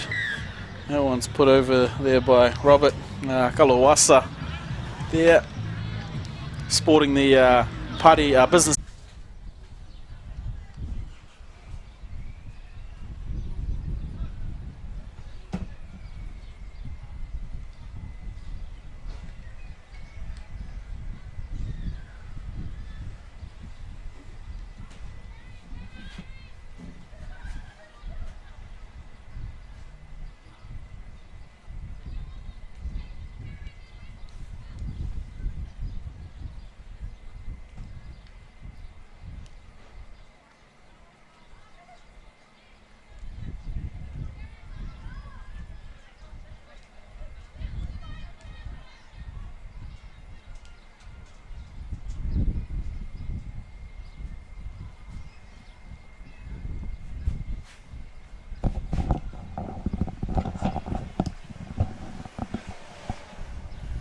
I got my headphones back on if you're talking or listening.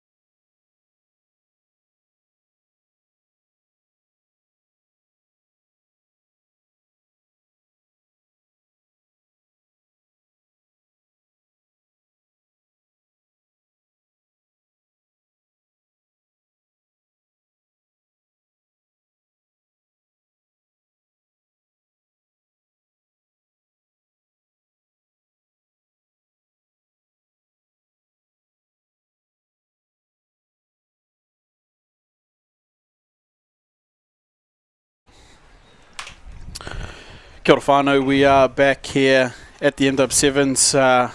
First of all, I've got to apologise there. We had a power drop here at the sports ground midway through that Colts final. It did, in the end, Pacific Island Rugby did run away with it in the end there with a couple of late tries. So they will pick up the victory over Silverdale, for those of you that were watching along at home. Of course, our apologies out to you guys there. But we will be bringing you this women's final very shortly. And the women's final, of course, will be played between Ponsonby, who've been on this field a couple of times today, looking exceptionally strong, taking on Rangataua. Will be our women's final. But yes, the Colts game there did finish with a victory to Pacific Island Rugby. I believe Silverdale did score 1 or 2 tries there, but it was 2 more through to the Pacific Island Rugby side there that finished up a win to them. So 17 points to 7. Yeah, massive congratulations, of course, to the Pacific Island side. Just proving too strong. It looked too strong all day from what we saw of them. Pat, the Pacific side were strong. They were indeed, but congratulations to Silverdale, to the whole club, to be honest, bringing down a Colts team, 2 women's teams and a men's team to this event, and using it as a bit of a pre-season training. So well done to Silverdale. Hope you enjoyed your time in the Sunny Bay. Go back to North Harbour and tell everybody how much fun it was, and see if we can grow this tournament next year. Yeah, absolutely. So, massive shout out to Silverdale and all of our travelling teams for being part of the MW7s. But yeah, Silverdale, what an impressive performance to put on that many sides and bring them all down here to the Mount. Absolutely fantastic. Now, speaking of, we've got some names in this next game.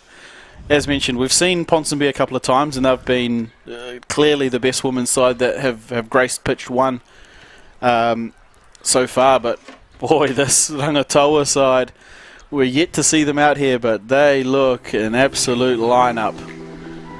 Of course, the Pāpaka representing the Crab there, Rangataua, playing the local comp.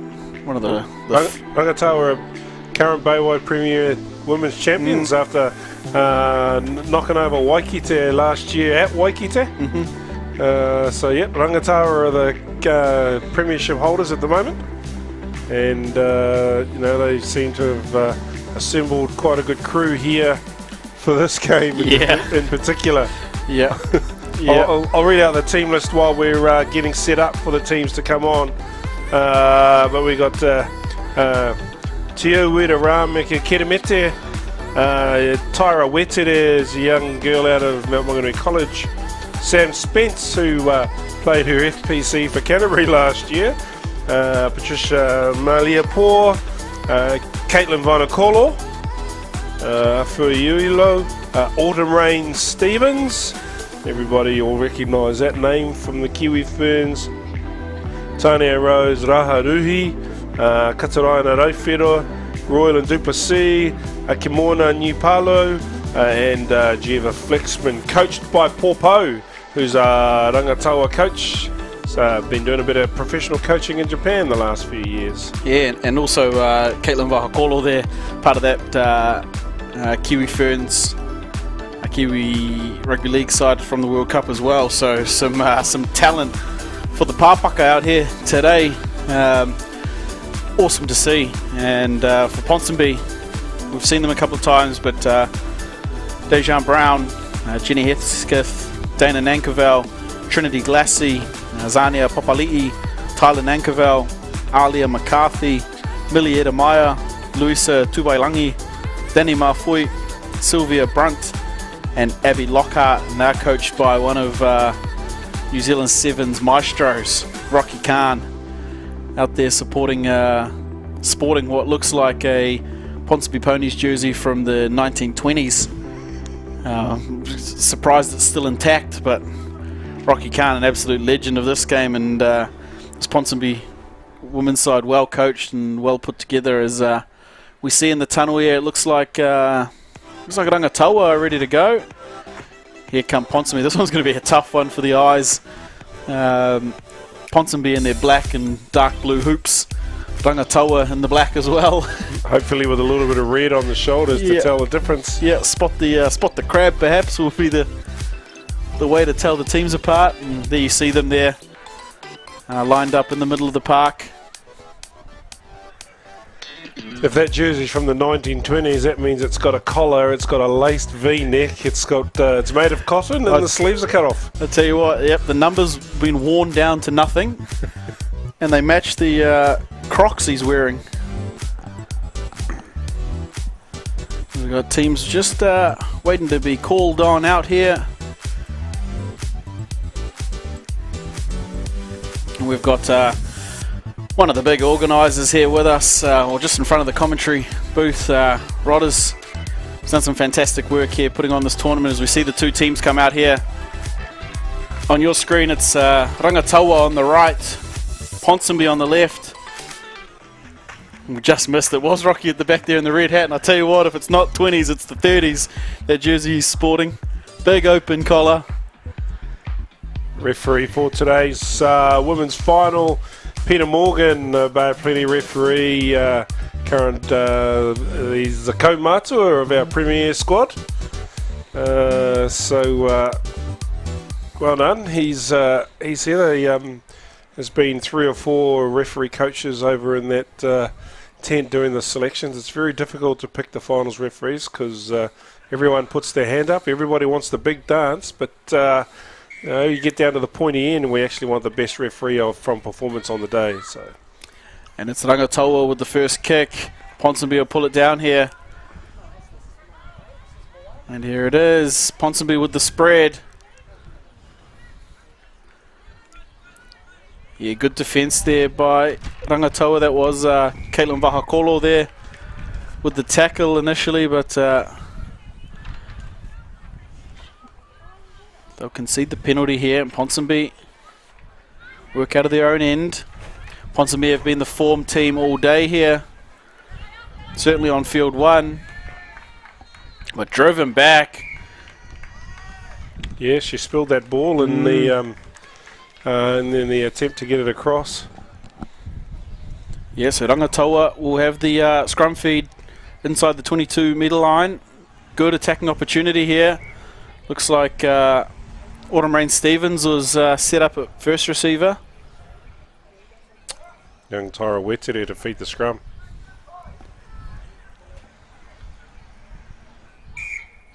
And the short arm. Trying to get a little cheeky on the put. Someone needs to show her how to feed it with 2 hands, I think.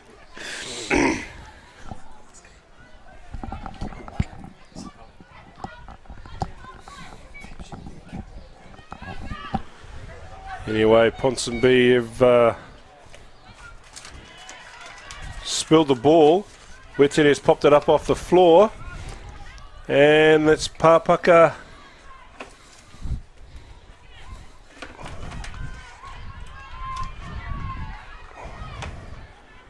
It's Vahakolo. Yeah, it's Caitlin Vahakolo there, just offloading the ball. And Stevens, Duplessis, Rahururi to the number 15. Good tackle there. Yeah, they've just come up short there. It's Duplessis carrying. Oh, Big great tackle. shot, great shot. Papaka still going though. Yeah, they've got numbers out the right. They're not going to need them. Turn a pace up the middle. Patricia Maliapore is in under the crossbar for the first try. Yeah, good bit of footwork, and first time we've really seen Ponsonby be put under pressure like that. Yep, it's the first time they've looked a bit jittery in this game. Papaka have brought their A game. Yeah, they'll be wanting to stack the trophies up as it was. Yep. Good start to their season as, like you said, defending champions of the 15s locally. And they add the extras as well. So Rangatawa out 7-0. Good start for Papaka.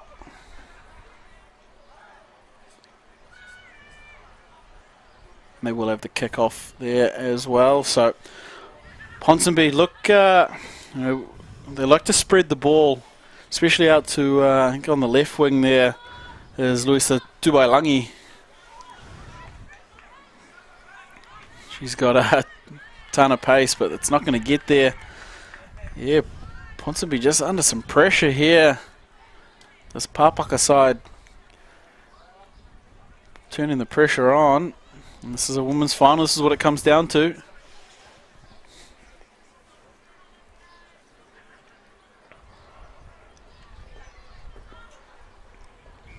Right, let's see if we can have the scrum fed properly. Yeah, backline set left here for Rangatawa. Big push by Ponsonby. Tackle without the ball, yeah. Yeah, just trying to disrupt everything there, Ponsonby. They'll concede the penalty, and here's the shift by Rangatawa. That's a little messy there. So reset, get back to the middle. Here they go, footwork. Oh, she only knows one way forward. Yep. She's lost the ball forward? Yeah. She has. Yeah, and that's pretty gutsy stuff, eh?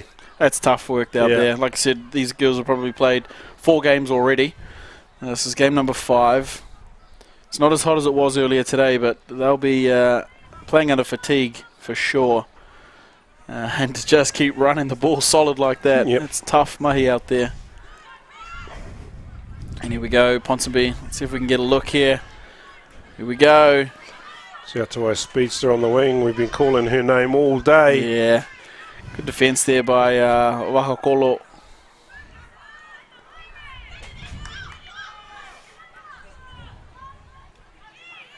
And again, team opting with no sweeper. It's Papaka.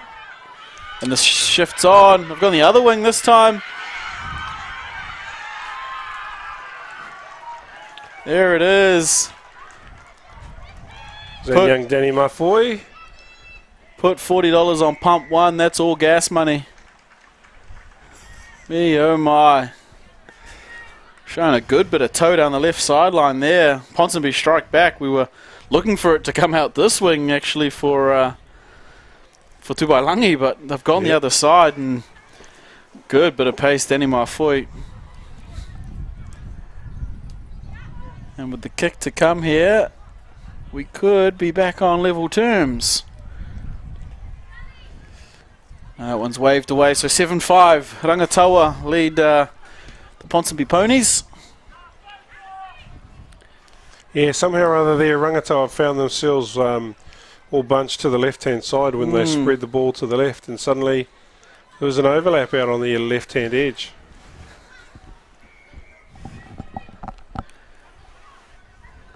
Yeah, it was well worked by Ponsonby. They come all the way out to the side, recycled, got the ball to the other side, and as we've seen so many times today, you can't beat pace in the game of sevens. And speaking of a spread, here we go. They've got Vahakolo on the wing. Here she goes. She's no stranger in a black jersey. Brought down well there. And she's over the ball. Knocked it on. Oh. Yeah. Yeah, she did. When she went to grab at the ball, she just knocked it on. And that's half time. It's felt like a quick half. There, such is the action in this women's final, and it's Rangatawa up 7-5. Only the conversion separating these two teams. Pat, awesome start to this women's final. Yeah, a bit like a chess game, I think. I think they were just sizing them each other out. Nobody wanted to show too much. Probably a bit of fatigue kicking in too. But each team had one opportunity, and they both took them. Yeah, and absolutely. And take nothing away from the players on the pitch, but there's some coaching expertise coming into both sides now at this halftime break. You talk about Paul Poe, who's been overseas up in Japan, and Rocky Khan, who's been a long-time servant of this game.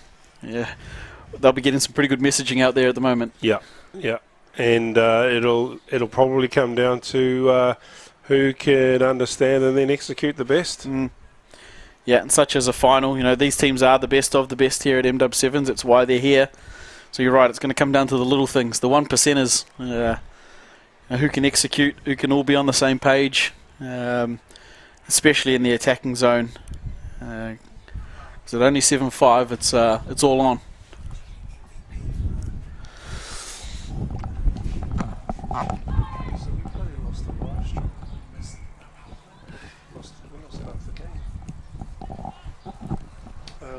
Definitely one of the PIR players. Shall we give it to that boy, Percy? Percy. It was fun. He did put on their try. And the big number 2. Yeah, Percy. Kelly was good as well with the headgear. I thought he was really good. Those are probably the only 2 that I will remember from that team.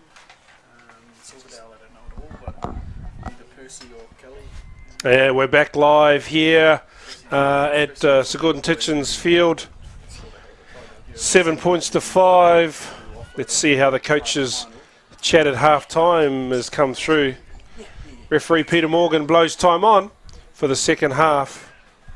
And it is Dana Nankerville to kick off. Where Tere carries into contact. Clean outs come. And the ball's there for Rangatawa. She's calling for the under. Doesn't use it.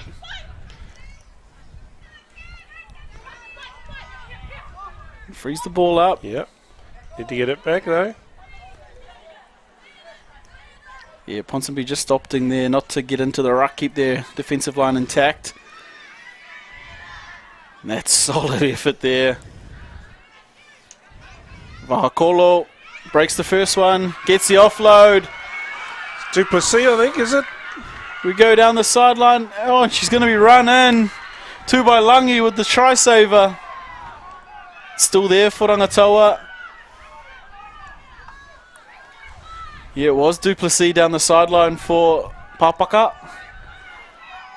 Oh, she's holding on to that. Yeah, hard luck. Great defensive work by Ponsonby needed to be made. Got to call credit to the tackle there of Luisa Tubailangi.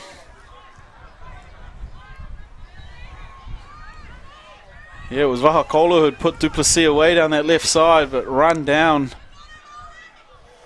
Oh, great fend. Fend, see you later. And the offload. Here they go.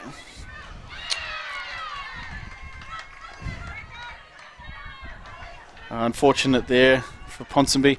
You probably, it's a lesson to be learned, just carrying the ball in the wrong hand. I think ball's on the inside and tried to fend across her body. Makes it pretty tough to do, and ball just got ripped out there. Couple of subs rolling on now. Each team rolling the last dice they've got. Yeah. Yep, it's only 2 points the difference. The conversion is all that separates these two teams in the women's final. 5 minutes left. Let's see what we've got. Yeah, we'll look for the injection of a bit of spark from the subs bench.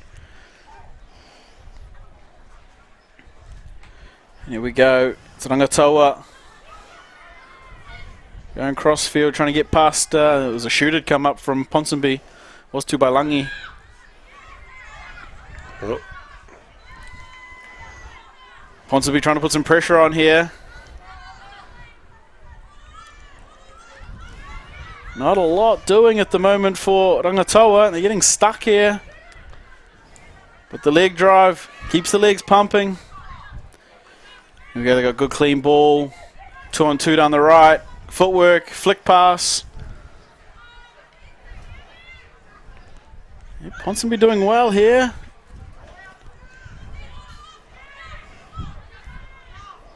A lot of players getting caught in the ruck there from both sides. Oh, good footwork. And offload. Vakolo. She's away. Straight down the middle. And the one-hander put down under the post. Too smooth, too cool. It's Caitlin Vahakolo for Rangatawa.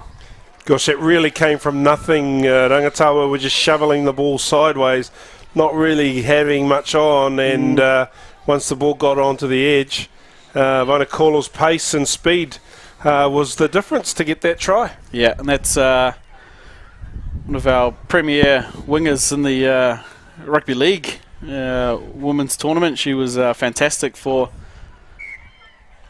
the Kiwi Ferns and in the recent Rugby League World Cup.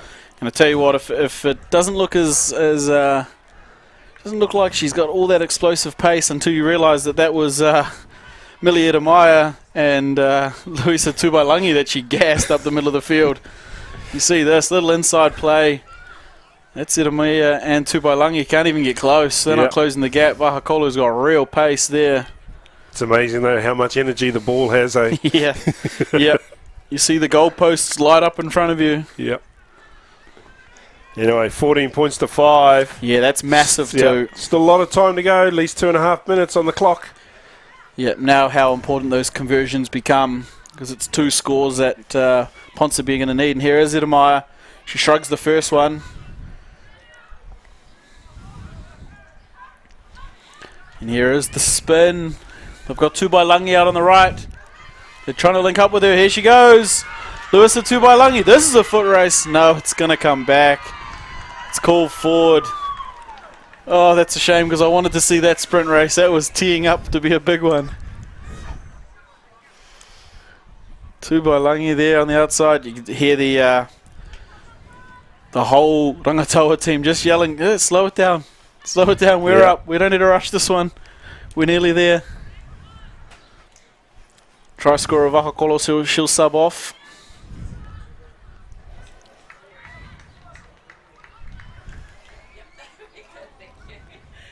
And onto the wing now for Rangatoa. It's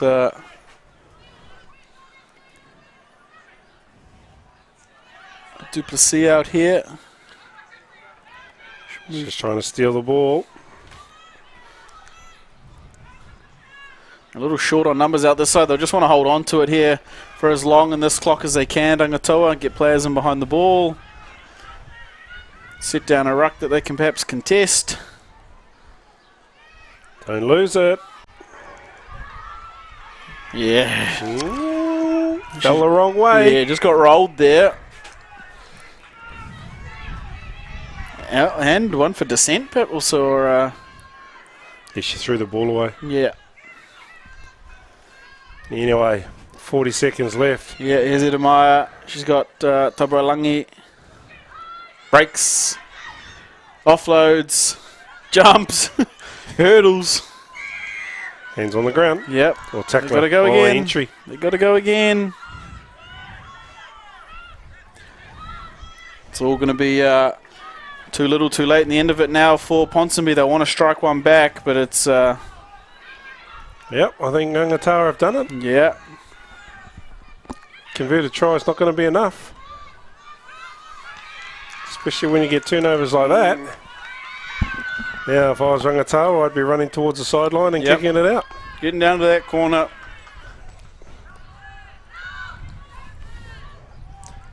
They probably don't know how long there is.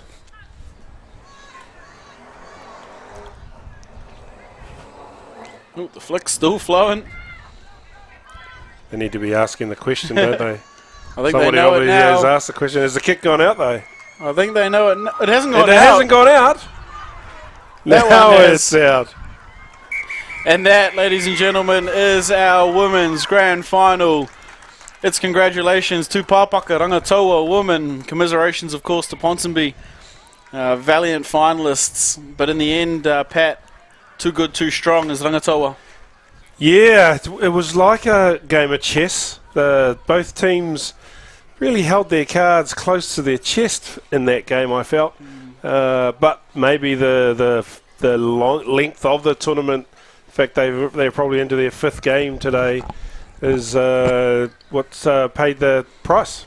Yeah, certainly not as free-flowing and open as some of the other games we've had today, but that is a final, and that's what it takes to lift the trophy here at MW7s. It's not always going to be easy, but yeah, Rangatoa just better on the day. They probably applied a little bit more pressure, certainly around the breakdown and with the better of finishes in the end. And we talk about Tubailangi who being an exceptional finisher, but wow, Caitlin Vahakolo for Rangatoa. She showed her class and international experience, be it in the 13-man code.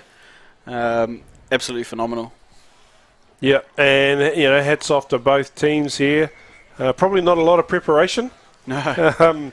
As this is like a pre-season tournament, but they're fantastic stuff.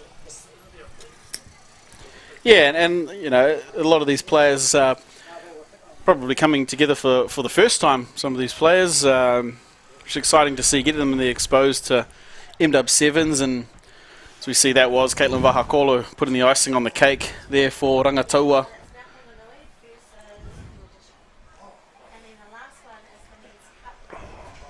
And this is one thing I love about the women's game. Yep. Both teams come together at the end. Yep. How good is that? How good is that? So we've got the two teams there, in and around halfway, celebrating how good it is, this women's game of sevens here. Absolute spectacle all weekend. And as we mentioned earlier in the call, Pat, if there's clubs and teams out there that want to know how to get involved or want to be here next year, just reach out to the Mount Club and their organising committee for MW7s, and we want to see as many teams down here as possible. Yeah, absolutely. Not a bad place to come for a bit of a summer holiday. But come on the Monday. Bring 3 or 4 of your club's teams. Stay for 4 or 5 days. Have a bit of a bonding culture connection camp. Yeah. And put together some sevens teams to play in a one-day tournament. And go home on Sunday, back to work on Monday. Yeah, and there's plenty of clubs down here too that if you want to get a couple of dust-up games in before the weekend comes, yep. Yeah, the clubs down here are more than willing to get out on the park and give your teams a run. So to all our clubs that are out there, I think if you don't jump in next year, the spots for the year following that are going to be pretty tough to come by, and you want to be a returning team, not one fighting for a new spot. So 2023 has been a good one. 2024, I think, is going to be even bigger again, and we invite all of those clubs and teams, make contact, get down here. There's some excellent sevens footy, and we've even mentioned earlier today, I think we'll start to see some of our Black Ferns and Black Ferns sevens players, and then our All Blacks and All Blacks sevens players become available if there's no New Zealand tournaments this time of the year. That it's just going to keep growing and keep increasing. So, be a part of it. Get on down here. It's a fantastic event. Yeah, and if there is no World Series event on at this time of the year, then there's a very high probability that NZ Rugby will probably use this as a bit of a talent ID. Yeah. That's it. We'll take the product to them. Put it together. This is the home of sevens. Of course, it's Sir Gordon Titchen's field here at Blake Park in Mount Maunganui. Got the High Performance Centre just across the road and inside running. Yeah, hats off to our sponsors who, without them, we don't get these events off the ground. Toiho Te Pukenga, Beretta Physio, Roommate Cabins. Been fantastic for the support they've done. Mixture Eatery supplying us with coffees and foods all day. Yeah, it's been fantastic to have the support of the sponsors. Without them, these events don't take place. Yeah, we've had there's an awesome range of sponsors too. Of course, Spates Summit Ultra, which we'll enjoy, I'm sure, even a little more after the men's final. You're right, Mixture Cafe, right on the corner here at Blake Park. Fantastic. 138, Carlos Price, and then his brand and everything he's doing online there for his podcasting and online media. Of course, Legend Sportswear, everything they've done, especially for our officials. We've got the Beretta Physiotherapy, their tent's still here. They're one of the long-standing tents here. And of course, Alpha Interiors. They've done some work in supporting this event, but also the Mount Sports Club and some of their renovations recently. It's a fantastic event, and we couldn't do it without all of those guys, and the full list that's up on our graphics just before. So it's been an awesome weekend here. All the coverage brought to you by Local Gecko Productions, and we will be coming back to you very shortly. We're going to take a quick 5-minute breather here before we crack into, I believe, the men's plate final. And we'll be back with that one shortly. Don't go anywhere. We'll see you in 5.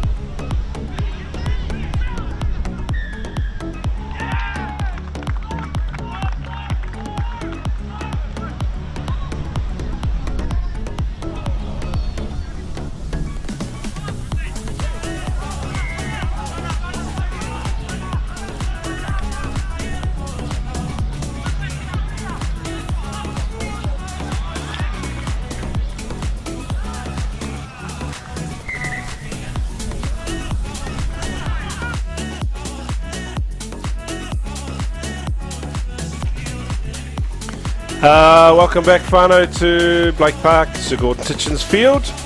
We're at the penultimate game of the day. This is the men's plate final. I need to apologise to you. This is not the two losers from the Cup semis. This is in fact the playoff for 5th and 6th. So these are the two teams that didn't make the semi-finals, but they won their playoff matches and have earned the right to play off for 5th and 6th. So we have got New Edition 7s taking on Mount Marlins. Yeah, the hometown team. They did it tough. Mount Marlins in a close loss to Tupuna, who advanced to the semi-finals. That knocked them out of contention, the Mount Marlins. And New Edition, well, we haven't seen much of them yet today. New Edition, but they won their last game on their way here. As both teams are just getting ready in the tunnel there. New Edition, they want to get on with it. They're here to do one job and one job only. Mount Marlins, well, they're a little late to their own party. Yeah, long trip for them, I assume, is big travel for the Mount Marlins to make it down to field 1. Hope they haven't gone upstairs a bit early for the after party with DJ Tiny, which is coming up a little later. Social. Yeah. They might be taking advantage of the grateful sponsorship there of Spate Summit Ultra. Here's a question for you. What happens if Mount don't come out? What's the referee to do then? Start the game. Kick-off without them. Kick-off's only got to go 10. It doesn't have to go to any players. It's they're coming. It's a strange sight. Yeah, they come. Yeah, the Stripes, they play on their own time. This is their field. Yep. Perhaps similar to Island time. They think there's a Mount time. The Mount time's whenever they show up. Here it is. Here come the Mount Marlins. Out they come onto their home pitch, where they so famously took victory of the Baywide final just last year. What a cracking game that was against Tupuna. Here they are, Mount Marlins. As we have a look at the lineups for Mount Marlins: Jake McKean, Bruce Kuika-Pedersen, Daichi Kono, Joseph Arsiu, Caleb Muir, Blake Ashford, Rion Paul, Ben Phelps, Finley Davenport, Mayo Garcia, Cam Gerlich, Hinkley Silsi, Larrick Lynn, Fletcher Carpenter, and they're of course coached by Carlos Price, the man himself. If you haven't followed him on Instagram, get about it. And for New Editions lining up, I've been handed this hospital pass of a team list to read out. Lorenz Thompson, the Toa Ruben, Conal Bromanich, Fihi Whainganoto, Savilio Ropati, Phoenix Hunapo Nofua, Kodaneru Vai, Tavira Nafahu, Pisi Leilua, Frank Vainuku, Josh Gray, Sofai Maka, and Simon Peter Toliofoa. There's a couple of names in there that I'm pretty familiar with. I know there could be many a Pisi Leilua, but if it is the man himself out there for New Edition, of course Pisi Leilua, storied history in New Zealand rugby, and it's New Edition going to strike first here in the corner. Good chase. Yeah, a loose pass from Mount Maunganui went to the ground, and I think it's number 13, Sofai Maka, who scooped up the spilt pill, and he dots down in the corner. A brilliant forward pass thrown by me to you there, Brad. Yeah. You love getting handed that one after I got I must say, a pretty favourable group of names here for the Mount Marlins. And again, speaking of some names we know, Blake Ashford out there for the Mount Marlins, former New Zealand Warrior. He's out there. I know he's actually been enjoying the last couple of summers playing golf. So out at Tapuki Golf Club with Ben Matulino and some of the guys out there. So good to see Blake. I think he played for Popomore Bulldogs this year in the rugby league competition. And then Bruce Kuika-Pedersen, who came off a good season with Taniwha in the Mitre 10 Cup. There's the loose pill being pounced on in the replay and being scored. Yeah, New Edition jumping on it. So how was your golf swing? Hey, look, not as good as Blake's. he and Ben actually looking pretty sharp out there. No, mine suffered from not playing for far too long. Is that Rion Paul? Yeah, half break, but he's lost it there. Unfortunate. Just as I heard the referee shout advantage over too. Yeah.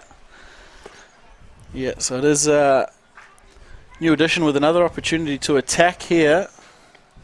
Both teams in the white. It's the bits of blue on the sides for and red collars for New Edition, and then the green and gold hoops, thin ones for the Mount Marlins. Of course, Mount Marlins playing at home here, the hosts of the MW7s. New Edition with the feed. Good scoop. Oh, great tackle. Who's that? Whoa, Hinkley Siosi for Mount Marlins. Oh, and that's a lovely fan. Too big, too strong. So Frank Vainuku. There. New Edition. That's just too big up the middle.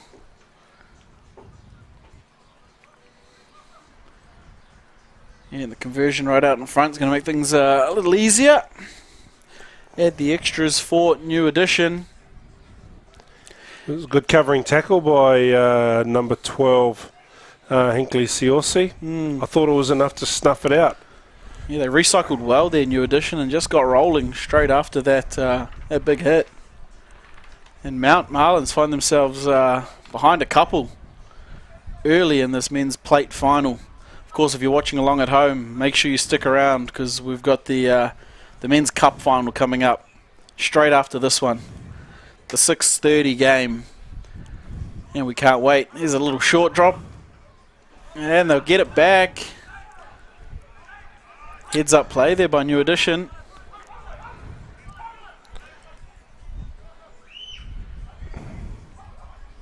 Oh, he's got away. He's down the sideline. Oh no, the touch judge has got his flag up. Flag up. Great cover tackle. He can't believe it. He can't believe it.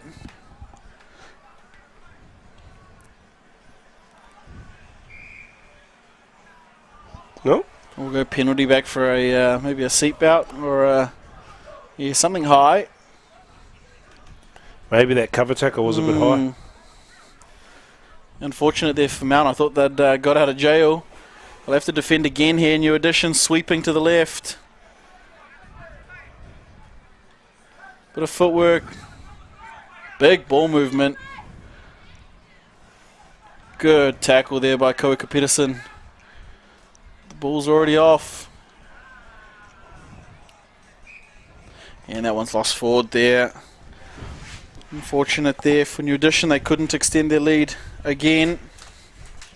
Yeah, in the replay you can see here, he's done a Richie Mwanga, kicked the ball forward, got it across the 10-metre line, and we thought he's through that break there. He gets a little offload, and he breaks away. Yeah, I reckon he was in touch at the time he threw that. He put that ball down, so he's come back for an earlier knock on. Anyway, we're back live. Marlins get the free kick for early engage, and the Marlins break away.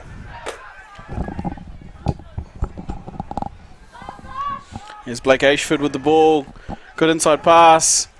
Is that Carpenter, number 9? Finley Davenport. Finley Davenport, the other one. Yeah. The Flash Lightning. Oh, yeah, the Flash. And what did we say the other one was? Yeah, Lightning McQueen and Flash. Couple of little whippersnappers. Couple of snappers for the Marlins.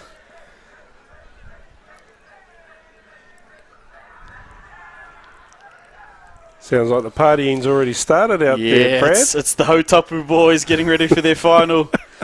They've been good to watch, both on and off the field all day.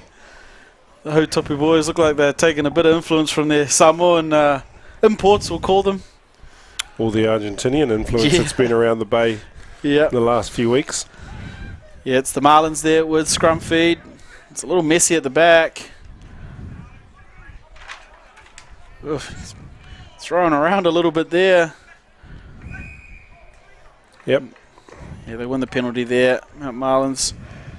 It was Bruce Koika-Pedersen in there just trying to protect his young flash in there. He was getting a bit ragged by these. Oh, new addition boys. See you later. Oh, there's another DCM. Me oh my.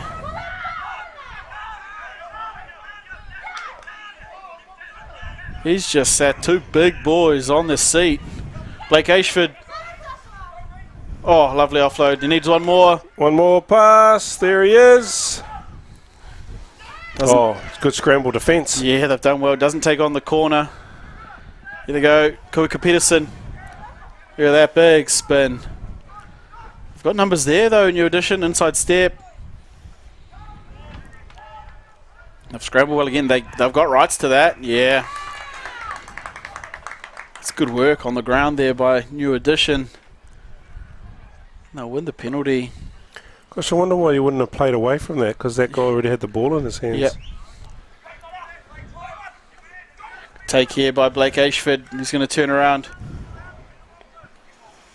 If they can dot down here, they'll come back into this match. Yeah, there's only 12 at the moment. They're under penalty advantage here. And they'll do enough. They want to get closer. They need the 2 points. And I'll tell you what, you probably can't see it on screen, but Bruce Koika-Pedersen's taking a big crack to the head. He's got blood streaming down his face. Number 2 for the Mount Marlins.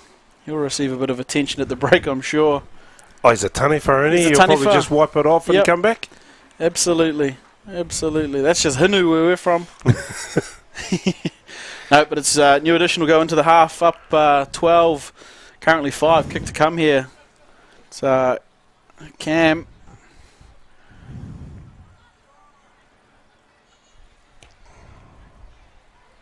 Oh, it's just going to be waved away past the left upright. So 12-5, the halftime score. It's New Addition up over the Mount Marlins. We see the Mount Marlins huddle there.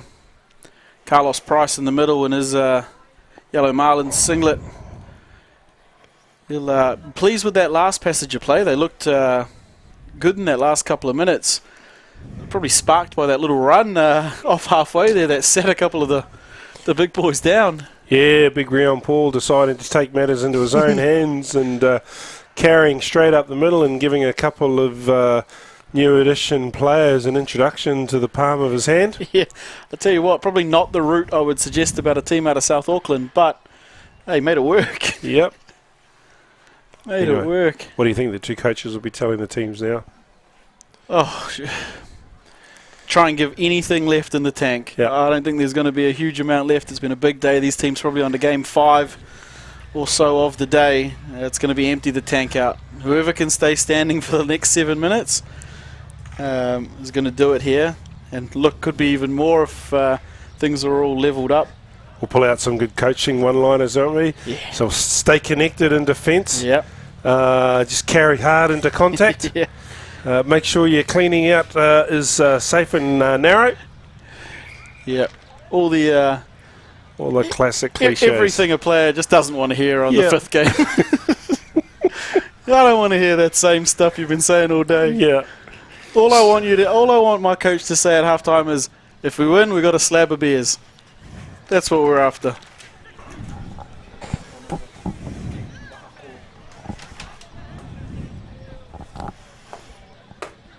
All right, we're just about set for the second half. Mount Maunganui turn around, and the referee blows time on. Oh, unlucky. Ball's been spilled forward from the kickoff. And New Addition will get the feet to the scrum. Just on the midway between the 10-metre line and the 22 on the grandstand side of touch. It's been a great day, spectacle of 7s rugby here at Sir Gordon Titchen's field at Blake Park. Yeah, massive shout out to the organising committee. You know, Rodders and Mays and the team that have put this one together. Look, we're back after a year away, so back and bigger and better than ever, and we're going to push again next year. And this has been a awesome event for Sevens and awesome for the Mount to be hosting this one. I'm sure these Marlin boys would have wanted to be in the next game, but they're out here playing for the plate, and as mentioned as we went into halfway, Bruce Koika-Pedersen's now sporting the strap-up headband. Yeah, he's probably got about a 15-stitch gash in his forehead, but he's said to the physio, nah, just strap it up, we'll tape it up, we'll staple it at the end of tomorrow. Yeah, nothing a Summit Ultra won't fix a little bit later. A low-carb one, of course. Yeah, thanks to the team for their support. And here is the Mount Marlins. Scrum and attacking position. They run a little backs.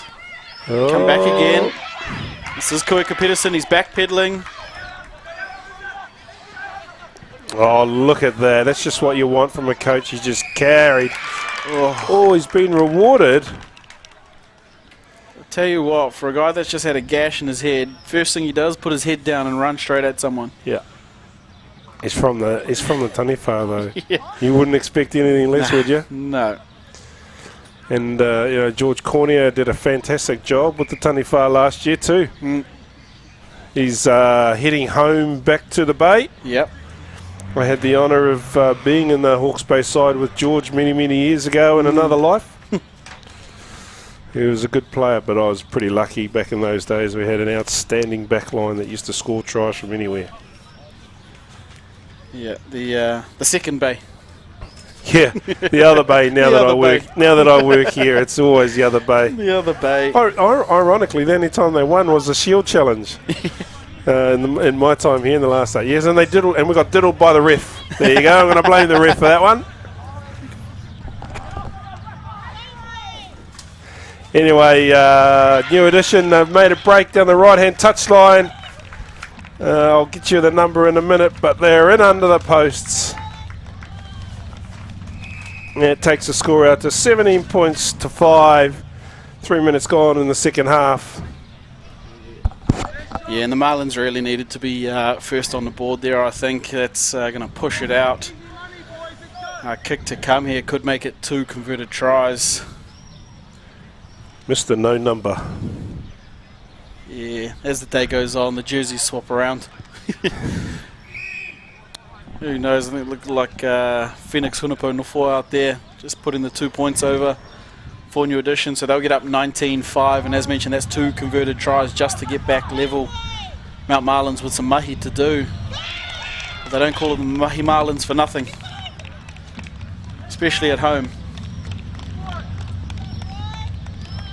Perhaps they'll just keep playing for 10 minutes. You know, they show up on their own time. I think they finish on their own time too. It's not over till they say it's over. Oh, lovely kick. And a textbook catch by the receiving team. That's a great lift and catch there. Looks like Sam Mays has had his boys working on that at training. Yeah, he's probably out there lifting Carlos Price. And not the other way around. Anyway, here we go. Got an overlap here. Can they feed it? No. He goes himself.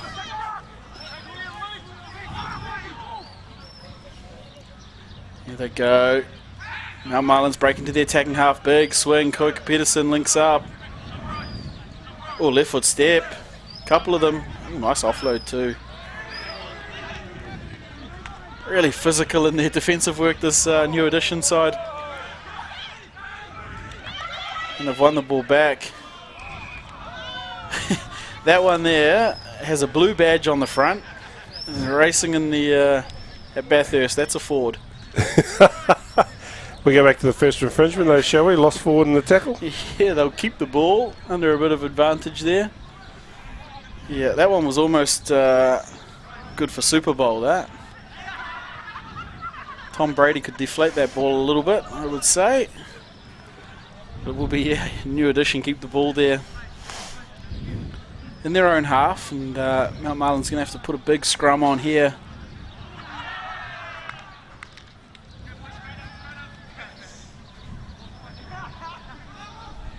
Oh, pressure's on. Got a little scramble in the back play. Take his time away, show him the sideline.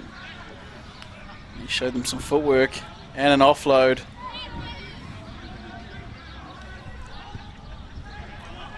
He's a little isolated there. Wow, that's that guy with big stitches in his head. Yeah, that's Bruce Goika-Pedersen over the ball Oh my again. God. He's a workhorse. Plays as a hooker for in the 15s. Out here doing some... Oh, that's a lovely bit of hands there. Rion Paul. So Rion Paul again. Still going, Yeah. Rion. He is. He's carrying half the team on his back. Here they come. They got to be close. You go to the in-goal touch judge who says, try. Try time. Mount Marlins, they're back. They're going to have to go quickly. They need the conversion and they need the ball back quickly.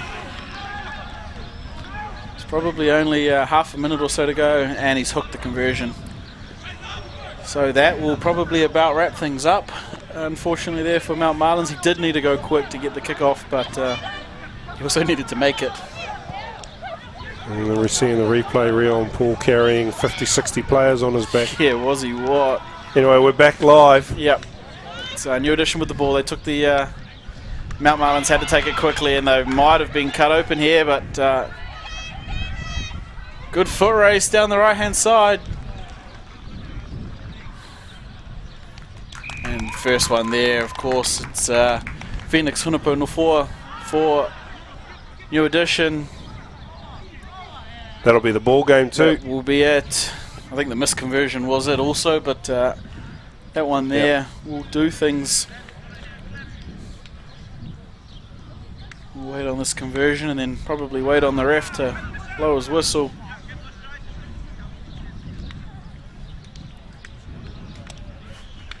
Here we go, conversion attempt from the sideline. It's a tough one.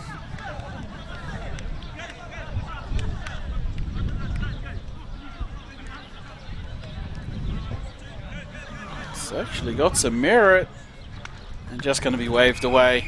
There is the final whistle. It was New Edition taking home the plate here at MW7s, coming to you live from Blake Park, Mount Maunganui. This is, make sure we get the right scoreboard up on our screen. Apologies those watching us at home. It's not the Rangatawa Ponsonby game. We just saw, of course, New Edition beat Mount Marlins. And there was the men's plate final coming up shortly. It's the big one. The other fields are done. Everybody's piling in for this one. Whether you're down here at the ground or watching it at home, at 6:30 in about 10 minutes time, we will be bringing you Hautapu taking on Greerton in the MW7s men's cup final. The big one, the showdown, the finale. For those of you that are joining us along on Facebook and on YouTube, make sure you stick around. You don't want to miss this last one. We'll be back in probably 6 or 7 minutes time to bring you the men's final. Enjoy some of the highlights from that game there and from the rest of the day, and we'll be back again soon.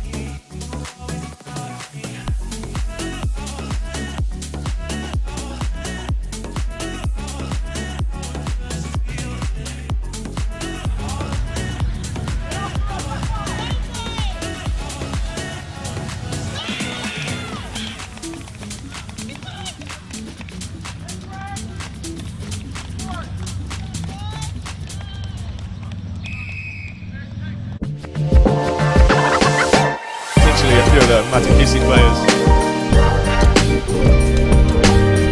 Another good offload and too much speed. Feed. Oh, big scrum. See what they can do here. Oh, he's gone. See what he can do here. Oh, UFC soon, as every ex-rugby player seems to be doing. So watch the smash. what a pass.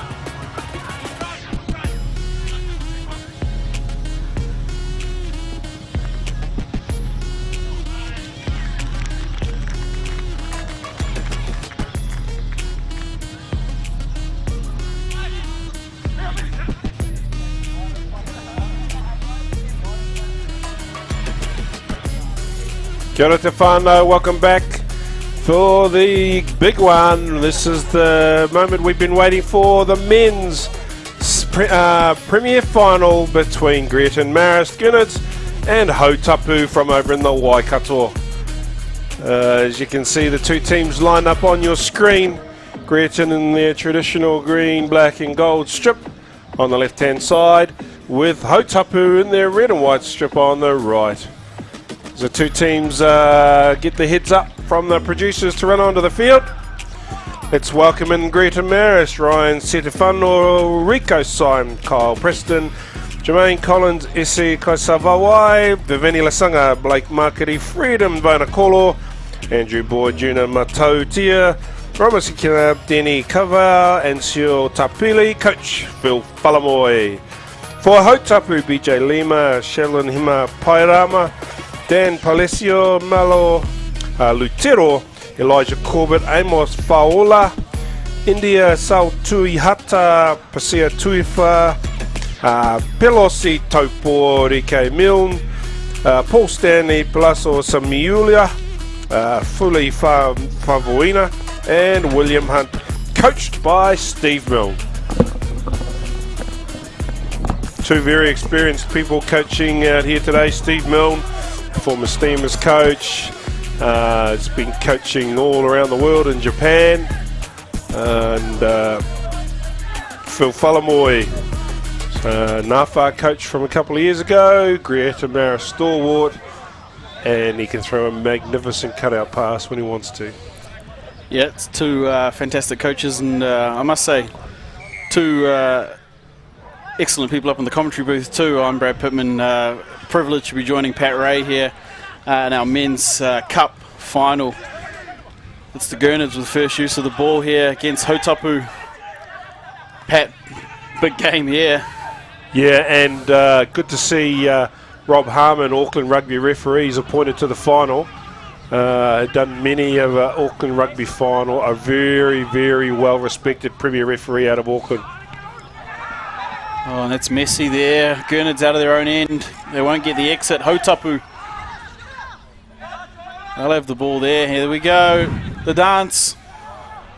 Oh, just how we started. It's Malo Lutero. He was just that good in the semi-final. We saw the high knees pumping in that game, and footwork again gets him over the line straight away for Hautapu. It's a shame, really, because Greaton Maris had done well, and then they spilled the ball out on the edge. Yep. And Hautapu made them pay instantly. Yep. And again, it's something we've applauded all day from Hautapu. Their defensive work is top-notch.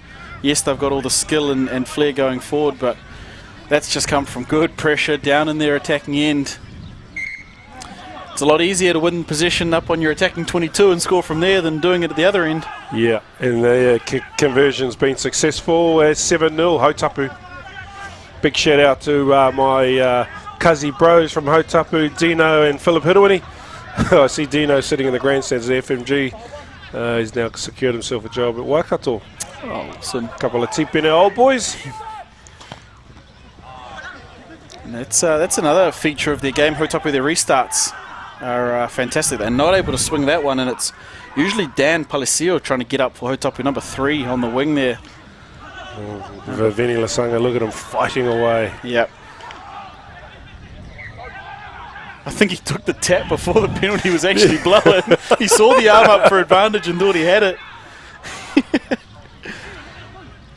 It was Isi Komasawai there. Oh, good little offload by Viveni. Yeah, well spotted, Mr. Rob Harmon. The extra roll to prevent the turnover. Yeah. Oh, he's gone. One show.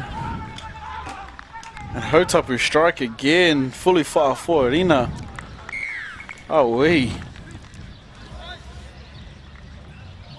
Bang, bang. As they have in most games we've seen them, they come out the gates hot. And we saw them dancing and getting into their pre-game just down over the baseline about 20 minutes ago. They're just pumped up. They want to be here. They want to get on the board. They love it.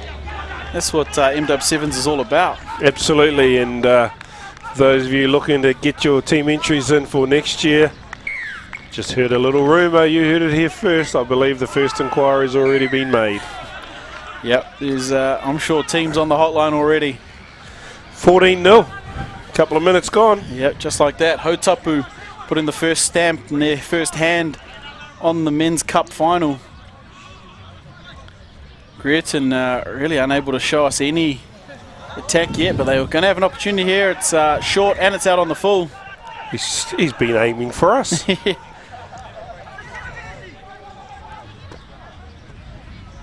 Yeah, so Greerton Marist here, the Gurnards, they'll have their first bit of attacking possession. Yet they'll cross into the attacking half here. Perhaps. There they go. There goes Syme out on the edge to Maveni Lasanga. Yep, there they go. Good recycle, good quick ball. Big spin. Here we go. Right foot step. Oh, twice. And the offload, that's lovely. Here we go, speed. The Gurnards turned him, beat one. Can't quite beat the second, but gets the ball off the deck.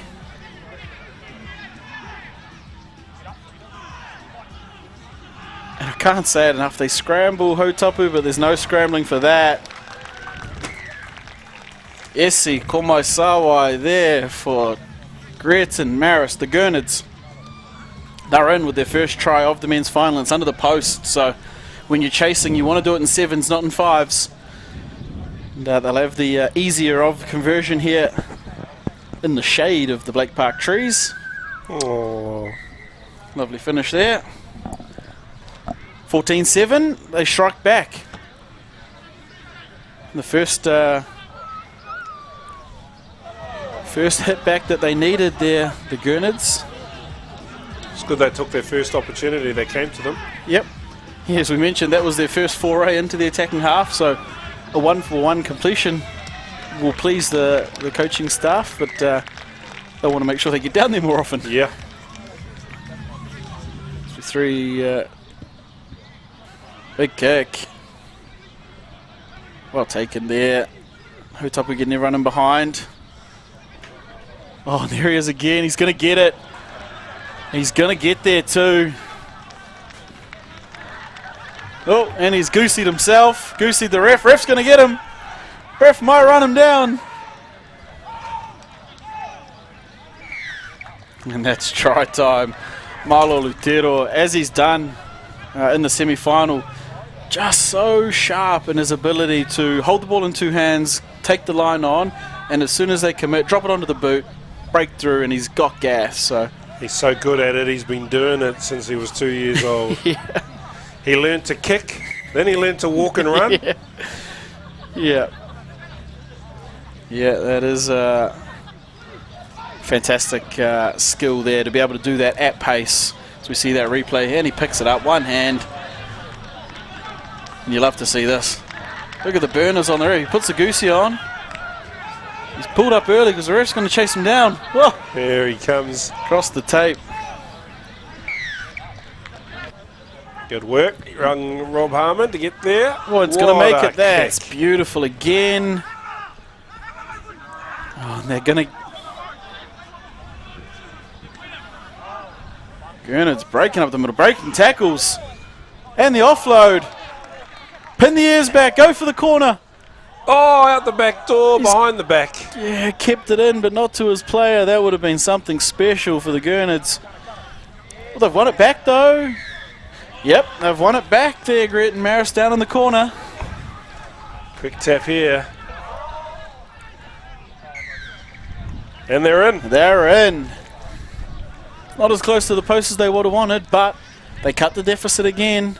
Hey, it'll be half-time after this kick, and that's a good way to end the half. Yeah, just as Hotapu stretched out with that third try, they go and get them one back. It'll please the coaching staff. They'll go into the half-time. Not as far behind on the scoreboard as they were 30 seconds ago.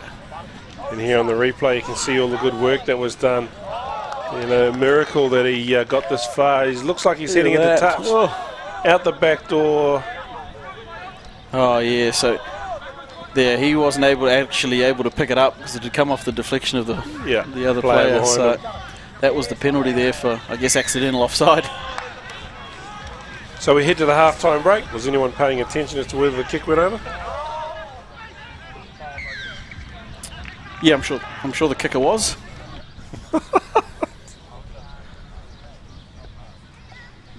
Yeah, so 19-12, so the kick was unsuccessful. 19-12. We've got a game on here. Yep, absolutely. Yep. Absolutely.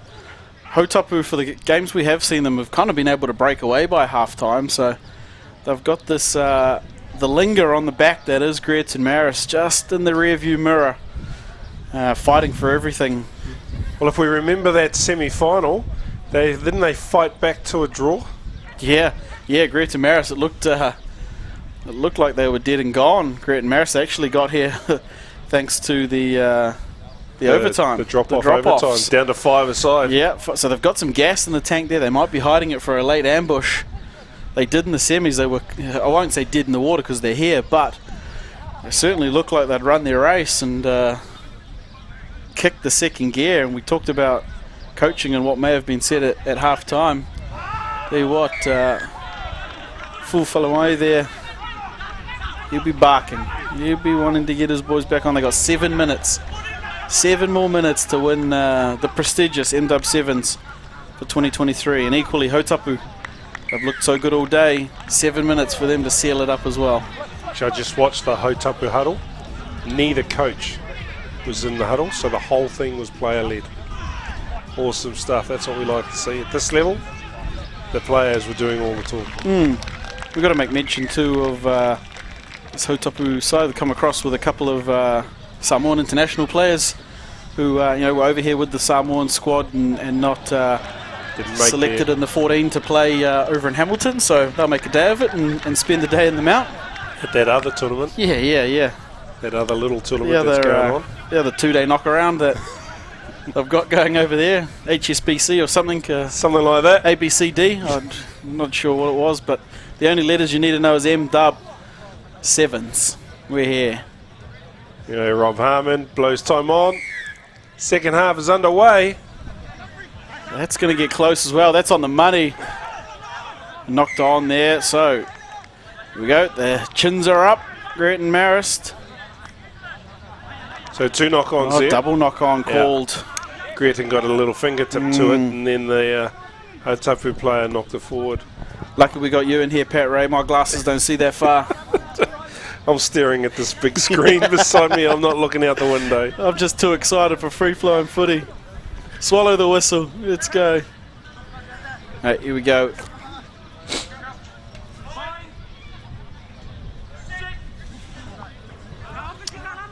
So just for those watching at home, we just had an update on the scoreboard. One of the conversions for Hotapu did go, so it's 21-12. Does make the mountain a little taller to climb for the Gurnards, but we've got six odd minutes here to play. High tackle there, penalised by Rob Harmon. Hotapu go quick. Speaking of quick, dancing. Tell you what, he might want to save some of those dance moves for the after party a little bit later with DJ Tiny up here at the Mount Clubroom's lovely show, but good cover tackle there by Greerton Marist. It's messy there. The advantage is to the Gurnards. They spread it. Oh, wow.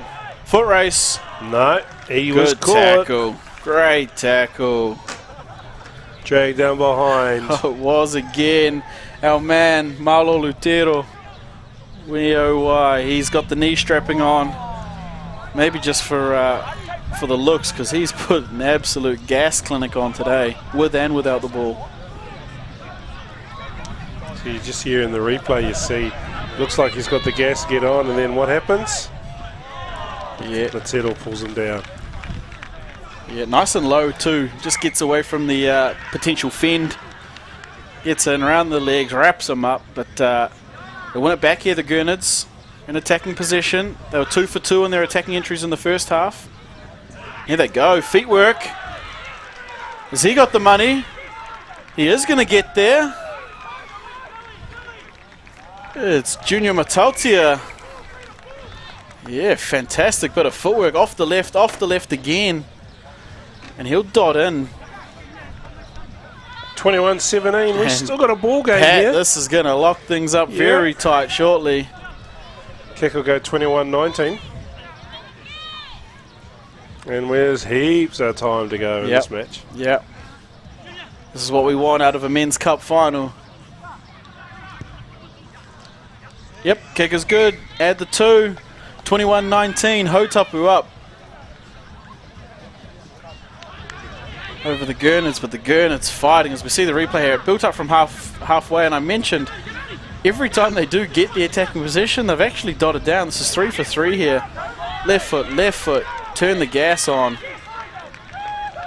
Tell you what, that's an old state house if you can just turn the gas on like that. There you go. That's quick. Usual story, eh? 2 balls on, then none. Yeah. Fighting for 1 and then drowning in them. Here we go. They'll go short. They'll want this ball back. Well taken. That's clean work. Yeah, I'm almost sick of saying his name. Yeah. Lutero gets lifted, scores tries. Yep, he's the kicker, he's the catcher, he's the setup, he's the chaser, he's the tackler. And he's lined up here for the overlap. No, he's going to right foot step. Good work. Oh, there's a little bit of footwork up the middle. Offload. There's chasers. He's going to get caught.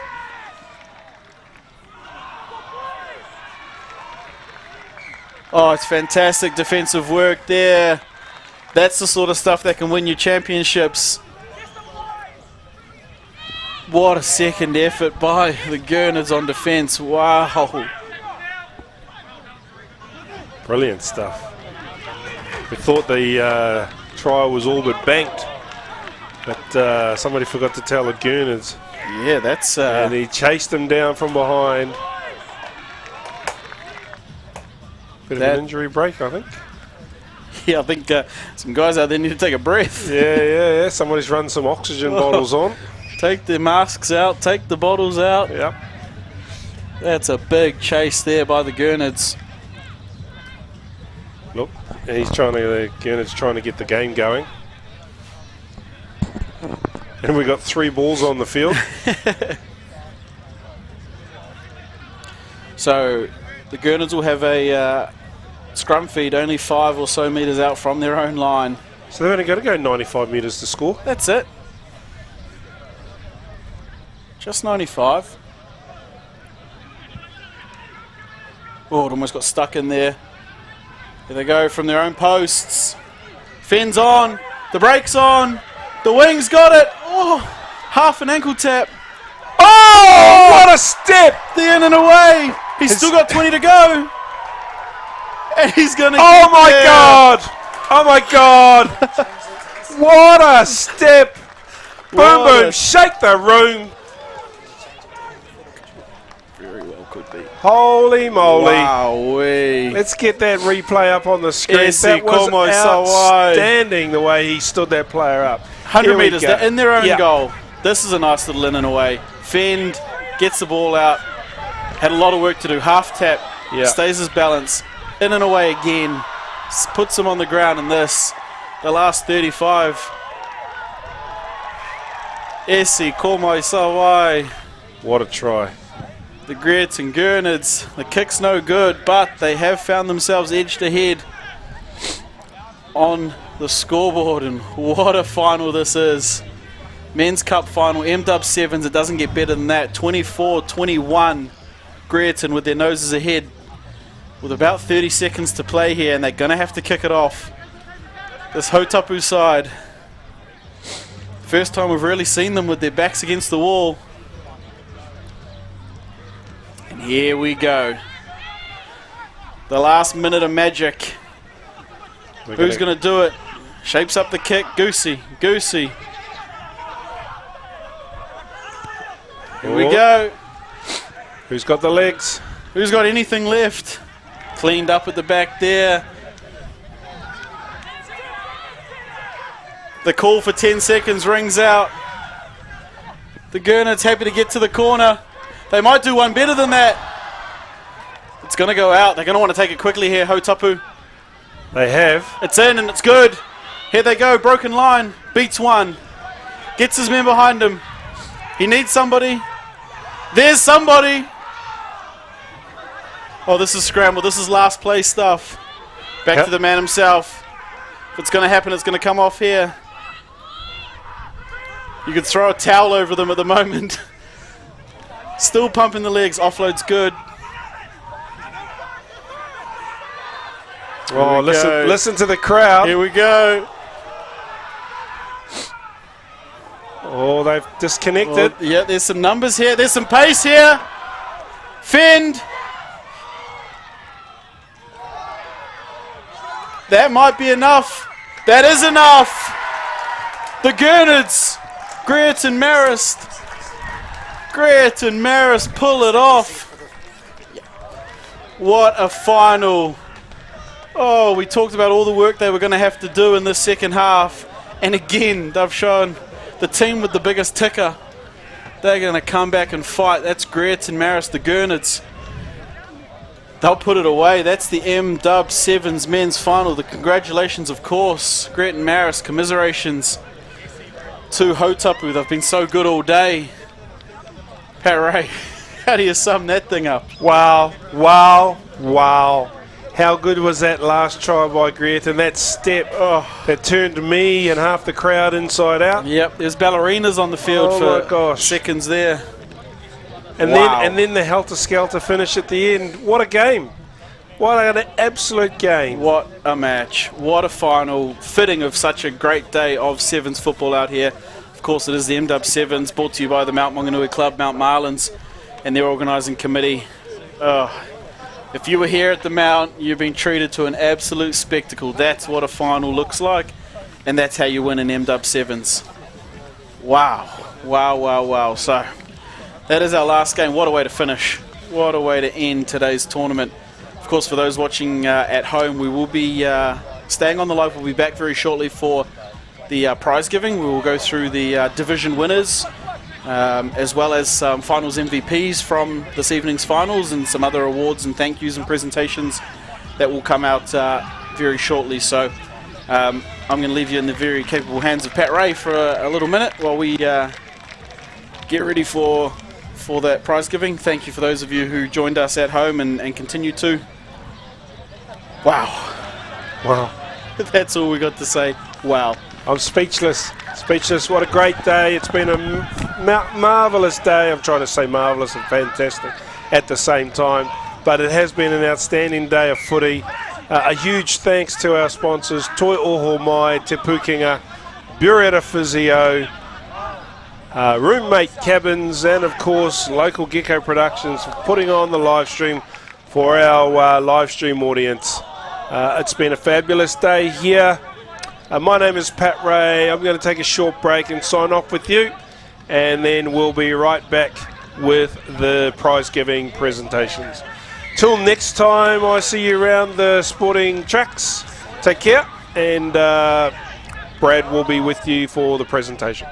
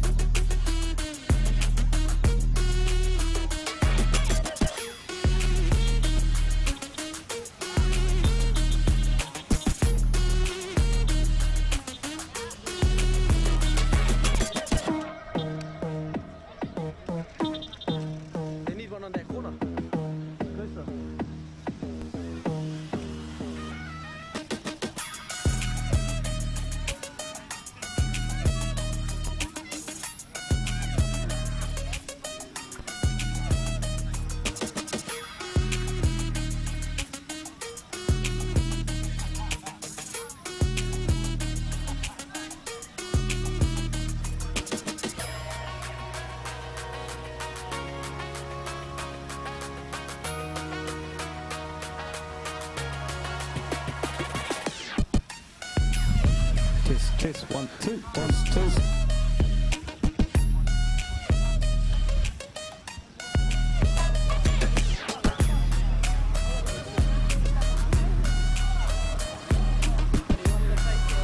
Wow, they're all kind of just standing here now. Test, test, test, test, test, test.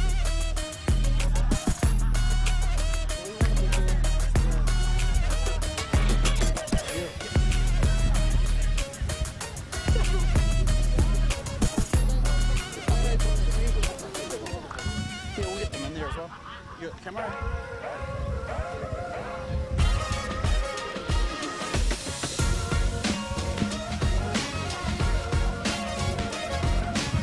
Test, test, test. That's the road march.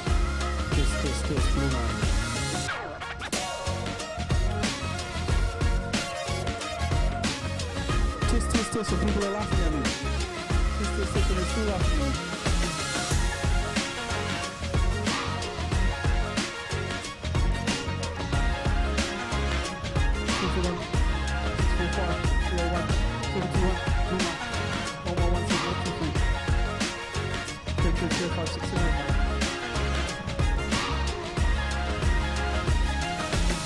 Try this one good. All good. 3 good. 6 good.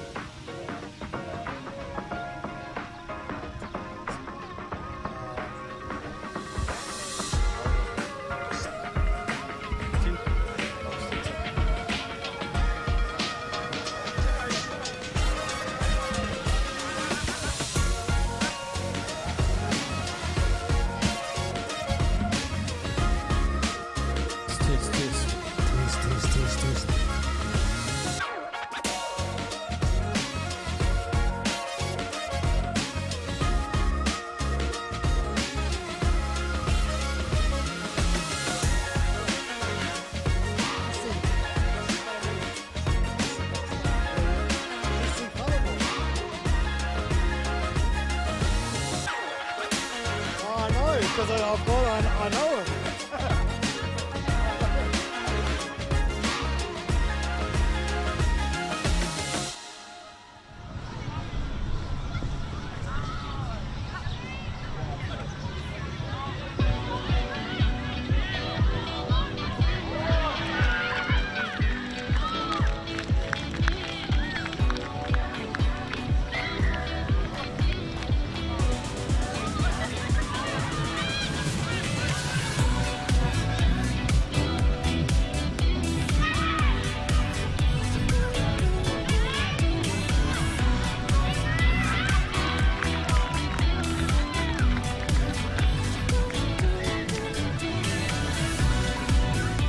The end of to all my Pukinga Mount MW7s for 2023. It's been a great day.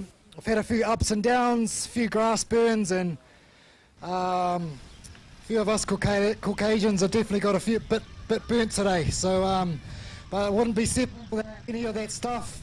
But the main thing that's important is all you guys and ladies and athletes and the supporters, all the volunteers, everyone putting in the mahi behind the scenes, and just everyone who's here. It's been an awesome day. I'm just going to start things off with our MVPs. If we could get the Pacific Island Rugby Colts team, is anyone from here or representative from there? Sweet. So what we've done now is we've selected 3 athletes for MVPs of the final series, and it's been put together a prize through 2L and 138. Unfortunately, Carlos Bryce is away looking after his son and maybe enjoying a few beers. So we've got Rodders here is going to present this. So this is to the Colts MVP for 2023 is Pusi Rugorugorua for Pacific Islands Rugby. If he wants to come up, and if he's not here, can we have someone else from Pacific Islands Rugby to grab his prize for him?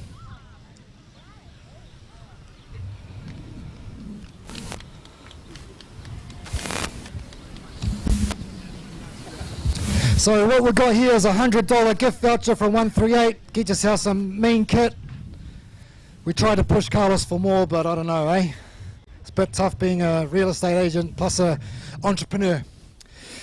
So the next one is for our women's MVP, and this is to the Rangatawa team, Caitlin Whakolo.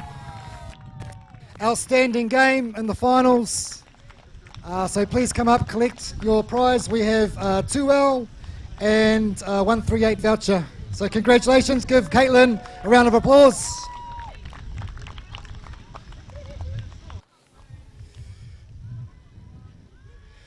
And of course, we wouldn't be here without the men's MVP. This guy, I know this guy pretty well. Played a little bit of footy when he came in, had a pre-season with the Marlins. And then I think he went down to Wellies and now has found his way back to Gretton. Outstanding final, a few crucial tries, and even he kicked the ball out at the final whistle to clinch the game. Isi Komoi Savai.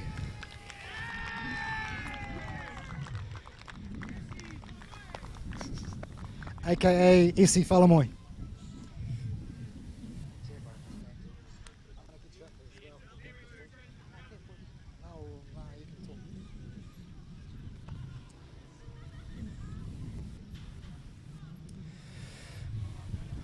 Beauty. Now on to the business end. We're going to start off with our third place for our Colts. It was Papaka, Rangatawa. Any of the young fellas here? Anyone from Papaka Colts want to come and grab your third place prize? It's just some beers, otherwise I'll give it to the ladies. I'm sure they'll enjoy it. Do you want the ladies want to pop up?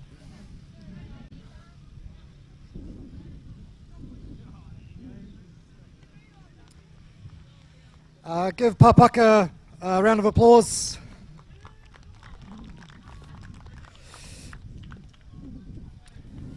Also, if we can, once we get your prizes and all that, if you want to get a photo in front of the Toi O Mai, please do that. They are our major sponsor, and we're hoping they're going to return next year. And they've put in a lot of mahi for us, and put on a good show. So yeah, feel free to jump in front of the banner and get a quick snap. Now the Colts second place. Can we have the captain from Silverdale? I think they're all on the beers too. Oh yep, we've got Glenn.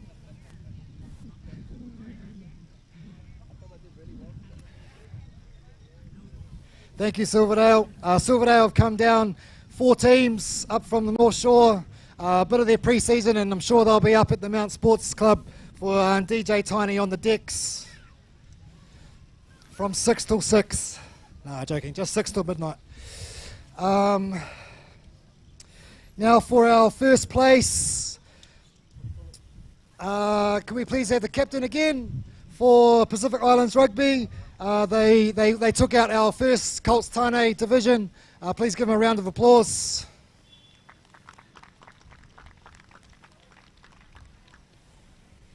So he's got a bit of cash and a bit of champagne, and we've managed to get a trophy for this year. We'll try and get a bigger one for next year.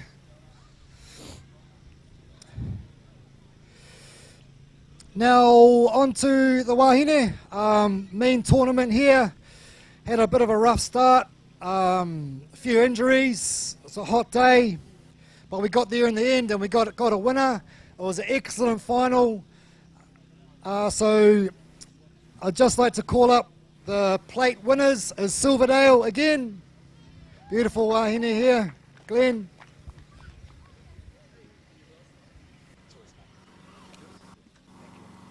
So pop over there.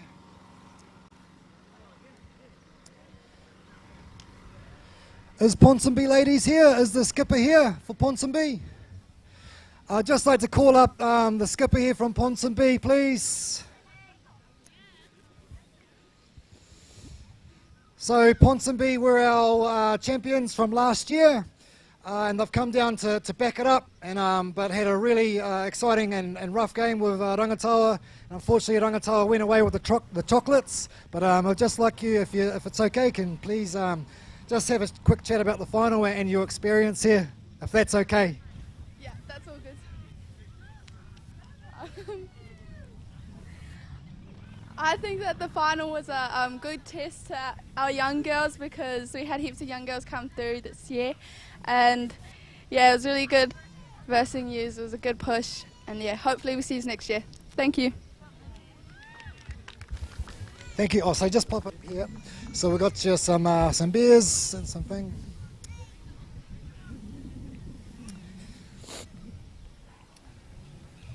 And can I please call up the Papaka skipper Tania Rose Raharuhi, please?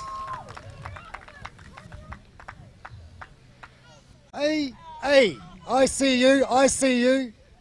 Yeah, we'll just get you to pop up and say a few words. And and then come accept your prizes. So congratulations. Cheers. Ka tira tēnei au he tūhau manga mō te tīma o rangataua. Tuatahi me mihi atu au ki te krapu Manganui mō tēnei rā. I'd also like to thank our sponsors, Kaitimako M Block, Seeker, Back in Action Physio. To Ponsonby, wherever you've gone, thanks for a good game. It was good to watch. I got here just for that game. So yeah, thank you. Cheers, thank you. Go help yourself. So we've got a bit of champagne, a couple of boxes of beers, and the trophy. Give Rangataua a round of applause, ladies and gentlemen.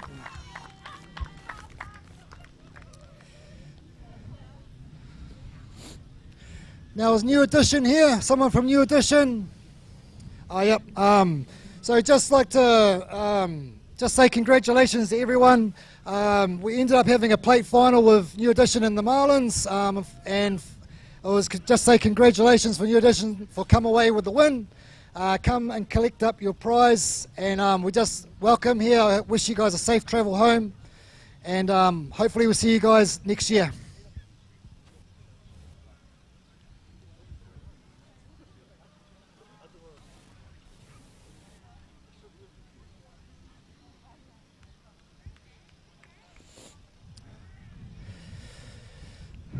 Now for our men's runners-up, Hautapu Sports come from over the hill in the Kaimais. Excellent tournament from you lads. You guys were here last year. It's lovely to have you guys back. You set the crowd on their feet. You had us in the commentary box, hoo-haring and carrying on. We just thank you guys for coming. It was an excellent game. Can we please call up your skipper, please, to come and say a quick word? Jimmy.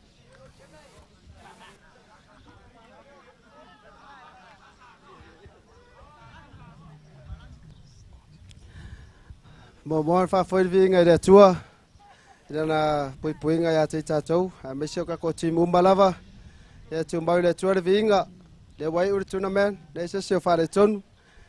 Ya ina na pui nga ya te tatou malava ne ya fiafi. Manuela fiafi fa tai lava.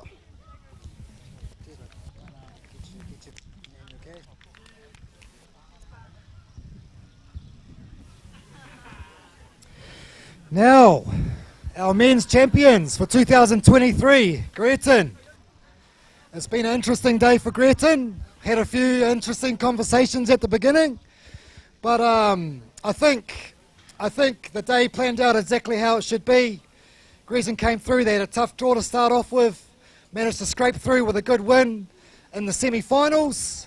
And at the end of the day, it's all about how you play in the big games, and they deserve to be here. They put the dubs on the board and have come away as champions for the 2023 Mount MW7s. So congratulations to Greaton. Can we please have Essie to come back up?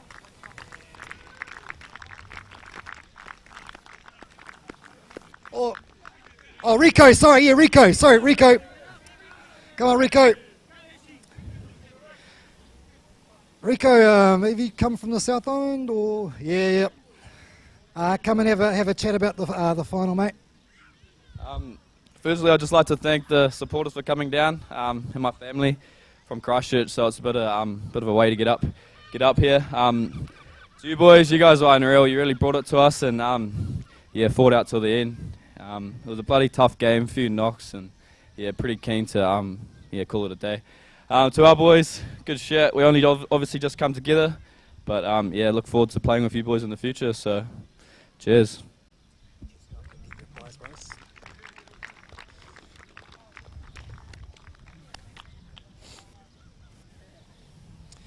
So that almost wraps it up for us. Thank you very much. I just want to say one last thank you to our sponsors and everyone that's helped out, to all my te pukinga, McFall Fuels, BHS Hospitality, Legends, Sportswear, Beretta Physio, Social Butterfly, Alpha Interior, Mixture Cafe, Great Fresh, Fruit Market, Central Parade, Game Day, 138, 2L, and of course Spates Summit and Gecko Productions for putting on a hell of a show. Thank you very much, ladies and gentlemen.